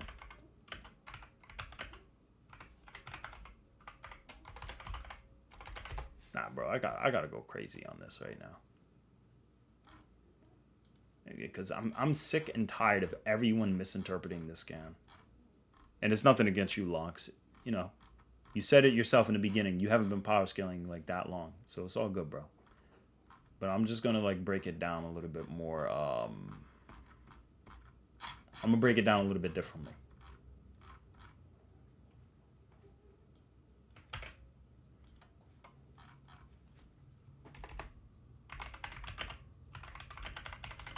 All right, let's see.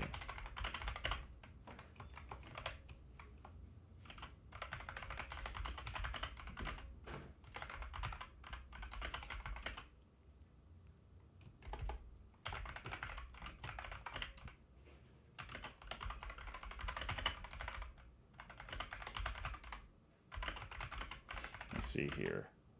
Let's see if I can find my amino app.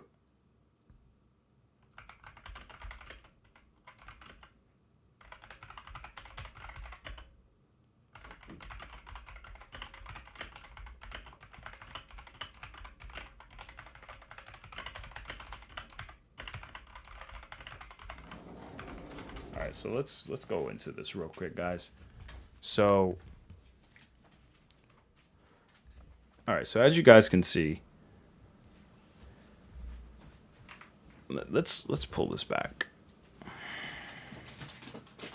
So this scan, okay? This is the it literally says the cosmos, okay? What he didn't go over is that the scan before this talked about the universe. So I think that's important. Hold on, let me see. Dexter, let's see. Also, in the correct translation, afterlife is stated as a super dimension. Yeah. Yeah, I'm not going to say it's an outer verse. I mean, there's too many contradictory points to say it's an outer verse. But here's the thing.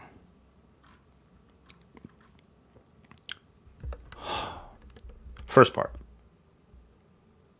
Here, it's important to understand a couple things the way this is talking about the whole thing. So first, we got the whole first level statement. Okay? Let's see if I can find it.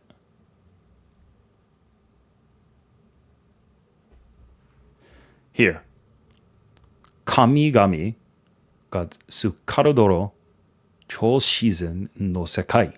A supernatural world presided over by the gods, or governed by the gods, you could say. Okay? Next part.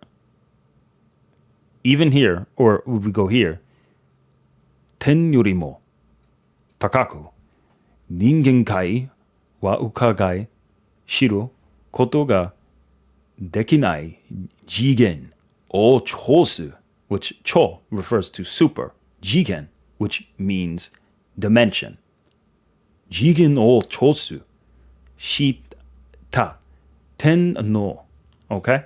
Ten no kuri kamigami wa kunochi kara sekai no subete ro miyoroshite iru. Okay. Higher than the heavens, a heavenly kingdom that transcends dimensions which cannot even be discerned or cannot be perceived from the human world. From this place, the gods look down upon everything, and from here. So this is important because, okay, this is important for several reasons. For first off, when you use the word jigen no choetsu shita, something that has transcended, okay? When you use things like that, the whole looking down from here is just telling you this is where they observe things from. It's like me saying, yo, me and my wife are in the 5th dimension, and we're watching you guys from there. We're not fit. We can't destroy the 5th dimension. We can't even destroy a planet. But we are in the 5th dimension. Okay? First off, when it says the whole from the human realm, the Wa marker in this perspective explicitly frames the dimensions as beyond what mortals can even discern from the living world. So it's not humans don't know about it, but it's they cannot even make it out by peeking. So it's beyond mortal perception. This is why some translations will say invisible. Grammatically, it's saying higher than heaven. In Dragon Ball, 10 is the vault above the living world. Basically, the place where the realm of the higher dimension or the heaven is. It transcends dimensions, which, and this wording is for a tier beyond 4D continuum, based on what Koyama has also confirmed. Choetsu, which refers to transcend, is, again, this is beyond existence, okay? It still locates the realm, and it's a place the gods occupy. So again, I think this is something that, hold on, let me see what the chat says. People take it out of context, say out of verse. So in the scan showed, it says beyond man's perception. Exactly.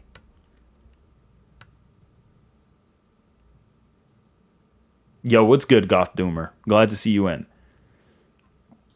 But again, the Japanese phrasing does support higher dimension relative to the living world. It's one tier above the mortal 4D universe, okay? It does not focus on, it doesn't clarify outerversal, but it's still a realm with a position vantage. Again, it's like if I said, oh, me and my wife, we chill at the 5th dimension. We can't even destroy a 3-dimensional planet. But hey, we just chilling on the 5th dimension, and because we're in the position of the 5th dimension as a vantage point, we could go ahead and review everything from here. That's what it meant when it said the gods can view things from here. Kenkai is weaker than the Saiyans, but his position gives him different clairvoyance and super sight that obviously the Saiyans don't have. Saiyans need scouters. Kenkai don't. I think that's just something people need to understand. So, again, I just think that that's just something that gets misinterpreted every time.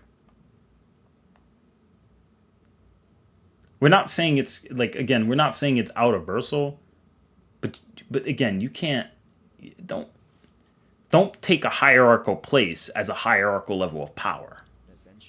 World is just which makes Goku's power to grow even more over the course of the DBS anime, and it's just another universe. Goku would continue to grow even more over the course of the DBS anime and manga, absorbing his multiversal power into his base, unlocking forms dozens to hundreds of times stronger than Super Saiyan God, while battling increasingly powerful threats. Unfortunately, like I mentioned before, it doesn't really matter how many times Goku multiplies his power or surpasses his full power in his base form, because that would still be in the low multi to multiversal tier.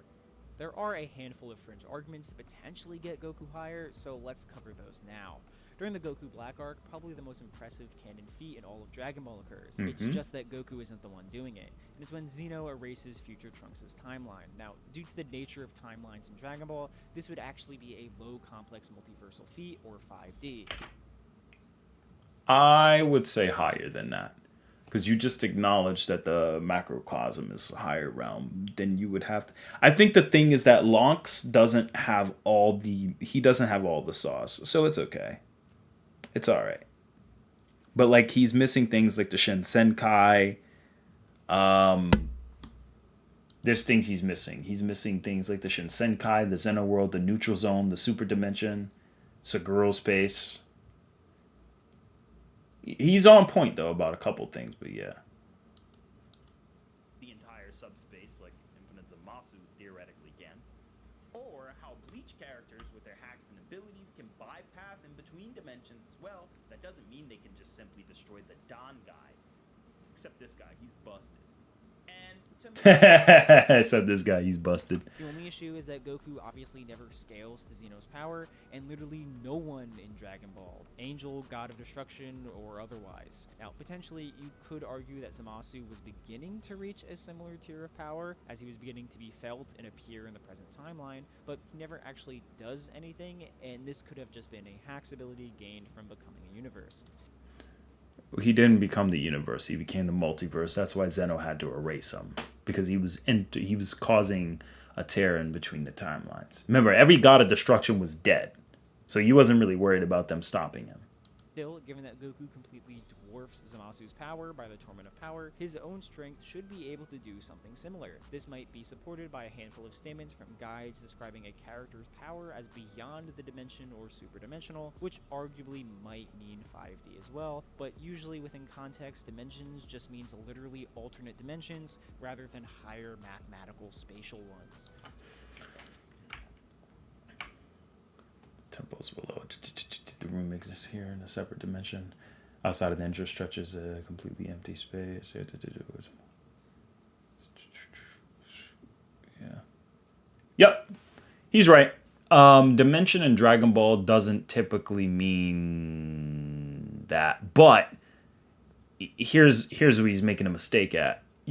Dimensions in a guidebook are saying the difference is between like when they say like beyond the dimension in a guidebook versus in the show, the context is always going to change. A dimension just means measurement. So when a guidebook says they're beyond the measurement of before, that just means they're beyond being measured than before. Could imply an infinite multiplier, but we don't really know. That just means that they're just on a level that's so finitely higher, it's hard to compare. And when you see the term super dimension in Japanese, clearly insinuate, because I think the problem is that a lot of Westerners who read Japanese media approach it with a Western lens. When in reality, you could go to Japanese dictionaries and you could look up the same definition and they'll explain exactly what that means. So, again. Actually, let me look one up.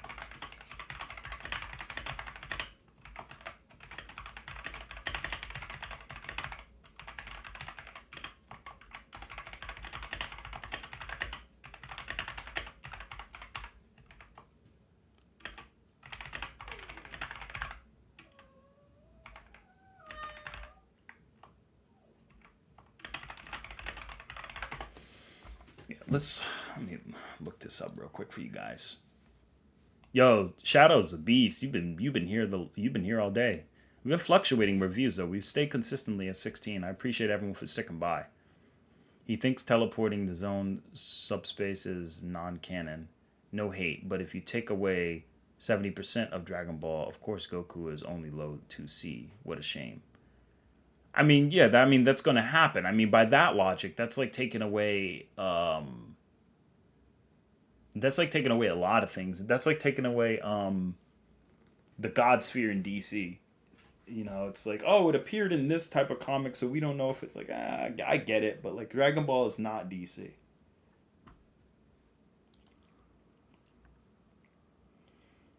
Let's see here. Let's look up the word choetsu. Choetsu.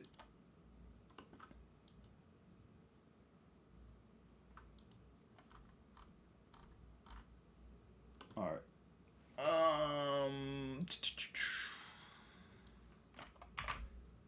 So let's look this up. Choetsu, transcendence, transcendency, transcendental, to transcend or rise above. Okay. Clear as day, what their definition is. So when you do that, it's very clear. Then let's see. Let me go to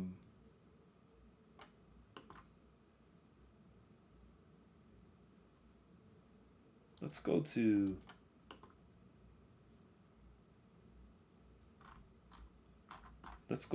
gu. I think we can get some information from there. Isekai. All right.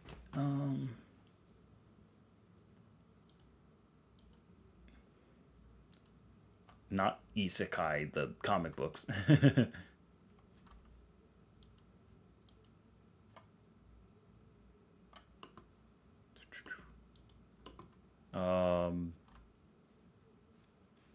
We can use this source. Here we go. Another world. The meaning, another world. Okay. So, other world, somewhat unique status in modern Japanese. This is the existence of other world stories. Let's see here. So, I think this is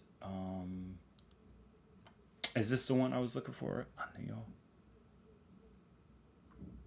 No, that's Isekai. I'm looking for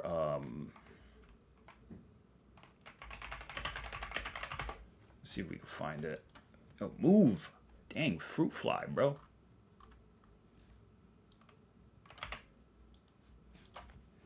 All right. Move. Yeah, because he's a guy.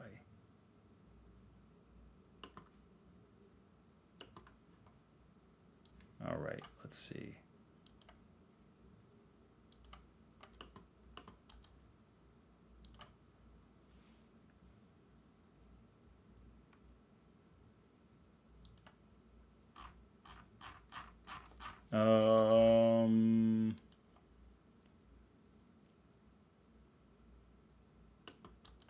Let's see if we go here.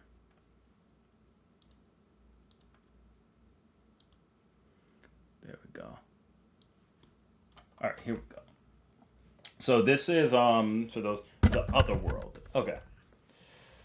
So obviously this is how the site originally looks, but we're just gonna use our Google Translate. The term otherworld and this world correspond to the Buddhist concept of other shore and this shore, respectively, in the sense that otherworld refers to the paradise, pure land, or hell. Generally, the term is more vaguely to refer to a place after death, a place separate from this world, according to Kunio Yanagati.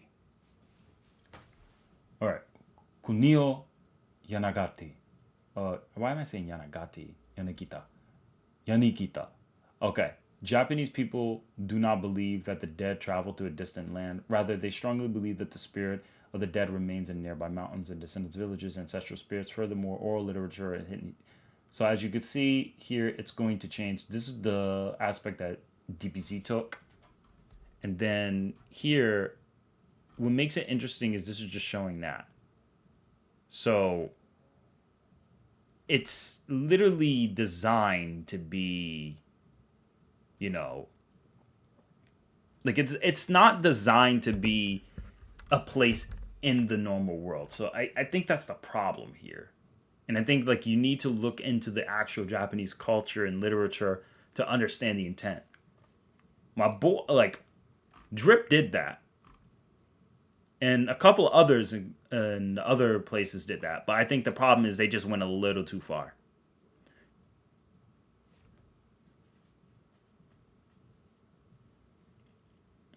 Good job, Vent. Appreciate that. What's up, Nova? So again, use interchangeable terms to refer to the same thing. Sometimes they use dimensions, other times universes. Marvel often calls universes alternate dimensions. Yeah, alternate just means an alternative. All right, cool. Yeah, and like it's nothing crazy.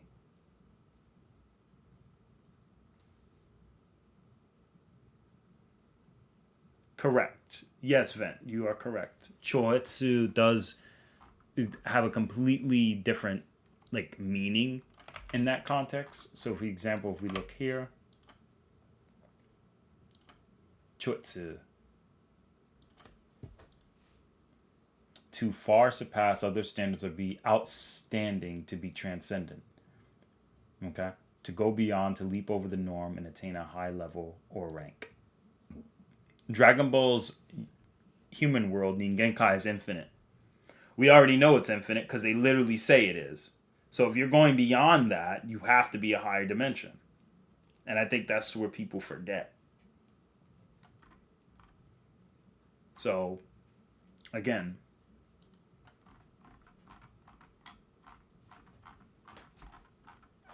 so like, let me see if I can pull it up. So, like this scan here proves Dragon Ball kind of already did that. If Dragon Ball is already going beyond infinite space, right, for the Ningen-kai or human world, then by the time we get to the other world, even the term Choetsu is referring to the idea that they can transcend beyond something that's already infinite, which means the other world by narrative, axiomatically is greater because it's self-evident, because it's like, okay, the other world is a place that's transcendent beyond what humans can perceive, and we're like, okay, well, where did the humans live at? The mortal universe. Bulma knows the size of the universe generally in like the living world and such, as we've seen in the comic books of Jocko. She knows how big it is. So does her sister Tights. They know the universe is big as crap. So humans are a little bit capable of understanding how crazy, massively big the living world is. But they don't perceive the afterlife. They didn't even know it existed until they learned about King Kai and Goku and all of that. That was much later. And once they understood that that's something that exists, the narrative of Daizenshu 4 is telling us that the afterlife transcends something that's already infinite. Something that's already infinite 3D, plus a timeline itself, as it has its own time. The afterlife doesn't have time because Goku says it doesn't. Then that's already implying the afterlife by proxy is a higher dimensional space that's infinitely bigger. That's the point we're getting at. That's reasoning. So it's like you got to look at that, like it's a chain of reasoning, okay? Because you look at things unknown, right? I mean, well, not in this scan, but the other one, like the things that the human beings can't see. It's the fact that the living world is infinite. Then you got the afterlife, then you get Choetsu, higher than the heavens, transcending dimensions imperceivable from the human realm, the heavenly kingdom. When you see Choetsu, it means to go beyond. So, guys, let's pretend we're not talking about Dragon Ball. Remove all levels of bias. Okay. Okay.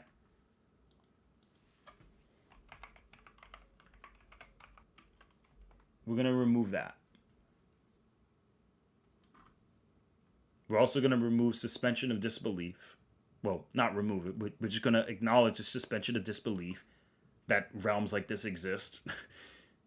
And guys, let me just ask you a general question. No bias. I'm not trying to manipulate anyone. But if I came up to you and told you this, you know what? Let's do this. If I came up to you and I said, hey guys, this is the universe. And I told you this is the universe. Now, it looks like a ball to us. Or actually, let's do this. Hey guys, this is the universe. Alright? Now imagine this is the universe. God dang, that's way too much. But imagine this is the universe, right? Alright? So cool. It's like, alright, yeah, that's the universe. Blah, blah, blah. This is the universe. All these stars. Wow, that's the universe? How big is it? Here's your answer. Okay? Now, chat. We're not talking about Dragon Ball. We're just being very basic. If I told you that despite this being compressed into this, right? If I told you that this, and I told you there's another realm, and we're going to use pink, because, another realm shaped like this. It's called the afterlife. And I tell you, and I use the, and for context, just so we're not misunderstanding anything, okay? For context, I use this term, okay?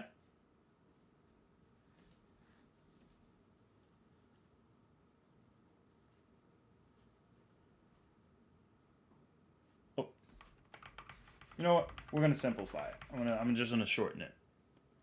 For context, there. I'm not the best at this, but you guys get the point. For context, I tell you, hey, this means beyond. This pink thing is completely beyond everything that has to do with that.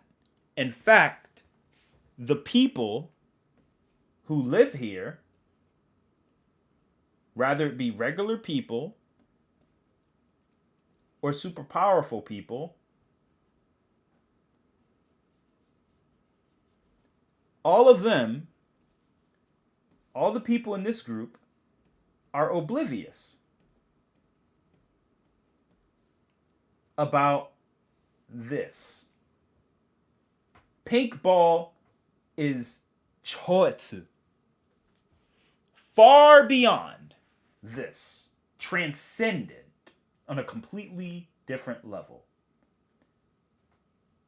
This is a four-dimensional universe. So because we know this is where this is, where would you guys rank this? Where would this be ranked?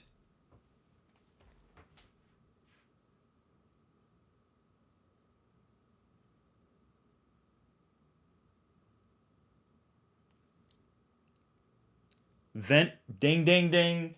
Correct. Because if the idea, because this isn't Western comics, guys. It's like, well, Dragon Ball Universe is infinite, so if the afterlife is beyond that, then that does it mean this is infinite 5D? No. It doesn't have to be infinite 5D. But that's not the argument. The argument is it beyond?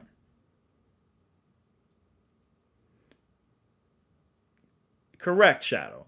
And that might not always be true, depending if we're going with M theory, string theory, superstring theory, bosonic theory, F theory, small string theory, tiny string. Remember we went into that? So those different theories, like, yeah, not all the time, but for the most part, in versus battle stakes, like what we're doing, yeah. Let's go back. Dimensions just means literally alternate dimensions rather than higher mathematical spatial ones. So overall, Goku has been a casual multiverse buster for essentially a decade at this point, and since then he's grown massively stronger to the point where he is almost unrecognizable compared to his former self.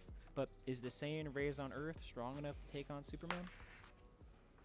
The unfortunate truth is that there is really no amount of good faith interpretation that allows Goku to be Superman. Superman not only has the benefit of essentially more than twice the history of Goku from a pure time standpoint, but also benefits from literally thousands of other comic stories that flesh out the absolute gargantuan scale of the DC cosmology that he's not even in. Something a singular guidebook page from a Daizenshu couldn't possibly hope to match. Even supremely lowballing the Not really. Because the one thing that Lonks is forgetting here is their Super Dragon Ball Heroes. Super Dragon Ball Heroes exist. Superman, yes, from a time standing point, but like a single page in a Daizenshu cannot match that. Oh yeah, absolutely. But that's the thing, we're not using the single Daizenshu page. The single Daizenshu page just gives a better substance of how Dragon Ball scaling works.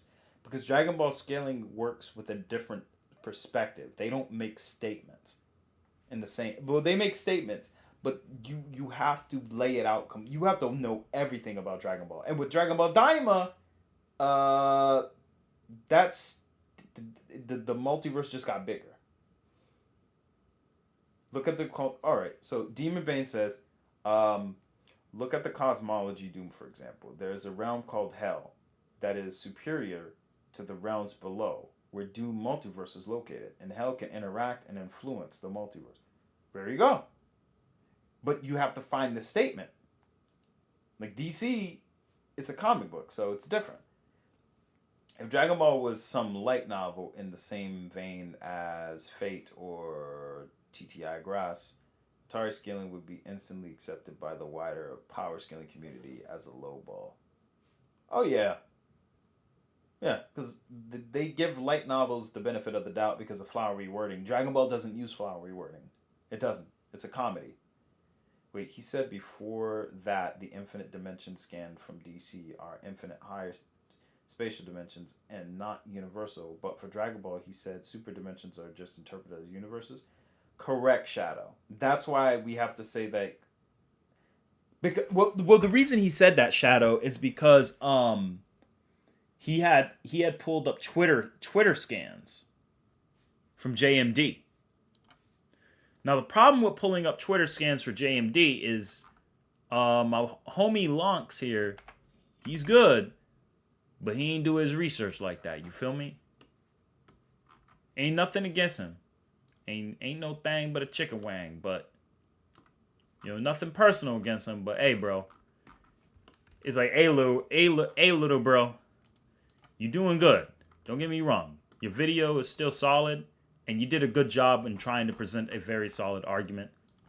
But don't be pressured or pressed by the Superman fans, my guy. Don't be pressed. Okay? There's a lot going on here.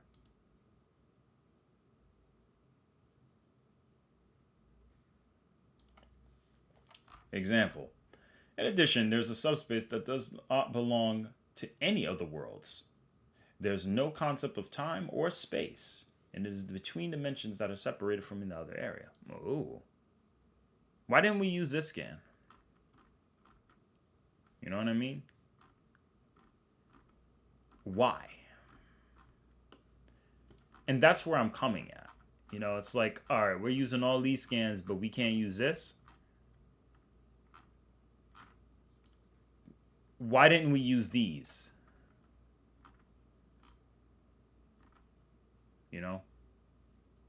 And you can't say the time room isn't canon, because it is.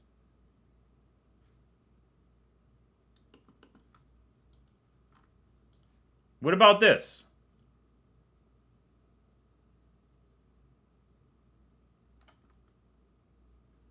We never got into details about that. So you see, the problem with Lonks is he could have went deeper. But he didn't. He could have went deeper, but he didn't. He also didn't bring up, again, the Vice Shout. Another dimensional space. Okay? Majin Buu, overwhelmed by Vegito, Buu went on a frenzy that causes distortions around appear in space around him. It seemed this is the power that Buu was able to use to escape from the room of spirit and time, which we know is a subspace. This space would engulf the living world and would annihilate the universe. Notice they separate living world and universe. Okay? Universe is the heaven and earth and all systems. How do we know this? I'll show you how we know this, guys. Because in the Japanese dictionary, no joke, if you look up the word universe in the Japanese dictionary, which I have, then you'll see exactly what the heck I'm talking about. Let's actually go into that.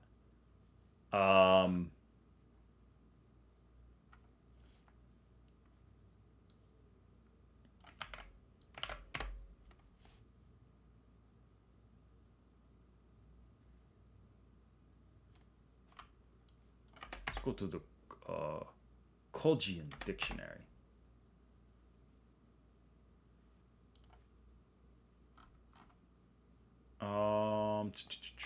According to the Kojian dictionary, it says that the world or the space between heaven and earth, the space that encompasses all things. That's what universe means. That makes sense in context, because the heavenly realm, aka other world, is part of the Dragon Ball cosmology. So, in sentence structure, that would be the context of universe there. So, using Reading Comprehension 101, yes. So, Buhan is already doing that. You know why this is important? Because look at this. Like I said, GT Goku base form is already above that, and that proves it. Because even the place between dimensions that's beyond space and time, GT Goku destroyed it in base. I'm not saying anything that Superman can't compete. It's just saying that, hey, don't say Goku couldn't be up there. Little bro, you gotta look at it a little bit more. Goku's up there. He's crazy. But I think one more thing I'm gonna kind of go into is a couple of these scans that also get overlooked. Some scans that people overlook in general is... Let me go over it real quick.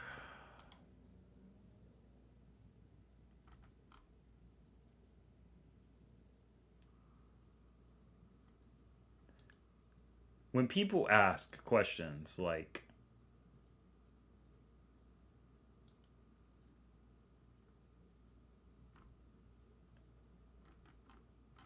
when people ask certain questions, here's the thing. I brought this up before about middle track. Why we can't use Outerversal.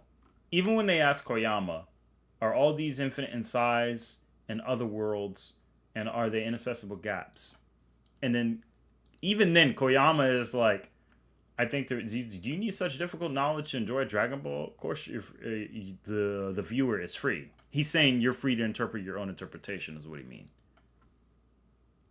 And then they literally go into different details. So again, we didn't get this scan. I don't know why we didn't get this. We didn't get this either. I think Goku lives in the three-dimensional world of the planet Earth and such.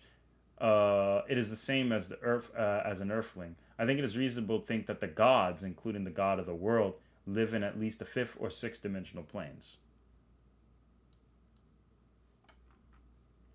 And again, he didn't say destroy, live in, which is true. That's where the gods reside in the Daizenshu, so it's not contradicted at all.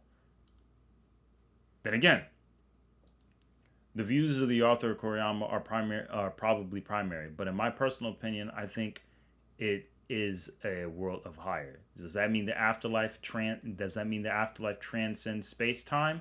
Which is what he asks. And he says, oh, of course. That's not contradicted either, because Goku in the story literally agrees. So again, it's like why didn't we use these Twitter statements? Why did we use statements from DC that has numerous? Why don't we use this? Separated by time and space. The harsh trials that both the sleeping father and son. Why didn't we get this again? Why didn't we get this? Because, like, I think the problem with Lonk is Lonk says it's only in one Daizenshu. I'm like, no, bro. It's in the source material. You don't need the Daizenshu. The Daizenshu is helping. And it's the ultimate encyclopedia. It just gives clarification. But even without the Daizenshu, you got the Dragon Ball. You literally have this. You have this. You have this. You have so much more. There's even an interview where Toriyama calls them two different worlds. So I think that's very important to distinguish. Dang, we've been streaming 5 hours. I thought I was gonna only stream for 3. Let's finish this video up and then we can conclude. But I'm having fun. He also said the universe can be scaled to 7D, I think. The DC cosmology and treating the 5th and 6th dimensions as literally the mathematical 5th and 6th dimension, even though they're pretty explicitly not. However, his departure leaves the lunar watch below. Okay.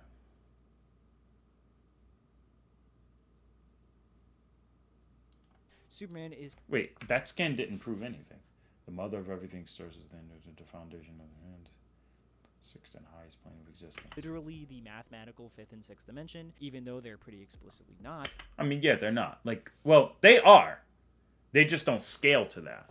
Because you see, hyper time in the metaverse, because DC has that, has a subset. Okay, so basically think of it this way. Each universe is infinite, okay? Then they have infinite parallel variants of it. Okay, all right, that's 5D.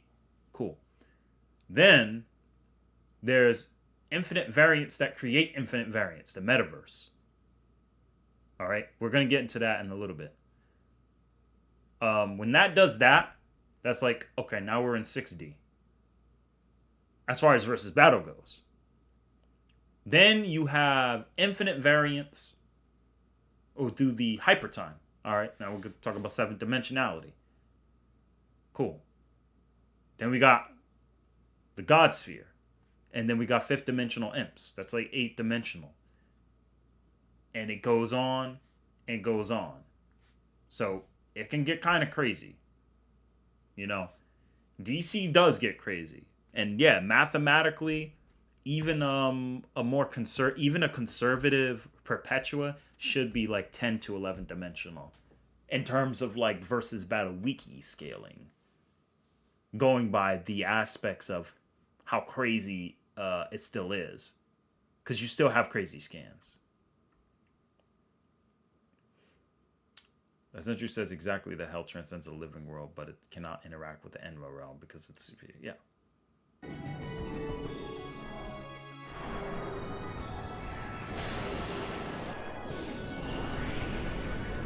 Literally creates an atom. Literally goes beyond plasma destruction.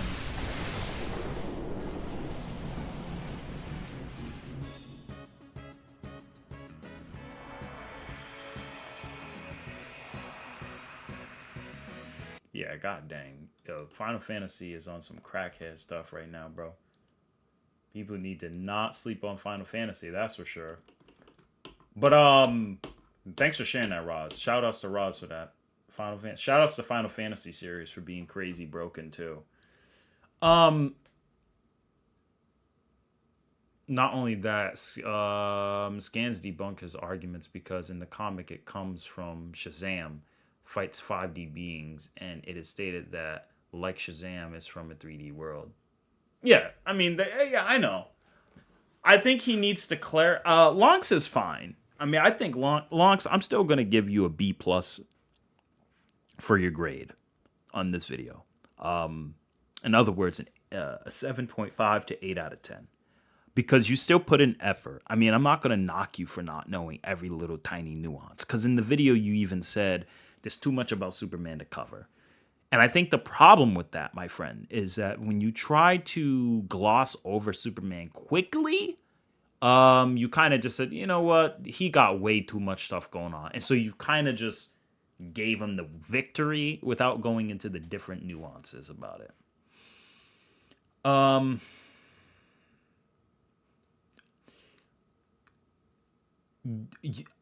Lonks is not approaching this from a versus, because the one thing about Versus Battle Wiki is Versus Battle Wiki, there's a reason they created the DC Marvel rule. Marvel is far more consistent than Versus Battle Wiki gives credit for. I'm not gonna lie, that's true. But for the most part,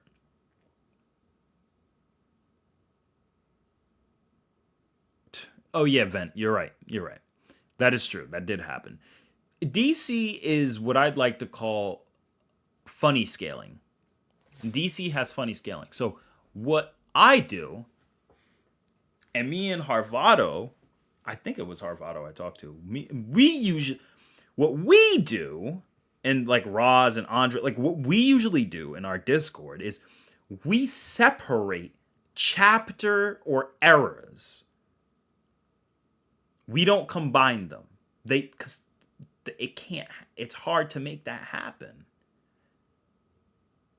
Because fundamentally, you change too much. Or if we do a coalition, for example, me and Harvada had a conversation. Golden Wonder Woman could put up a really good fight against even Xeno Goku and Capsule Goku. Arguably even beat him or have an edge. If you go by the higher end standards of DC, that is true. Such as Vertigo, such as statements, and taking them to their context of being literal. And if you take every author in coalition and make them agree upon each other, then yes, that is true. Golden Wonder Woman is absolutely a force to be reckoned with. One of the strongest characters out there. However, if we look at it from a different lens, such as if we're more critical on what we take as canon, what we take as a consistent continuity to the story, and the aspect of what DC was built upon, or what that version is built upon, then Wonder Woman, Golden Wonder Woman would. And I'm not saying this as a disrespect, so my Wonder Woman fans, chill out, because I'm a Wonder Woman fan too. But within the respectfully, if we take a more conservative stance on what Wonder Woman's intention was for that particular chapter and such, Goku punches her in the face, and in base Goku punches her in the face and she loses. She falls flat on her behind, and that's it. Because it's like, okay, well, base Goku is like, at this point in the story, he's like, what, 11th dimensional by Versus Battle Wiki standards of like magnitude, power scaling, and dimensional tiering. So he just punches her. It's like, oh, okay, Golden Wonder Woman, pop! And she just falls flat and is like holding her face, like, oh my god, why do you hit so hard? It becomes like that, you know. But if we take it from the higher end perspectives, then oh my gosh, she is like utterly like complex hyperversal, absolutely, in every way of its stake. Like we're talking like beyond Aleph 10, Aleph. Oh, she's like Aleph plus Omega. She can get crazy. But again, it depends on how you want to really interpret it. And I think that's where DC high-end, low-end, mid-end is very, very crucial for DC. Extremely. Because DC is far more wonky than Marvel.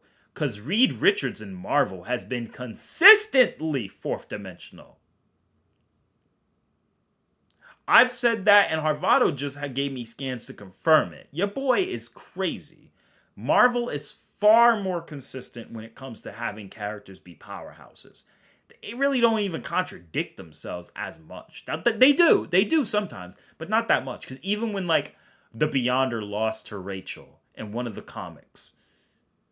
It wasn't even the Beyonder. It was a variant of the Beyonder that went to go deal with him. And he got overwhelmed by human emotion. He didn't absolutely lose in an outright battle. However, it is shown that the Phoenix Force is up there, and it's its own miniature TOAA in its own right, or comparable to the Living Tribunal in all its might, or in some interpretations, when it's in the Phoenix Zone, when it's in the White Room, it's comparable to like when the Beyonder's in his Beyond realm, and that's been shown by authors. So again, Marvel is a little bit more of a like you could dance more with Marvel, whereas like DC is kind of like they're putting restraints on you, you know. So yeah, that in mind. All right, let's see here.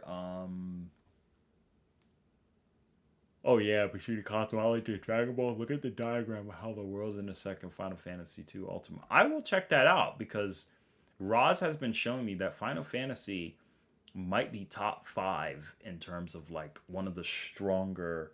Because at first I didn't think they were that crazy, but he opened my perspective when he went into Final Fantasy X, because he showed that there is a connection to the other Final Fantasy continuities, which is really impressive.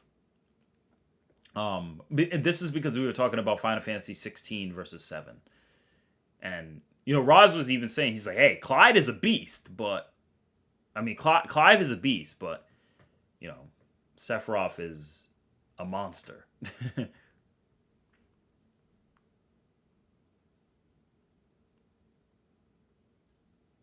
You can also make the argument Final Fantasy is canon to Dragon Ball, though, through Dr. Slump being canon to Dragon Quest. Dragon Quest being canon to Final Fantasy. Yeah, that's crazy. It does have a shape, yeah. Yo, Harvado with the $2 donation. Much appreciated. I wonder why the notification didn't happen. What the heck? But yeah, shout outs to, yo, let's give Harvado some flames in the chat real quick, because internet being a little bit stupid. But yeah, shout outs to Harvado. Appreciate you, man. Thank you so much. Yeah, absolutely. All right.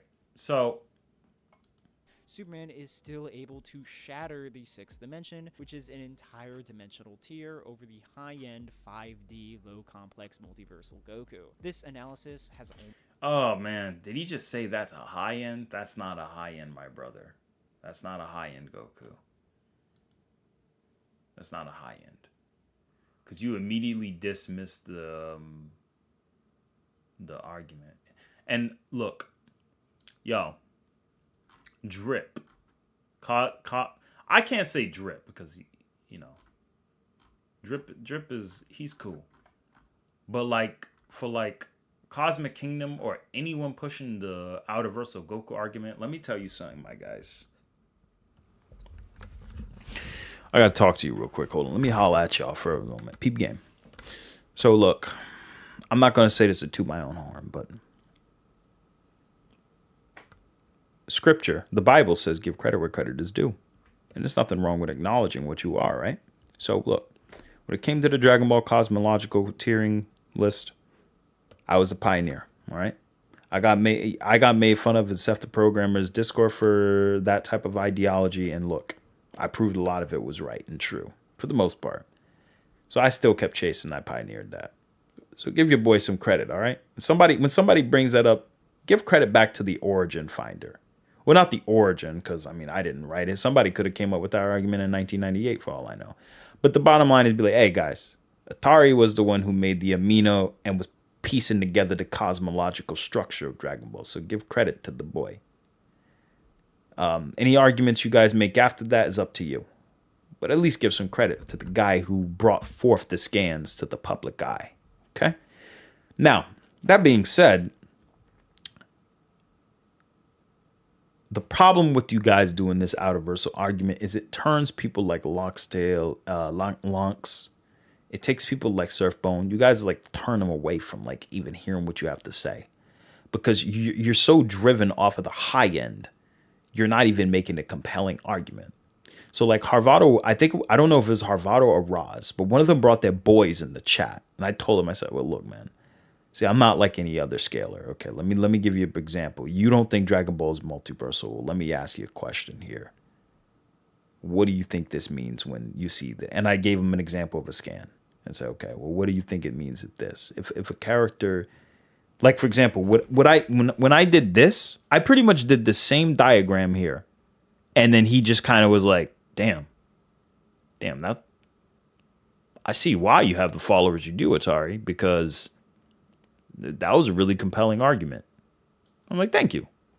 Because that's the point. You got to think outside the box.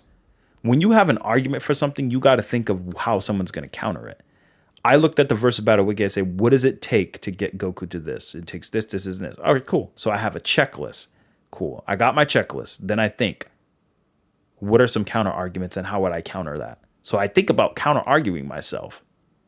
And I try to counter argue myself, and guess what? You know? So again.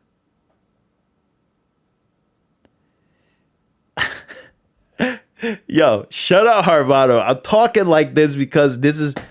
What do you mean talking like a guy from Manhattan? Bro, I'm near Boston. What do you mean? We all have the same accent. It just gets thicker as you go to like New York and Jersey.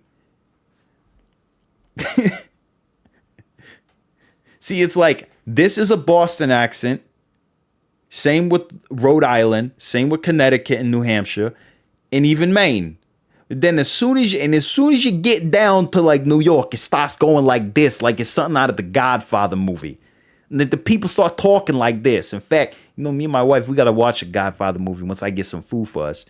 And then after that, you start going to Jersey, and they say it like Jersey. Then it gets even far more like it gets far more. Then it gets. Yeah, then after that, it gets weird. Like then your voice starts getting like this, man. And then it starts to get like Jersey, you know, like people from New Jersey. You know, they don't even say the E's like the same way I do. They say Jersey. You get the point.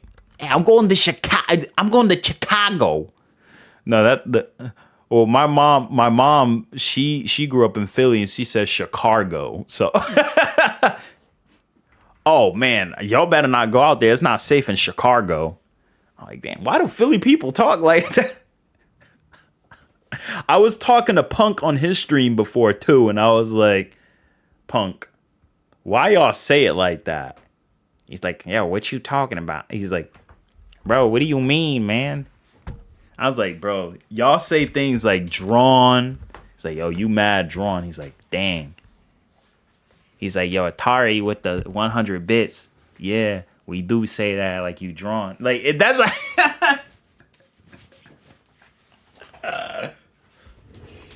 Oh, man. Yo, quality content, welcome back, bro. We still on this video, bro. We've been on this video for a minute, bro. Nah, but bottom line is this. Like, you guys need to stop. Like, the people doing outer versus Goku arguments, stop doing that, man. Like, if you push for the hyperversal, low hyperversal, and push for the complex, we want to take a foot first. Y'all not even, like, you know they say give them a foot, they take a mile. Nah, you give these guys a foot, they taking a light year, bro. Like, that's way too much. Because I've talked with Roz about it. I've talked with a lot of other people. They was like, Atari, your reasoning for, like, complex, high complex, low hyper is very reasonable. Because everything is backed by evidence. Even SSJ Ryu, when I first talked to SSJ Ryu about it, he was like, I don't know about, I said, I might consider complex multiversal, but I don't know about hyper. But then as time went on, SSJ Ryu was more open to the interpretation of, like, crazy scaling. But, it's like, dang, bro, like, then when you get into the interpretation of it, you realize, like, okay, I get where you're coming at. So again, guys, if we keep doing this outerversal argument, it's going to turn people away, and they're going to call us dragon tards. So I, as Atari, am telling the Dragon Ball power scaling community, we need to chill out. You guys need to chill. Stop going for out-of-versal arguments. It's not a sound argument, guys. It's not a sound argument. And I'm not saying this to brag, because there's always a slither of a chance I could be proven wrong. But from what I've seen, from all the arguments that I've peeped and people have introduced to me, I've seen them all. I've interpreted them.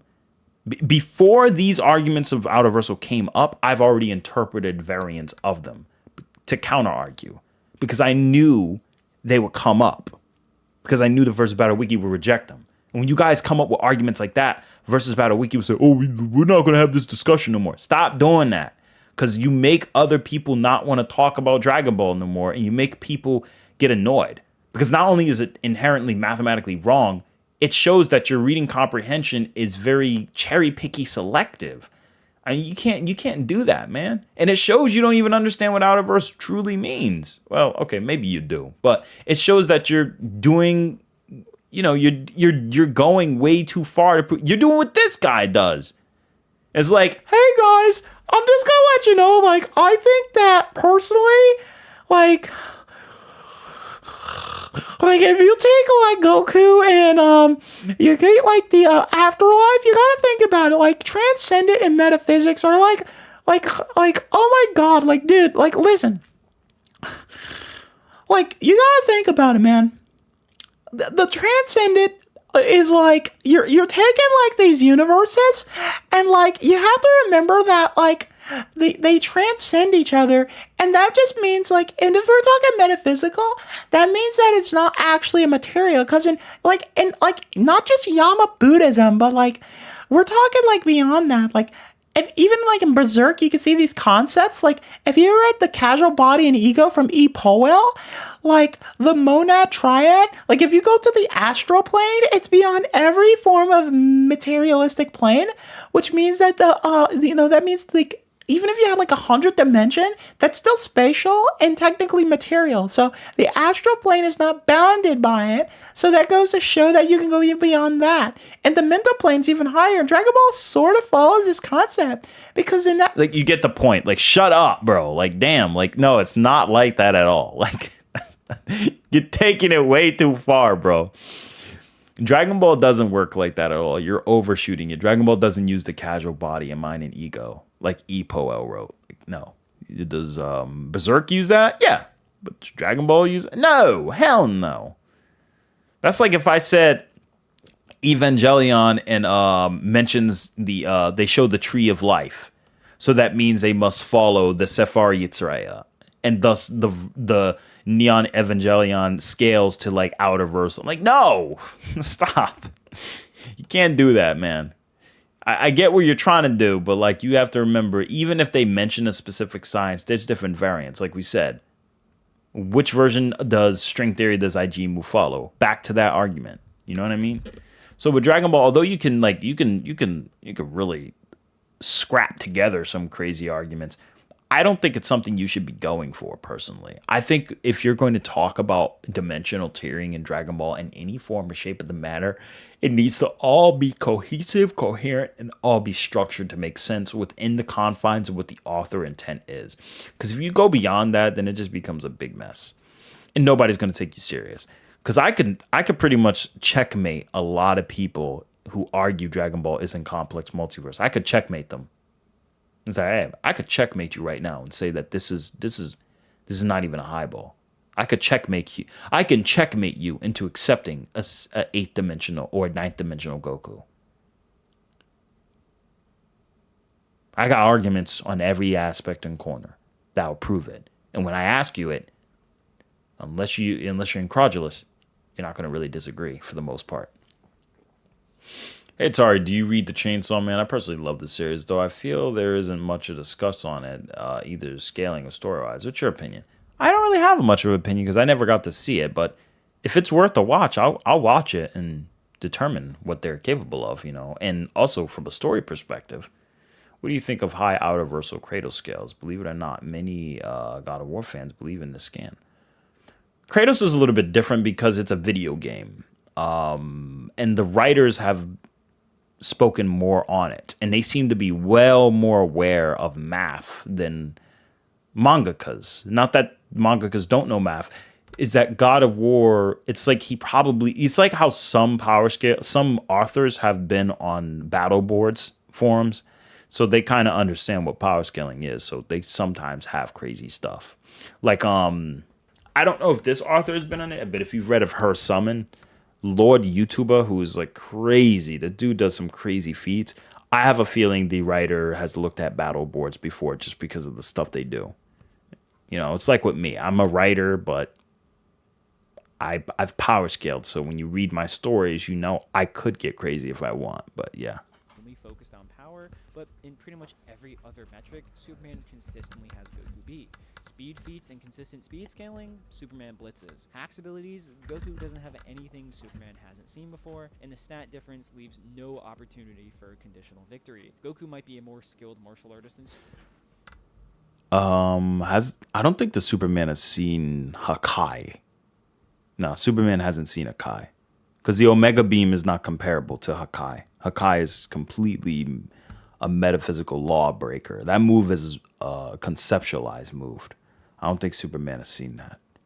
I don't think Superman has seen the Mafuba either. Because even though it's an evil containment wave, the Mafuba is very specific. But for the most part, yeah, he's right. Superman has seen pretty much everything else Goku can kind of do. But then again, that doesn't mean... Because like it's like I've seen someone do a backflip. But have I seen someone do a backflip and then cancel it midair? You know what I mean? Like, let me show you.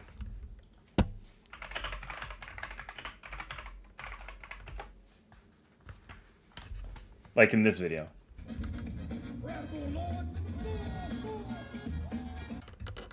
Like I said, Superman could see a punch, but has he seen a God key encrusted punch? You know what I mean? I've seen a backflip before, but I've never seen somebody just say, cancel. Like, bruh, dude pulled the Twitter on his own backflip and just canceled it. Anyway. But Superman has come across and even been trained by fighters like Batman, who are even better fighters than Goku is. Now, not being able to... Oh, hell no! Oh, hell no! Hell no! No! Oh, hell no! Hell no! Nah, we gotta sing this song, y'all.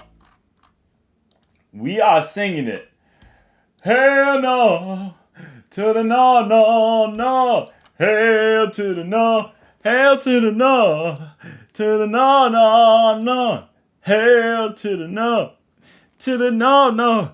Hell to the no, no, no, no, no! Hell no, no! I know your ass did not just say Batman is a better fighter than Goku. Nigga, what?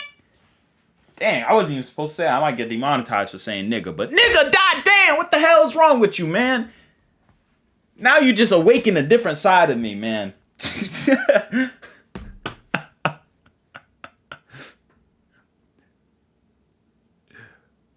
You're talking about greater than Goku in fighting. Like, Goku is the greatest martial artist out there. This dude has came up with techniques and fought beings with far more experience and surpassed them. Ain't no way you about to tell me Batman. No.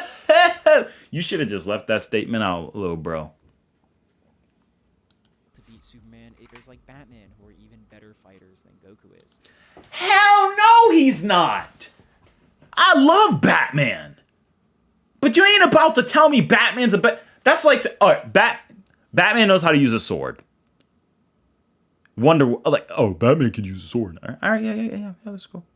And I don't care. It's like, skill-wise, who would win a fight? Rurouni Kenshin, Tanjiro, or Mugen from Samurai Champloo, or Ichigo Kurosaki or Zoro. Ichigo clears!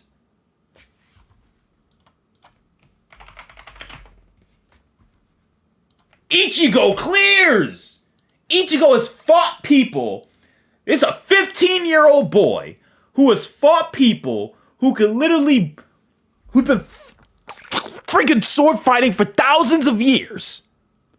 A Bankai that takes 10 years to master, he suppressed in 3 freaking days. No. Roni Kenshin, no Mugen. Oh, but what if we have stats equal? I don't care if you have stats equalized. Ichigo is mopping the floor with them. He's beating Kenpachi, who has Kenpo level fighting. Ichigo is... No. Nightwing is...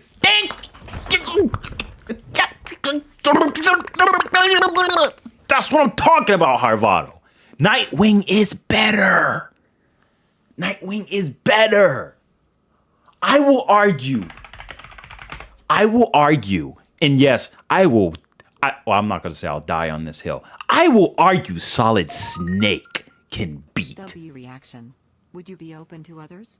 I can recommend some others like Goku fighting style, the god of martial arts.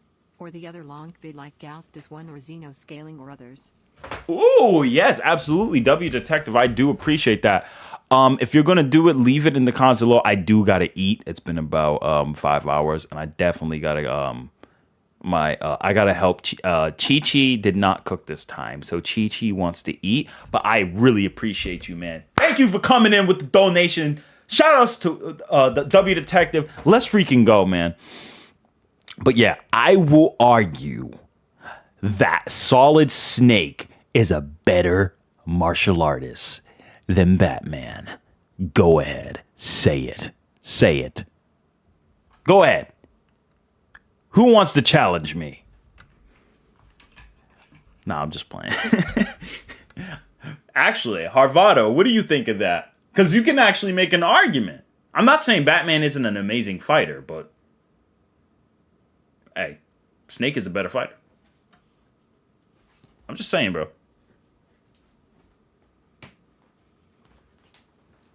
Snake is a better fighter. You know who else is probably a better fighter and martial artist than Batman? Zero Suit Samus. Without... Okay, let me back out of that because I get demonetized looking her pictures up, bro. Google has no chill, bro. Yeah, absolutely, bro. Let's go. W Detective coming in, man. Really do appreciate you, man. W's for W, Jam. Let's just finish this up. Now, not being able to beat Superman is not a massive L for Goku or anything. Very few characters across all of fiction have a chance against Superman, and that's okay. If you made it this far, thank you so much for watching. Featherin? Reinhard Heydrich from Daizire? Anos Voldigold? Excuse me? Void Shiki? Oh. Ming Hao?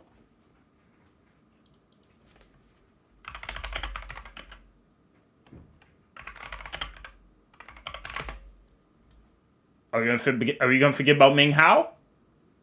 You telling me Ming Hao can't beat Superman? Ming Hao will dog walk Superman. The Incredible Hulk will beat Superman. The Pre-Retcon Beyonder will beat Superman. The Phoenix will beat Superman. Okay? Let me continue. Xeno Goku will beat Superman. And there are plenty more that I can keep naming you mere mortals. You wanna know who else?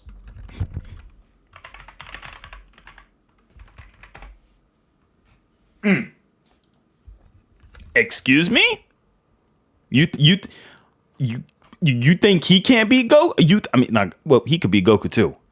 Well, he is Goku. What am I talking about? He is Goku. How many guys think that Black Myth Sun Wukong can be Superman? You know who else would be Superman? Otama Raga. She'll be Superman. So, I'm not saying that he's wrong. He's right. There still are a few. Nah, I'm just playing, bro. A lot of people could beat Superman. Tenchi Muyo, the Choshin. The Choshin from Tenchi Muyo. They can be Superman. You know who else could beat Superman? Dun, dun, dun, dun, dun, dun, dun, dun, dun, dun. Yes, he can. Dun, dun, dun, dun, dun, dun, dun, dun, dun, dun. Yes, he can. He can beat Superman. Yes, he can. Do not underrate Sephiroth. Do not underestimate this motherfreaker. Yes! Pyra and Mithra too! Archie Sonic? Bruh?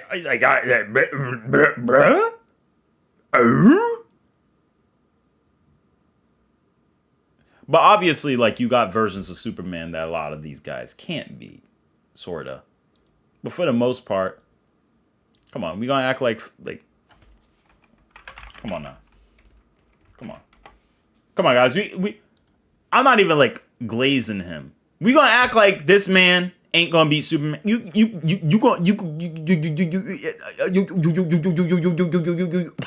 damn! You gonna act like why am I stuttering? You're gonna act like Anos Voldigold. You're gonna act like Anos Voldigold can't beat Superman? I mean, he literally has the most broken sword in fiction. He had the Venezuela. Venice de Noah, sorry. Mega Knight, evil Mega Knight, smacks the...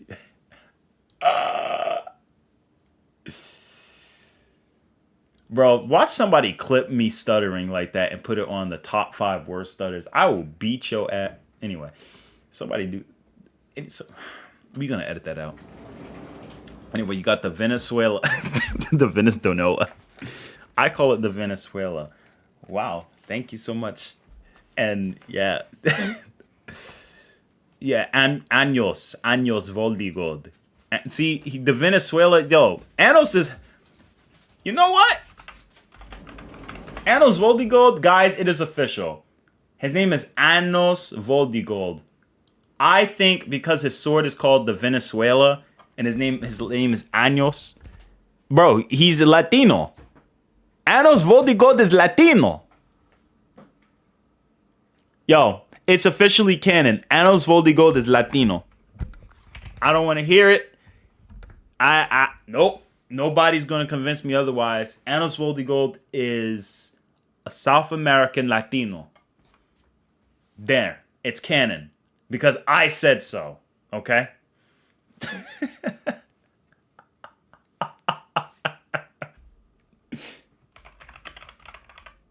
It's canon.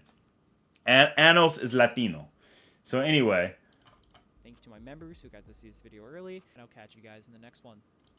Anyway, even with those statements, I'm still going to stick with my rating, 7.5 to 8 out of 10, because it was a still well-crafted video. Even though the opinions I didn't 100% agree on, and I have a different index on power scaling, you know, I think it was, you know, he did his thing. You know, he tried to go over his things, you know, in a way, but there's room to improve in terms of like raw knowledge. So yeah. Could Goku beat Batman? He's probably going to go into more nuances, but I'm just going to be honest with you. Hell no, man. And again, like, you could say what you want about Superman. Superman's like, I could destroy this realm if I put my mind to it. Man, do you know what Goku was doing without putting his mind to it? This dude was throwing out macrocosmic level ending punches just casually.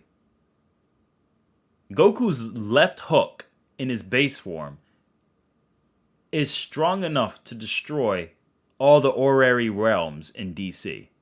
Put that in perspective, bro. Show me Superman can do that. Chat. We're not trying to glaze Goku. We're not doing that stupid out-of-versal bull crap. But just realistically. Realistically. Goku left jabs the orrery universes in DC. They're all going to just go kaboom. As far as like actual attack potency, Goku would never do something like that. He's not evil, but you get what I'm saying. Superman can't kill. Yeah. Can Xenogoku beat Anos Voldigold? Yes, Xenogoku can beat Anos Voldigold. Higher in Xenogoku beats Anos Voldigold. Yes, absolutely. Goku casual knife chop can destroy macro. That's true. That's true. That's true. He's not exaggerating. So why do I keep stuttering, bro? I think that's because I'm trying to talk too fast. And I've been talking for 5 hours straight. God dang, how long have I been streaming for, guys? You guys just gonna hold me hostage forever?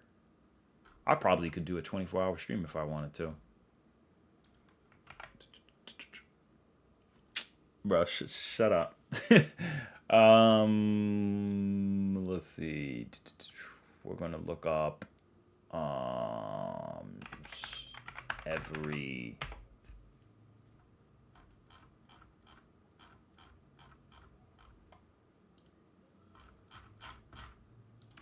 strike. Yeah. Here's what people miss. Here's what it says.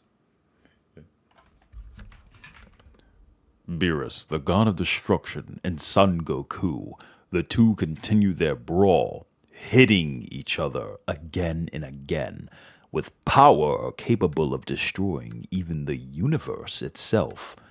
Just how will this battle end? Yeah, so obviously. Let's take a look. Boom! Elbow strike. Oh, really? Boom! Knife hand chop. The idea was that Goku and Beerus matched this. And its attacks. They keep exchanging blows like this. And then look. The power of your punches is completely different from 5 minutes ago. Then the Super Saiyan God power keeps on increasing. Your power has increased as well. So obviously, well, your power has increased as well, Goku. And here I thought a Super Saiyan God was just a legend.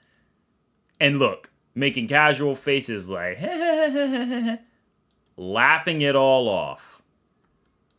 These guys literally are just doing casual crap in their battle. And you know the worst part? They keep punching each other casually.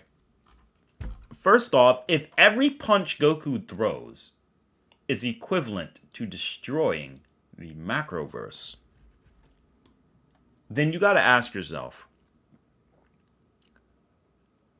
Goku and Pikkon has been shown to be like quadrillions of times light speed.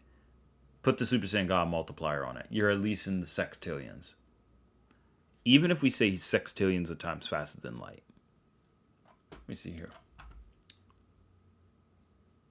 Hey, Google. If I can throw a punch at sextillion...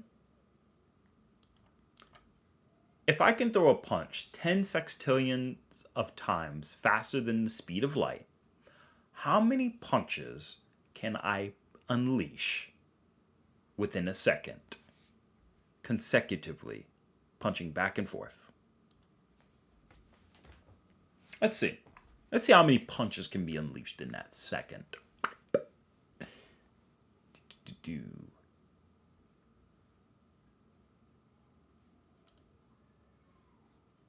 I have no idea how people can compare Chara to Xenoverse. Hey, me too. Complex multiverse structure, being affected by that level of casualness. Yeah, buddy, it's over. It's a joke. That's what I mean.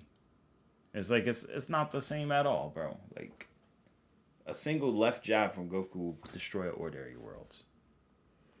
So the speed of light, all right?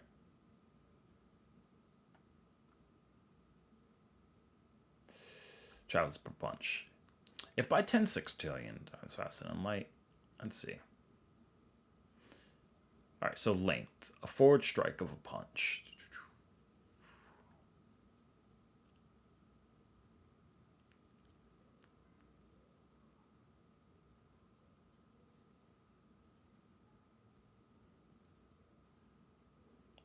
So let's see.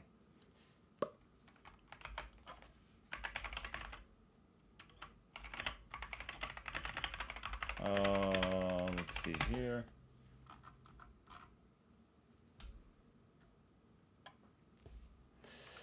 And the answer is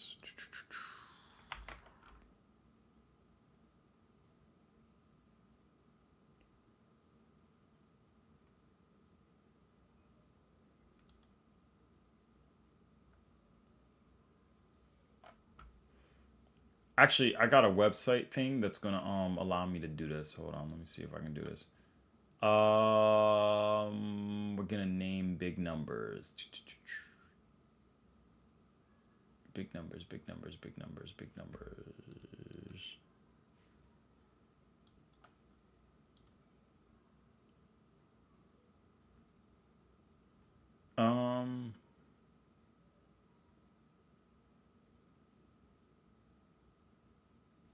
Numbers to words. There we go. That's our result.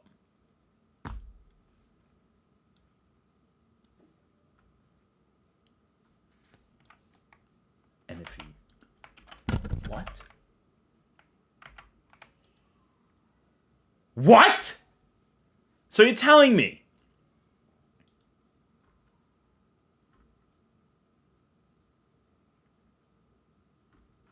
that Goku and Beerus... So here's the thing. Goku absorbs this into his base form. And then he puts that on top of that. What happens if we square this number? Right? So we have to think about that. If we squared this number, how big is this number going to get? Because Goku's base form absorbs that. And then that means Goku can go Super Saiyan God again to multiply it again. So we usually square it. So that means 6 octodecillion 250 septendecillion. What the fuck? God dang! So you're telling me that this isn't even blue? So you're telling me Goku can hit me 6 octodecillions of times in the face within 1 second?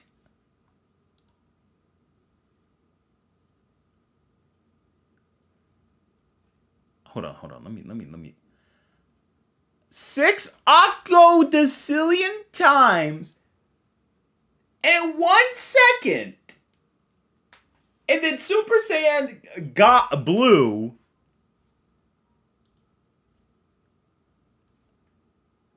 Bruh. And Goku bypasses his Super Saiyan God self in base. So what if we square that number? Like, do you realize how stupid this gets? Let me see if I can do this. Okay, hold on.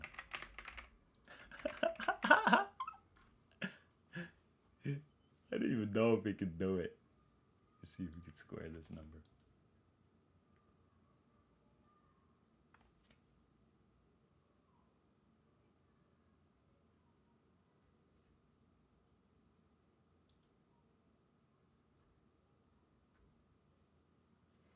Alright, let's see if we can do that. Just take this. Let's see, biggest calculator. Big number calculator.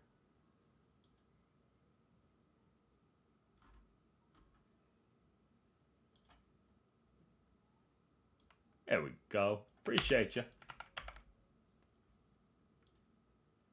And 39 septendrigantillion. So you're telling me that, and this is like, so the Super Saiyan God that fought Jiren, that bypasses God's self later on, at 39 septendrigantillion and 62. See, what the freak is that? That's not even, what the hell am I? This sounds like, what is this? This sounds like the ingredients off the back of a Little Debbie's cake or something like that. Like, damn, what is this, a Harry Potter spell or something? Like, my gosh, you can do all that in a second? Yeah, I'm sorry. I don't know. I don't see Superman doing something like that. Like, even though the numbers are a bit, you can argue calc stacking, sure, whatever. I don't care. If you want to be a crybaby and say it's like, if you want to sit there and be like an absolute like bumzo baby and be like, no, I don't like it, man. It's calc stacking, and the other person, no, I don't think you did it high enough. You need to do it higher. No, man, shut up. Both of you, shut the hell up. Anyway, the bottom line is, Vegeta Scale says, think about it like that. Like, bottom line is, like, ultimately, even though it's a high finite, it's not truly infinite, which is fine. It's the fact that that's just a figure. So it's like, Superman can keep up with his speed, in my opinion. I do agree Superman has the combat speed, but it's not a consistent combat speed unless you use Final Crisis, where he has 4D vision. But even then, that doesn't mean he can keep up, obviously. But bottom line is, it's like, even using that, it's like, you know? But whatever. The bottom line is, Goku's utterly broken, and like that number is stupid. And yeah, I don't know what to say to that. Anyway, guys, the bottom line is that has pretty much been the stream today. So we are going to conclude it here. Once again, we're going to give one more round of applause for Lonk's take. I think Lonk still did a really good job in the video. Even though I don't agree with it, I have a different power scaling interpretation for Dragon Ball. I've went over my reasons for it. Obviously, the power scaling community looks at things differently than I do. So that's how I see it. So ultimately, do I think his take was good? I still think it was really good. Good job, bro. You did a good job. I think your video was overall really solid and well done. Guys, go ahead and support him. You guys can go ahead and leave him a subscription and a like in his video. But me, personally, I thought it was good. I thought it was a good video. A bit under-informed to a degree. But, hey, for what it's worth, you still had to put in the work to do the research, and you still had to edit the video. So, good job, bro. Seriously. So, I hope you hit to 200,000 viewers on this video, and hope for the rest of you have a good career. But anyway, guys, outside of that, thank you guys so much for coming through. Shadow, thanks for stopping by. Vegeta Scales, everyone else, Angel Timmy, Harvado, Macadamia, good quality content, Rank Detective, all you guys, 100 people. You guys have been a great contribution. Demon Bane, appreciate you as well. And Vent, thanks for stopping by as well. So everyone, hope the guys see you real soon. We're looking to possibly, well, my goal is looking to possibly stream even tomorrow.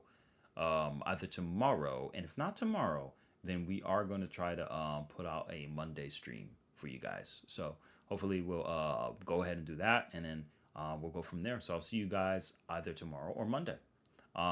Again, the reason why you're not getting an exact consistent is because we still got to flesh out the schedule, but I'm going to be streaming far more than you guys have ever dealt with. So if you do catch me in the stream, I'll see you between those days. Anyway, thanks again. Thanks a bunch, guys. You take care. This is Atari HMB, and I am signing off. Peace.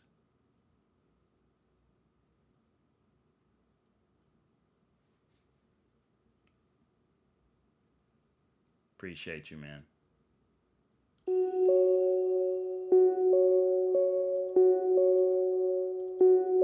Hey, yo, what happened to my background, bro? This looks ugly as hell and plain as crap. What the heck happened, bro? This was supposed to be all pretty and gritty and glitty and ditty. Whoa, hold on. See, I was thinking of words that rhyme with pretty and ditty. All right, hold up.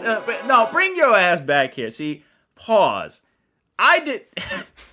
Shut up, Harvado. I was saying pretty and glittery and, like, MIDI, and I did not mean to say you know who. See, we ain't gonna, you know what, we ended the damn stream, because you about to, nope. We done.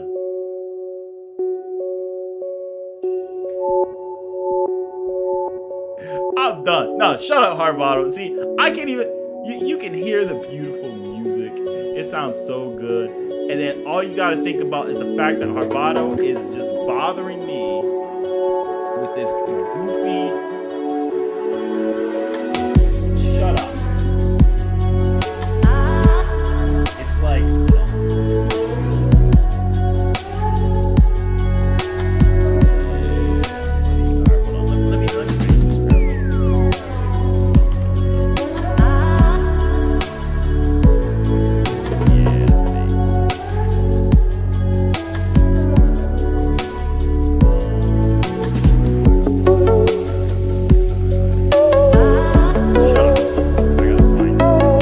Ending the stream without it looking pretty. God dang it. What happened? Yeah! Now it's pretty. Alright. See, bro, no, I'm not saying it again. Alright, anyway, guys, thanks again. It's Atari HB, and I'm signing out for real.